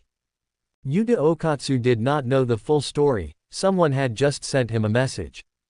It said that Maki had been killed and Toge Inamaki was critically injured, and that even reverse cursed technique couldn't regenerate his severed limb.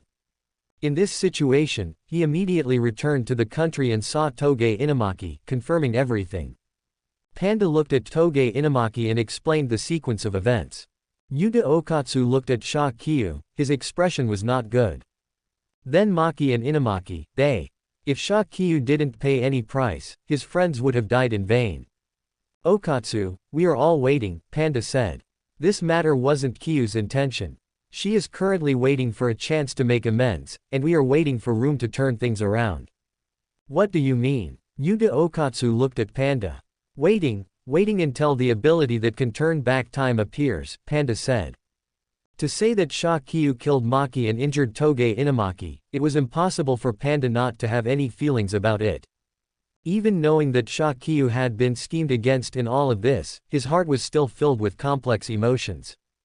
Right now, it wasn't about determining who was right or wrong, but solving everything, which was the most important thing, time reversal. If they could truly find such an ability, they could put everything back on track, and Maki and the others could survive. Toge Inamaki could also be restored. As Sha Kyu watched them leave, she looked outside by herself. Sha Kyu hadn't expected that people from China would also arrive. They had come to take her back to the country. Sha Kyu. The person looked at the file, then at the person beside him. Did we send an exchange student? The other Jujutsu sorcerer shook his head, no. Satoru Gojo turned back to look at Sha Kyu. The Jujutsu sorcerer from China looked at Sha Kyu. No matter what, come back to the country with us first. Sha Kyu stepped back. She knew the nature of her own country well. Whether in reality or in stories, the consequence of killing someone would be getting arrested and locked up. Being locked up wouldn't be in that small room, and no one would talk to her. Furthermore, if she were really taken back and locked in a place that seals curse techniques, wouldn't she never be able to go back for the rest of her life? No. Sha Kyu stepped back a few paces and refused without hesitation.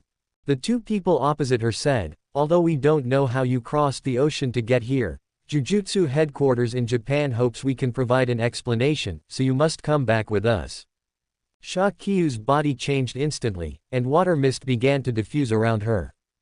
Satoru Gojo looked at her. Kyu, calm down. It's impossible to be calm about this. I cannot go back to the country. Moreover, she couldn't return to her country anyway. Seeing that Sha Kyu had actually run away, the two immediately activated their curse techniques. However, the girl's body slipped directly into a water pipe, instantly disappearing from Jujutsu High. Juvia's power allowed her to turn her body into liquid. Sha Kyu could freely control her body, so she naturally intended to run. Sha Kyu had run off like that, and the people from China were somewhat surprised, attempting to catch her. The other party was at least a special grade. Sha Kyu had fled, and the two people from China could only stay behind. We didn't send any exchange students, the country is busy to death. Do you think it's possible we would send an exchange student? Besides, the requirement Jujutsu headquarters gave us is to have her legally judged. Satoru Gojo explained Sha Kyu's situation. The two men's expressions were somewhat solemn. Why was such a powerful Jujutsu sorcerer brought to Japan? Both were shocked, a special grade sorcerer, and the request from the other side was to execute Sha Kyu. The reason people from China were brought in was largely because Satoru Gojo wouldn't let the people in Japan take action. Even if we take her back, it's impossible to actually execute her, so why is she running? The two said. If the truth of the matter was the same as what Satoru Gojo said, Sha Kyu's case was considered manslaughter. For a Jujutsu sorcerer, manslaughter was not as strictly dealt with as it was for ordinary people. Because when performing missions, they would inevitably end up involving some people in situations they didn't understand. In such cases, a Jujutsu sorcerer who committed manslaughter would need to serve a few years in prison and have a psychiatrist evaluate her psychological safety. If she was deemed safe, she would be released soon and continue working as a Jujutsu sorcerer. In Sha Kyu's mind, her upright and unyielding motherland would surely judge her legally after she had killed 3 people. If she were taken back, she would definitely be legally judged. After all, Japan frequently handed down death sentences. Satoru Gojo had no choice but to call Sha Kyu. When he found Sha Kyu, it was already 12 o'clock. She was sitting alone on the steps, looking a bit miserable. Satoru Gojo walked over, sat down, and looked at her. They know the sequence of events and said that if you go back, you will be locked up for at most 2 years. If the psychiatrist evaluates you as safe, you will be released soon. Actually, if you return to the country and find a way to turn back time, you can also. I can't go back, Shakiyu said as she looked at Satoru Gojo. I can't go back for the time being, Shakiyu said, looking at Gojo Satoru. Gojo Satoru looked at Shakiyu. Seeing her gloomy expression, he said, come on, before you find your way home, Gojo-sensei's place will always take you in. Shakiyu stared at him. You make it sound like no one wants me. She looked at the man in front of her. His silver hair was blown about casually by the breeze, and his pale blue eyes shone brilliantly. In truth, she was someone who liked handsome men. Back then, shortly after returning to the country, she had been quite shallow. When she saw someone celebrating his birthday on a big screen, he pulled down his blindfold, revealing his pale blue eyes and his ageless, youthful face. It made her like him. She was shallow enough to like him solely because of his appearance. When she first fell into the fandom, she actually had a huge misunderstanding about Gojo Satoru, probably because she only cared about his looks. She saw him selling pastries while Fushiguro Megumi was in danger. She saw him acting cheerful even when Itadori Yuji was possessed, and she thought he was an incompetent teacher. As the plot unfolded, she began to have a new understanding of Gojo Satoru. While he would bully Eijichi, he would also notice when Eijichi was under pressure and ask Shoko to comfort him. He would carefully notice the troubles of everyone around him. Perhaps having learned from past setbacks, he had learned to use a carefree exterior to mask a more attentive nature toward those around him. When he saw Fushiguro Megumi's confusion, he would give him extra lessons to help him resolve his inner conflicts. He would worry about Itadori Yuji getting into trouble and personally go find Nanami Kento to look after him. When looking at a person, you shouldn't just look at what they say, but what they do. Kiyu, that look of yours makes me, Gojo-sensei, feel uneasy. Meeting Shakiyu's gaze, Gojo Satoru couldn't help but retort. Gojo-sensei, you're really good. Shakiyu's eyes curved into crescents, and brilliant starlight shone within them. Gojo Satoru watched his own reflection in her eyes and said smugly, that's Gojo-sensei's goodness, which has been verified. He reached out his hand and looked at her. Let's go, I'll take you back to Jujutsu High. It was as if Shakiyu heard him say he was taking her home. She wanted to slap herself. She composed herself and quickly reached out to grab Gojo Satoru's hand. Gojo Satoru's hands were slender, and the calluses on them pressed against her palm as they held hands. She felt the heat from his hand as Gojo Satoru walked forward. Shakiyu quickly followed behind Gojo Satoru. Gojo Satoru could sense the little tail behind him keeping her head down, so he slowed his pace a little. The person behind him followed without a word from start to finish. The moment he turned back to look at her, he asked, what are you still thinking about? Shakiyu looked at Gojo Satoru. Am I really that hard to protect? Ah, Gojo Satoru looked at her. It's not difficult at all. You don't know who you're dealing with. Looking at Gojo Satoru's expression, Shakiyu said, actually, I don't think you need to go to so much trouble. At worst, I could just run off and become a curse user. Her shoulder was pressed by someone. She looked up at Gojo Satoru, whose gaze was very serious. Kiyu. You were not at fault for what happened this time, so you are my student. Shakiyu understood Gojo Satoru's words. For Gojo Satoru, there were bottom lines that could not be crossed by anyone. The incident with Shakiyu was, in essence, caused by people from their own school, which made her snap. As for how to divide the responsibility, he held half, while Shakiyu held about one part. Because of this, he would do everything in his power to ensure Shakiyu's safety. If the situation were different, he would make different choices. Shakiyu returned to Jujutsu High. Nobara Kugasaki came to visit Shakiyu. As for missions, there were currently few people at Jujutsu High who asked Shakiyu to go on them. When Fushiguro Megumi looked at Shakiyu, he mentioned he was going to a certain place to investigate some things. Hearing the name of the school, Shakyu knew it was the investigation of Yasuhachi Bridge. Shakyu remembered and intended to follow them, but she was still under supervision. It didn't matter if she was a little willful, but she understood that if she were willful, the pressure would be on Gojo Satoru. She wasn't a child, so she didn't think about leaving Jujutsu High at all costs. She looked at the few people who were going on the mission with envious eyes. Be careful, Shakyu said. Suddenly, she thought of something else and called Gojo Satoru. Gojo-sensei, were the cursed womb, death painting stolen? Shakyu couldn't help but be curious. Were the cursed womb, death paintings stolen that day? Gojo Satoru was dealing with some things on his end. Hearing Shakyu's question, he said, the cursed womb, death paintings. The day Choso, Eso, and Ketchizu were stolen. Upon hearing this, Shakyu couldn't help but say, what a model worker. They had time to stab me, and they still had time to go elsewhere and stir up so much trouble. By the way, did you find that piece of trash? Shakyu had no good feelings toward Kenjaku. If Kenjaku were in front of her, she would take a knife and mince the person into meat sauce. Gojo Satoru felt that his student's temper had become increasingly irritable after being stabbed.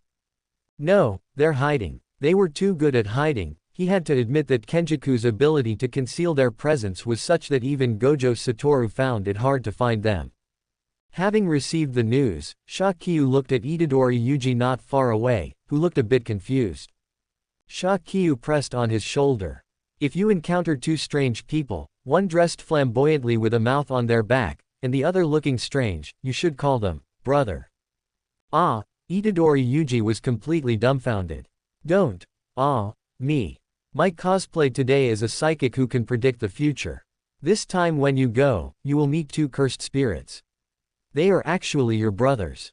Remember that. Shakyu realized that God didn't even censor her this time. Had he given up? Itadori Yuji heard this and said, how is that possible? How is it not possible? You can become a vessel for Ryomen Sukuna, so why can't your brothers be a little special? You have to accept ugly brothers. There's a saying, true brothers don't care if the other person is good looking, unless you want that. Shakyu said very seriously. Itadori Yuji looked confused, wondering what that last sentence meant. Itadori Yuji and the others set off to investigate. Shakyu was left alone at the school. Nanami Kento watched as Shakyu walked to his side. This reliable adult actually felt a bit guilty toward Shakyu.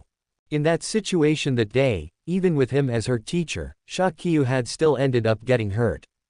If he could have stabilized the situation at that time, if he could have arrived earlier, and restrained Kasumi Miwa, none of that would have happened. Nanami Hai-sensei, what's wrong? Shakyu looked at Nanami Kento with some confusion. How have you been these days? Nanami Kento asked. I'm very well, I can eat and drink, Shakyu said. It was just that recently, when refreshing characters, she never refreshed the one she wanted. The character she wanted was none other than Akemi Homura. She possessed the ability to reverse space and time. By turning back time, time could return to the past. Nanami Kento looked at Shakyu, but he didn't say anything. Shakyu looked at Nanami Kento, who was wearing a blue shirt and a leopard print tie. Compared to Gojo Satoru's slender build, he clearly had the kind of strong body that gave people a sense of security. He wasn't like Fushiguro Toji, whose strength was already beyond that of a human. The man in front of her gave off the perfect sense of security belonging to an adult male. His blonde hair gave him a Western tough guy style, but it also carried a hint of a lethargic, world-weary feeling. Especially during that period when he was working, Shakyu would look at him and feel that Nanaman had a very serious sense of being sick of everything. And yet, because of his self-discipline, he hadn't gone dark. Nanaman, Shakyu said while eating the instant noodles in her hand. Call me Nanami-sensei. Nanami Kento looked at Shakyu, annoyed. Upon hearing this, Shakyu said, oh, Nanaman, what kind of women do you like? I don't need to tell you that. Besides, children shouldn't be concerned with such things. Nanami Kento said. Ah, what child? I'm already a 22-year-old adult. Shakyu sighed. There are too many single Jujutsu sorcerers. Looking around, everyone is single, Shakyu said. The only one who was married, Principal Yaga, got divorced. By the way, why did Yaga get divorced? I really want to know. Shakyu looked at Nanami Kento with curiosity, hoping he could give her an answer. Nanami Kento looked at the divorced Masamiki Yaga standing behind Shakyu. He didn't say a word, just watched that prickly person who had been complaining about his divorce. Standing beside him was Gojo Satoru, laughing until he was convulsing. Yaga, so everyone at school knows about your divorce now. Shakyu turned her head with difficulty, looking at the convulsing Gojo Satoru behind her, then at Masamiki Yaga. She felt like veins were about to pop out on that crew-cut head. Shakyu ran directly behind Nanami Kento. Nanami, you have to protect me. I feel like the principal is going to swallow me whole. Nanami Kento indicated that if she knew enough to be afraid, she shouldn't have been gossiping behind people's backs. Yaga, don't hold it against the kid. Gojo Satoru spoke, unable to stop laughing as he talked. Shakyu couldn't stand seeing him so happy.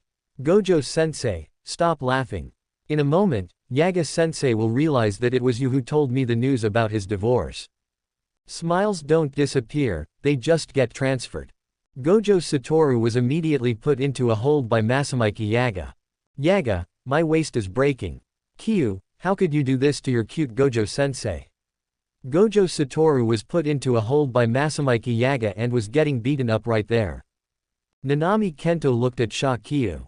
Student Kyu, don't stir up trouble just for the sake of entertainment. It wasn't a big deal to begin with, but she insisted on pouring a bucket of oil on it, making sure the flames were impossible to extinguish. Shakyu looked around immediately, indicating that she would behave. After looking at Shakyu, Masamiki Yaga took a deep breath and took out something to show her. Shakyu looked at Masamiki Yaga with a confused expression. Kyu is actually illiterate, Gojo Satoru said. Facing Masamiki Yaga's document, Shakyu revealed a clear-eyed gaze. Gojo Satoru knew exactly why she was looking at Masamiki Yaga with that kind of expression. Gojo Satoru knew that while Shakyu could understand their speech, she couldn't read Japanese text at all. Masamiki Yaga rubbed his temples. This is what you need to guarantee. Masamiki Yaga stated a few items. Principal Yaga, even if I guarantee it, it's useless, Shakyu said. My body protects itself. Shakyu lowered her head and said, I feel very guilty about the casualties I've caused, but my life is above all else. Shakyu was a person who loved herself very much, she felt guilt for having caused people's deaths. She also tried to make amends and save them. But if it meant sacrificing herself for others, Shakyu truly couldn't do it. The upbringing she received from her mother and grandparents since childhood was that she was above all else. Under the nourishment of countless love, a habit was formed, that while loving others, she would always love herself first. For instance, becoming a Jujutsu sorcerer and doing many things was because she wanted to change certain things. After suffering, she would feel she couldn't take it anymore and would immediately run away. Because she didn't feel that, even while loving these characters, she needed to have a self-sacrificing spirit for them. Then why are you a Jujutsu sorcerer? Masamiki Yaga asked. In your situation, if you were to die, you would curse everyone. Shakyu lowered her head. If it's because I caused my own death, I could accept it. But if it wasn't me, if someone else caused my death, I certainly wouldn't be willing to accept that. Shakyu's straightforwardness stunned Masamiki Yaga. My grandparents taught me from a young age that if someone slaps me, I wouldn't turn the other cheek. I have to smash their face in, Shakyu said. So she definitely had to take revenge on Kenjaku, she had to turn Kenjaku into mincemeat to feel satisfied. Because of this, she hadn't slunk back to her own world. Everyone looked at Shakyu. This educational view was, honestly, a very extreme form of education. It was also an education that regarded one's child as everything, typically meaning that with life as the priority, those who loved her hoped she would prioritize survival under any circumstances. Masamiki Yaga rubbed his forehead. Then why do you want to be a Jujutsu sorcerer? Because I was picked up by Gojo-sensei, and because I wanted to come and see. Shakyu was serious when she said this. At that time, she had been picked up by Gojo Satoru, and because she liked Jujutsu High, she came. Hearing this, Masamiki Yaga looked at her. Finally, he watched Gojo Satoru turn and leave. When Shakyu saw him leave, she walked to Gojo Satoru's side. Gojo-sensei. Don't overthink it, Yaga isn't some flood or wild beast. Protecting yourself is never wrong. For Gojo Satoru, this was true. Protecting oneself is never wrong, from beginning to end. If it were wrong for humans to want to protect themselves, then everyone in the world who wants to live would be guilty. Every person is a different individual, no one has the right to take another's life. And no one has the right to demand that others sacrifice themselves or be devoted. Gojo Satoru received a call and found it was from Itadori Yuji and Megumi Fushiguro. He took Shakyu along, intending to go there together. On a highway, a few people were sitting not far away, two cursed spirits. When Gojo Satoru looked at them, he realized they weren't cursed spirits. Incarnated bodies. Shakyu looked at Itadori Yuji and the others, then looked at the two people opposite. Your brother still beat you into a pig's head. Shakyu couldn't help but be stunned. Nobara Kugasaki spoke up, is that really his brother? Why was he calling him, brother, in the back? It scared those two. Itadori Yuji covered his face, and Megumi Fushiguro spoke, so, what exactly is your strange constitution? Gojo Satoru walked to the two incarnated bodies and, while looking at them, said, Cursed Womb, Death Paintings, Eso and Ketchizu. And where is Choso? Brother must have incarnated not long ago, Eso said.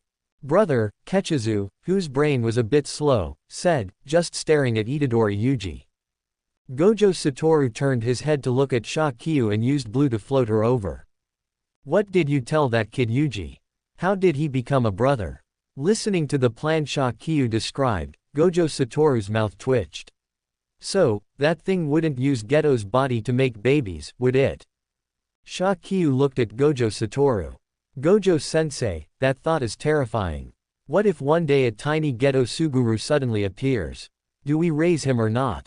Gojo Satoru got goosebumps. This kind of ethical drama, a child born using Geto's body, is that child Kenjaku's or Geto's? In terms of bloodline and flesh, it would definitely be the cult leaders, but in terms of cursed energy and some bloodline aspects, it would count as Kenjaku's, Shakyu said. That's truly a terrifying question. Itadori Yuji, Megumi Fushiguro, and Nobara Kugasaki all looked at Shakyu and Gojo Satoru. You two are the most terrifying ones. Look at the way you two are acting while saying those things. So Geto worked diligently his whole life, and in the end, his corpse was defiled to have babies. Gojo Satoru showed an expression of deep grief. No way. Shakyu was led astray by Gojo Satoru. I don't think Kenjaku would do that, would he? Yuji. Gojo Satoru looked at Itadori. I hope Geto doesn't have a disaster. Ah, no, I've even dreamed about the cult leader. Even knowing that body is occupied by Kenjaku, thinking about him actually using the cult leader's body to mess around makes me want to vomit. Shakyu looked devastated. When Gojo Satoru looked at her, his eyes changed slightly, and his face wore a mischievous look. Dreamed about Geto. What does that mean? Gojo Satoru asked. Perhaps the two of them were caught up in gossiping earlier. Shakyu said, it means I want to have his babies. You don't know. I was thinking, if I were a monkey without cursed energy, and he grabbed me by the neck and said he liked me, that would surely be exciting. Gojo Satoru looked at his student with an indescribable expression. He had previously felt that his student had problems with her brain. Now he discovered that she really did have serious problems. He had just been following her lead earlier, intending to see what kind of things would appear in her thought process. Now even Gojo Satoru was speechless. Geto would probably strangle you. I know, don't you think this kind of tug-of-war is exciting? Shakyu looked at Gojo Satoru. Gojo Satoru sighed and patted her head. It is exciting, but Kyu, you should use less of this kind of forced setting on someone who would never compromise. If it were during the Jujutsu high days, Geto might have liked a non-Jujutsu sorcerer, but for the cult leader you're talking about, it's impossible. The disgust for non-Jujutsu sorcerers was already deep in his bones. That kind of disgust and nausea was something that non-Jujutsu sorcerers couldn't approach. Gojo Satoru wasn't quite clear about Shakyu's brain, and he didn't feel that Shakyu loved Geto Suguru. It was more like she treated a person with a strange sense of dissonance. This feeling made Gojo Satoru a bit uncomfortable. She really was suspicious. After people from China went back to investigate, there were no records of Shakyu at all. So who was she? Why could she cuz him? But he had understood the word, COSs, it meant playing a role-playing. What exactly defines a peerless beauty? There is no objective way to judge this, after all, a peerless beauty. Every anime has its own, like the great beauty in One Piece, Empress Hancock. There is no argument about this, every character has a beauty they consider the best. And in many works, who is the ultimate succubus? There is no need for much doubt. That ultimate succubus is none other than Tomi Kawakami. A beauty with long black hair, a mole at the corner of her eye, a malicious personality, and an entity that can endlessly divide. Her stunning appearance makes her a top-tier existence among succubi. The people at Jujutsu High looked at Shakyu's character for the day. Say, with an individual like this, will you also divide? Nobara Kugasaki looked at Shakyu and reminded her. When Shakyu heard this, she replied, that makes sense. Why don't we test it? So, Shakyu took the nail given by Nobara Kugasaki, looked at her own hand, and hesitated. Watching Shakyu hold the nail, unable to bring herself to prick her hand for a long time, Nobara fell silent. Is it really that painful? How about you help me? Shakyu said, looking at Nobara. She didn't dare to prick her own finger, she couldn't bring herself to do it. Nobara looked at Shakyu, reached out, grabbed her finger, and pricked it with the nail. Fushiguro Megumi and Yuji Itadori were being pestered by the cursed womb, death paintings. It should be said that the cursed womb, death paintings were pestering Yuji Itadori, and Yuji Itadori was looking for Fushiguro Megumi. The two looked into the distance and saw two girls walking over quickly, discovering that they were squatting on the ground. Yuji Itadori was a bit confused, watching Shakyu and the others staring at an iron basin. Inside the iron basin, a piece of flesh was growing bit by bit. Yuji Itadori and Fushiguro Megumi looked at the head inside and asked, "What is this?" "Tomi Kawakami, a clone," Shakyu said, taking out her phone to show them. The two looked at some information about Tomi Kawakami, then looked back at the head in the basin. What a perverted ability. The monster in the basin was wailing, its mouth had high attack power.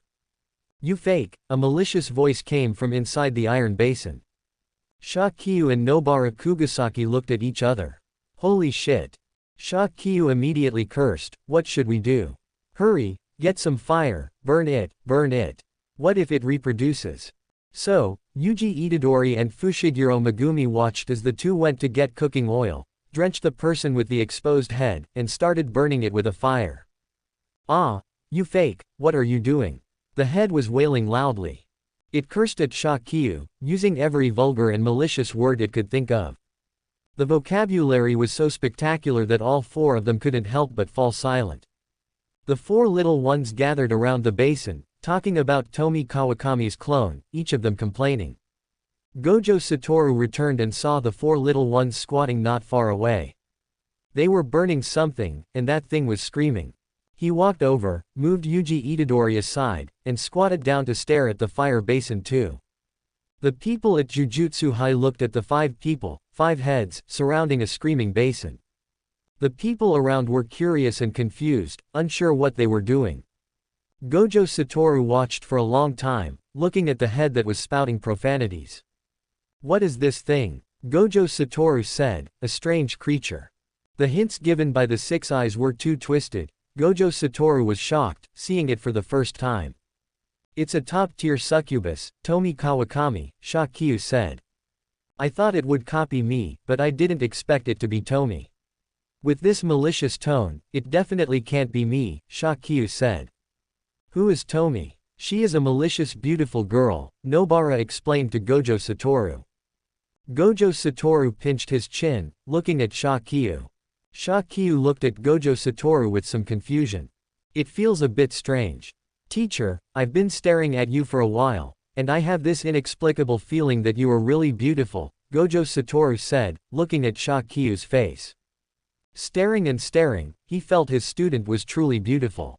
He didn't intentionally resist that consciousness and found it very easy to be captivated by his student's beauty. Shakyu said, "That's normal. Tomi Kawakami's appearance is top tier, there is no one in the world who wouldn't be charmed." Shakyu raised her head to look at the four of them and blew them a kiss.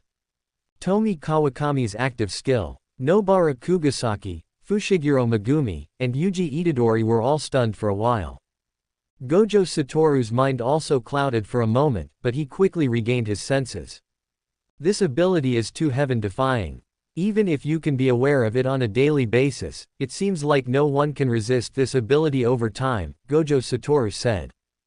Fushiguro Megumi and Yuji Itadori's cheeks turned red, and they turned their heads away, not daring to look at Shakyu. In just an instant, the two of them felt like they had died of embarrassment. Shakyu looked at their reactions and smiled. "I just don't know when someone who can counter time will be refreshed." Shakyu was still thinking about saving people. She knew that Kasumi Miwa and the others were still dead in the future, waiting for her to save them. Gojo Satoru looked at Shakyu, then at the burned clone, and asked Shakyu to change back. Shakyu's body changed back little by little. Gojo Satoru looked at Shakyu and said, "So you still can't control who you want to turn into? You just turn into whoever." "No way," Shakyu couldn't help but sigh. "My ability is powerful, but not being able to control it myself is a pitfall." Looking at the clone burned in the fire basin, realizing that it couldn't appear anymore, Shakyu secretly breathed a sigh of relief. She looked at the nail, the bloodstains on it had also been burned clean. Shakyu stood up, raised her head, and looked at the two people in the distance. "What are they doing?" "Those two are the cursed womb, death paintings, currently under the supervision of Yuji Itadori. Eso and Ketchizu, the two cursed womb, death paintings." Gojo Satoru couldn't just get rid of them just like that. If it were someone else, it would be fine, but if he really got rid of these two, Yuji Itadori would probably be sad. But when looking at Shakyu, she wondered if those were because of character cosplay. Or something else. Class. Kento Nanami was substituting. Compared to the liveliness of the first years, the second years were much quieter. Although Toge Inamaki had returned to class, because his arm had been devoured, he looked very weak. Maki Zenin was not there, and the atmosphere was very strange right now. Yuta Okatsu was in the worst mood. Looking at Shakyu in the distance, he didn't make a sound. To him, Shakyu was the person who had hurt his partner. At the same time, he also understood that Shakyu was similar to himself at the beginning. Both were unable to control their power and had hurt their companions. Compared to himself, she was more likely plotted against by others, which caused that accident. Now she was trying to make up for it, but even if he knew that, every time he saw Shakyu smile, Yuta Okatsu would think of Toge Inamaki's serious injury. And think of Maki's death. Toge Inamaki looked at Yuta Okatsu, writing to comfort him. Looking at those words, Yuta Okatsu said, "I know." He knew he was just being stubborn. Shakyu felt someone looking at her. She turned her head and saw Toge Inamaki. After seeing Toge Inamaki, Shakyu withdrew her gaze. The character she refreshed currently was one per day. There are thousands of anime negotiations. She didn't know when she could refresh a Kemi Homura. Why couldn't she refresh a Kemi Homura? Was it because her power was more advanced? Or was there another reason? Shakyu sighed. For now, all she could do was leave everything to time. Kento Nanami had been taking Shakyu and the other students out recently. When Shakyu and the others went out on a mission with Kento Nanami, "Gojo-sensei, why haven't you taken us recently?" Shakyu asked with some curiosity. "Gojo-senpai has things to do." Kenjaku had run away. He was still causing all kinds of accidents within Japan. Under these accidents, there were many places that required a special grade to solve. Domestically, there were two special grades, Yuta Okatsu and Gojo Satoru. Yuta Okatsu was too young to take on the heavy responsibility completely. So Gojo Satoru could only run around alone, solving the accidents caused by Kenjaku. Actually, they all knew that Kenjaku was just deliberately exhausting Gojo Satoru. Gojo Satoru did not tell others about this, the only thing he asked for help with was finding a junior to watch over his students. The person he found was Kento Nanami, one of the few people he could trust wholeheartedly. Kento Nanami watched Shakiyu not far away. He noticed her eating a crepe, following behind a few of her peers. She was talking to Nobara, and the two of them would occasionally laugh happily. Kento Nanami was leading people on a mission, and he stood nearby, watching her. Many people knew that Shakiyu's ability was classified as Cuz. The convenience of this ability had made Shakiyu the center of a storm. China had requested to take her back to their country. However, the response from Jujutsu headquarters was that she posed a threat and they hoped China would execute her directly. Naturally, China could not agree to this and insisted that Shakiyu remain alive for the time being.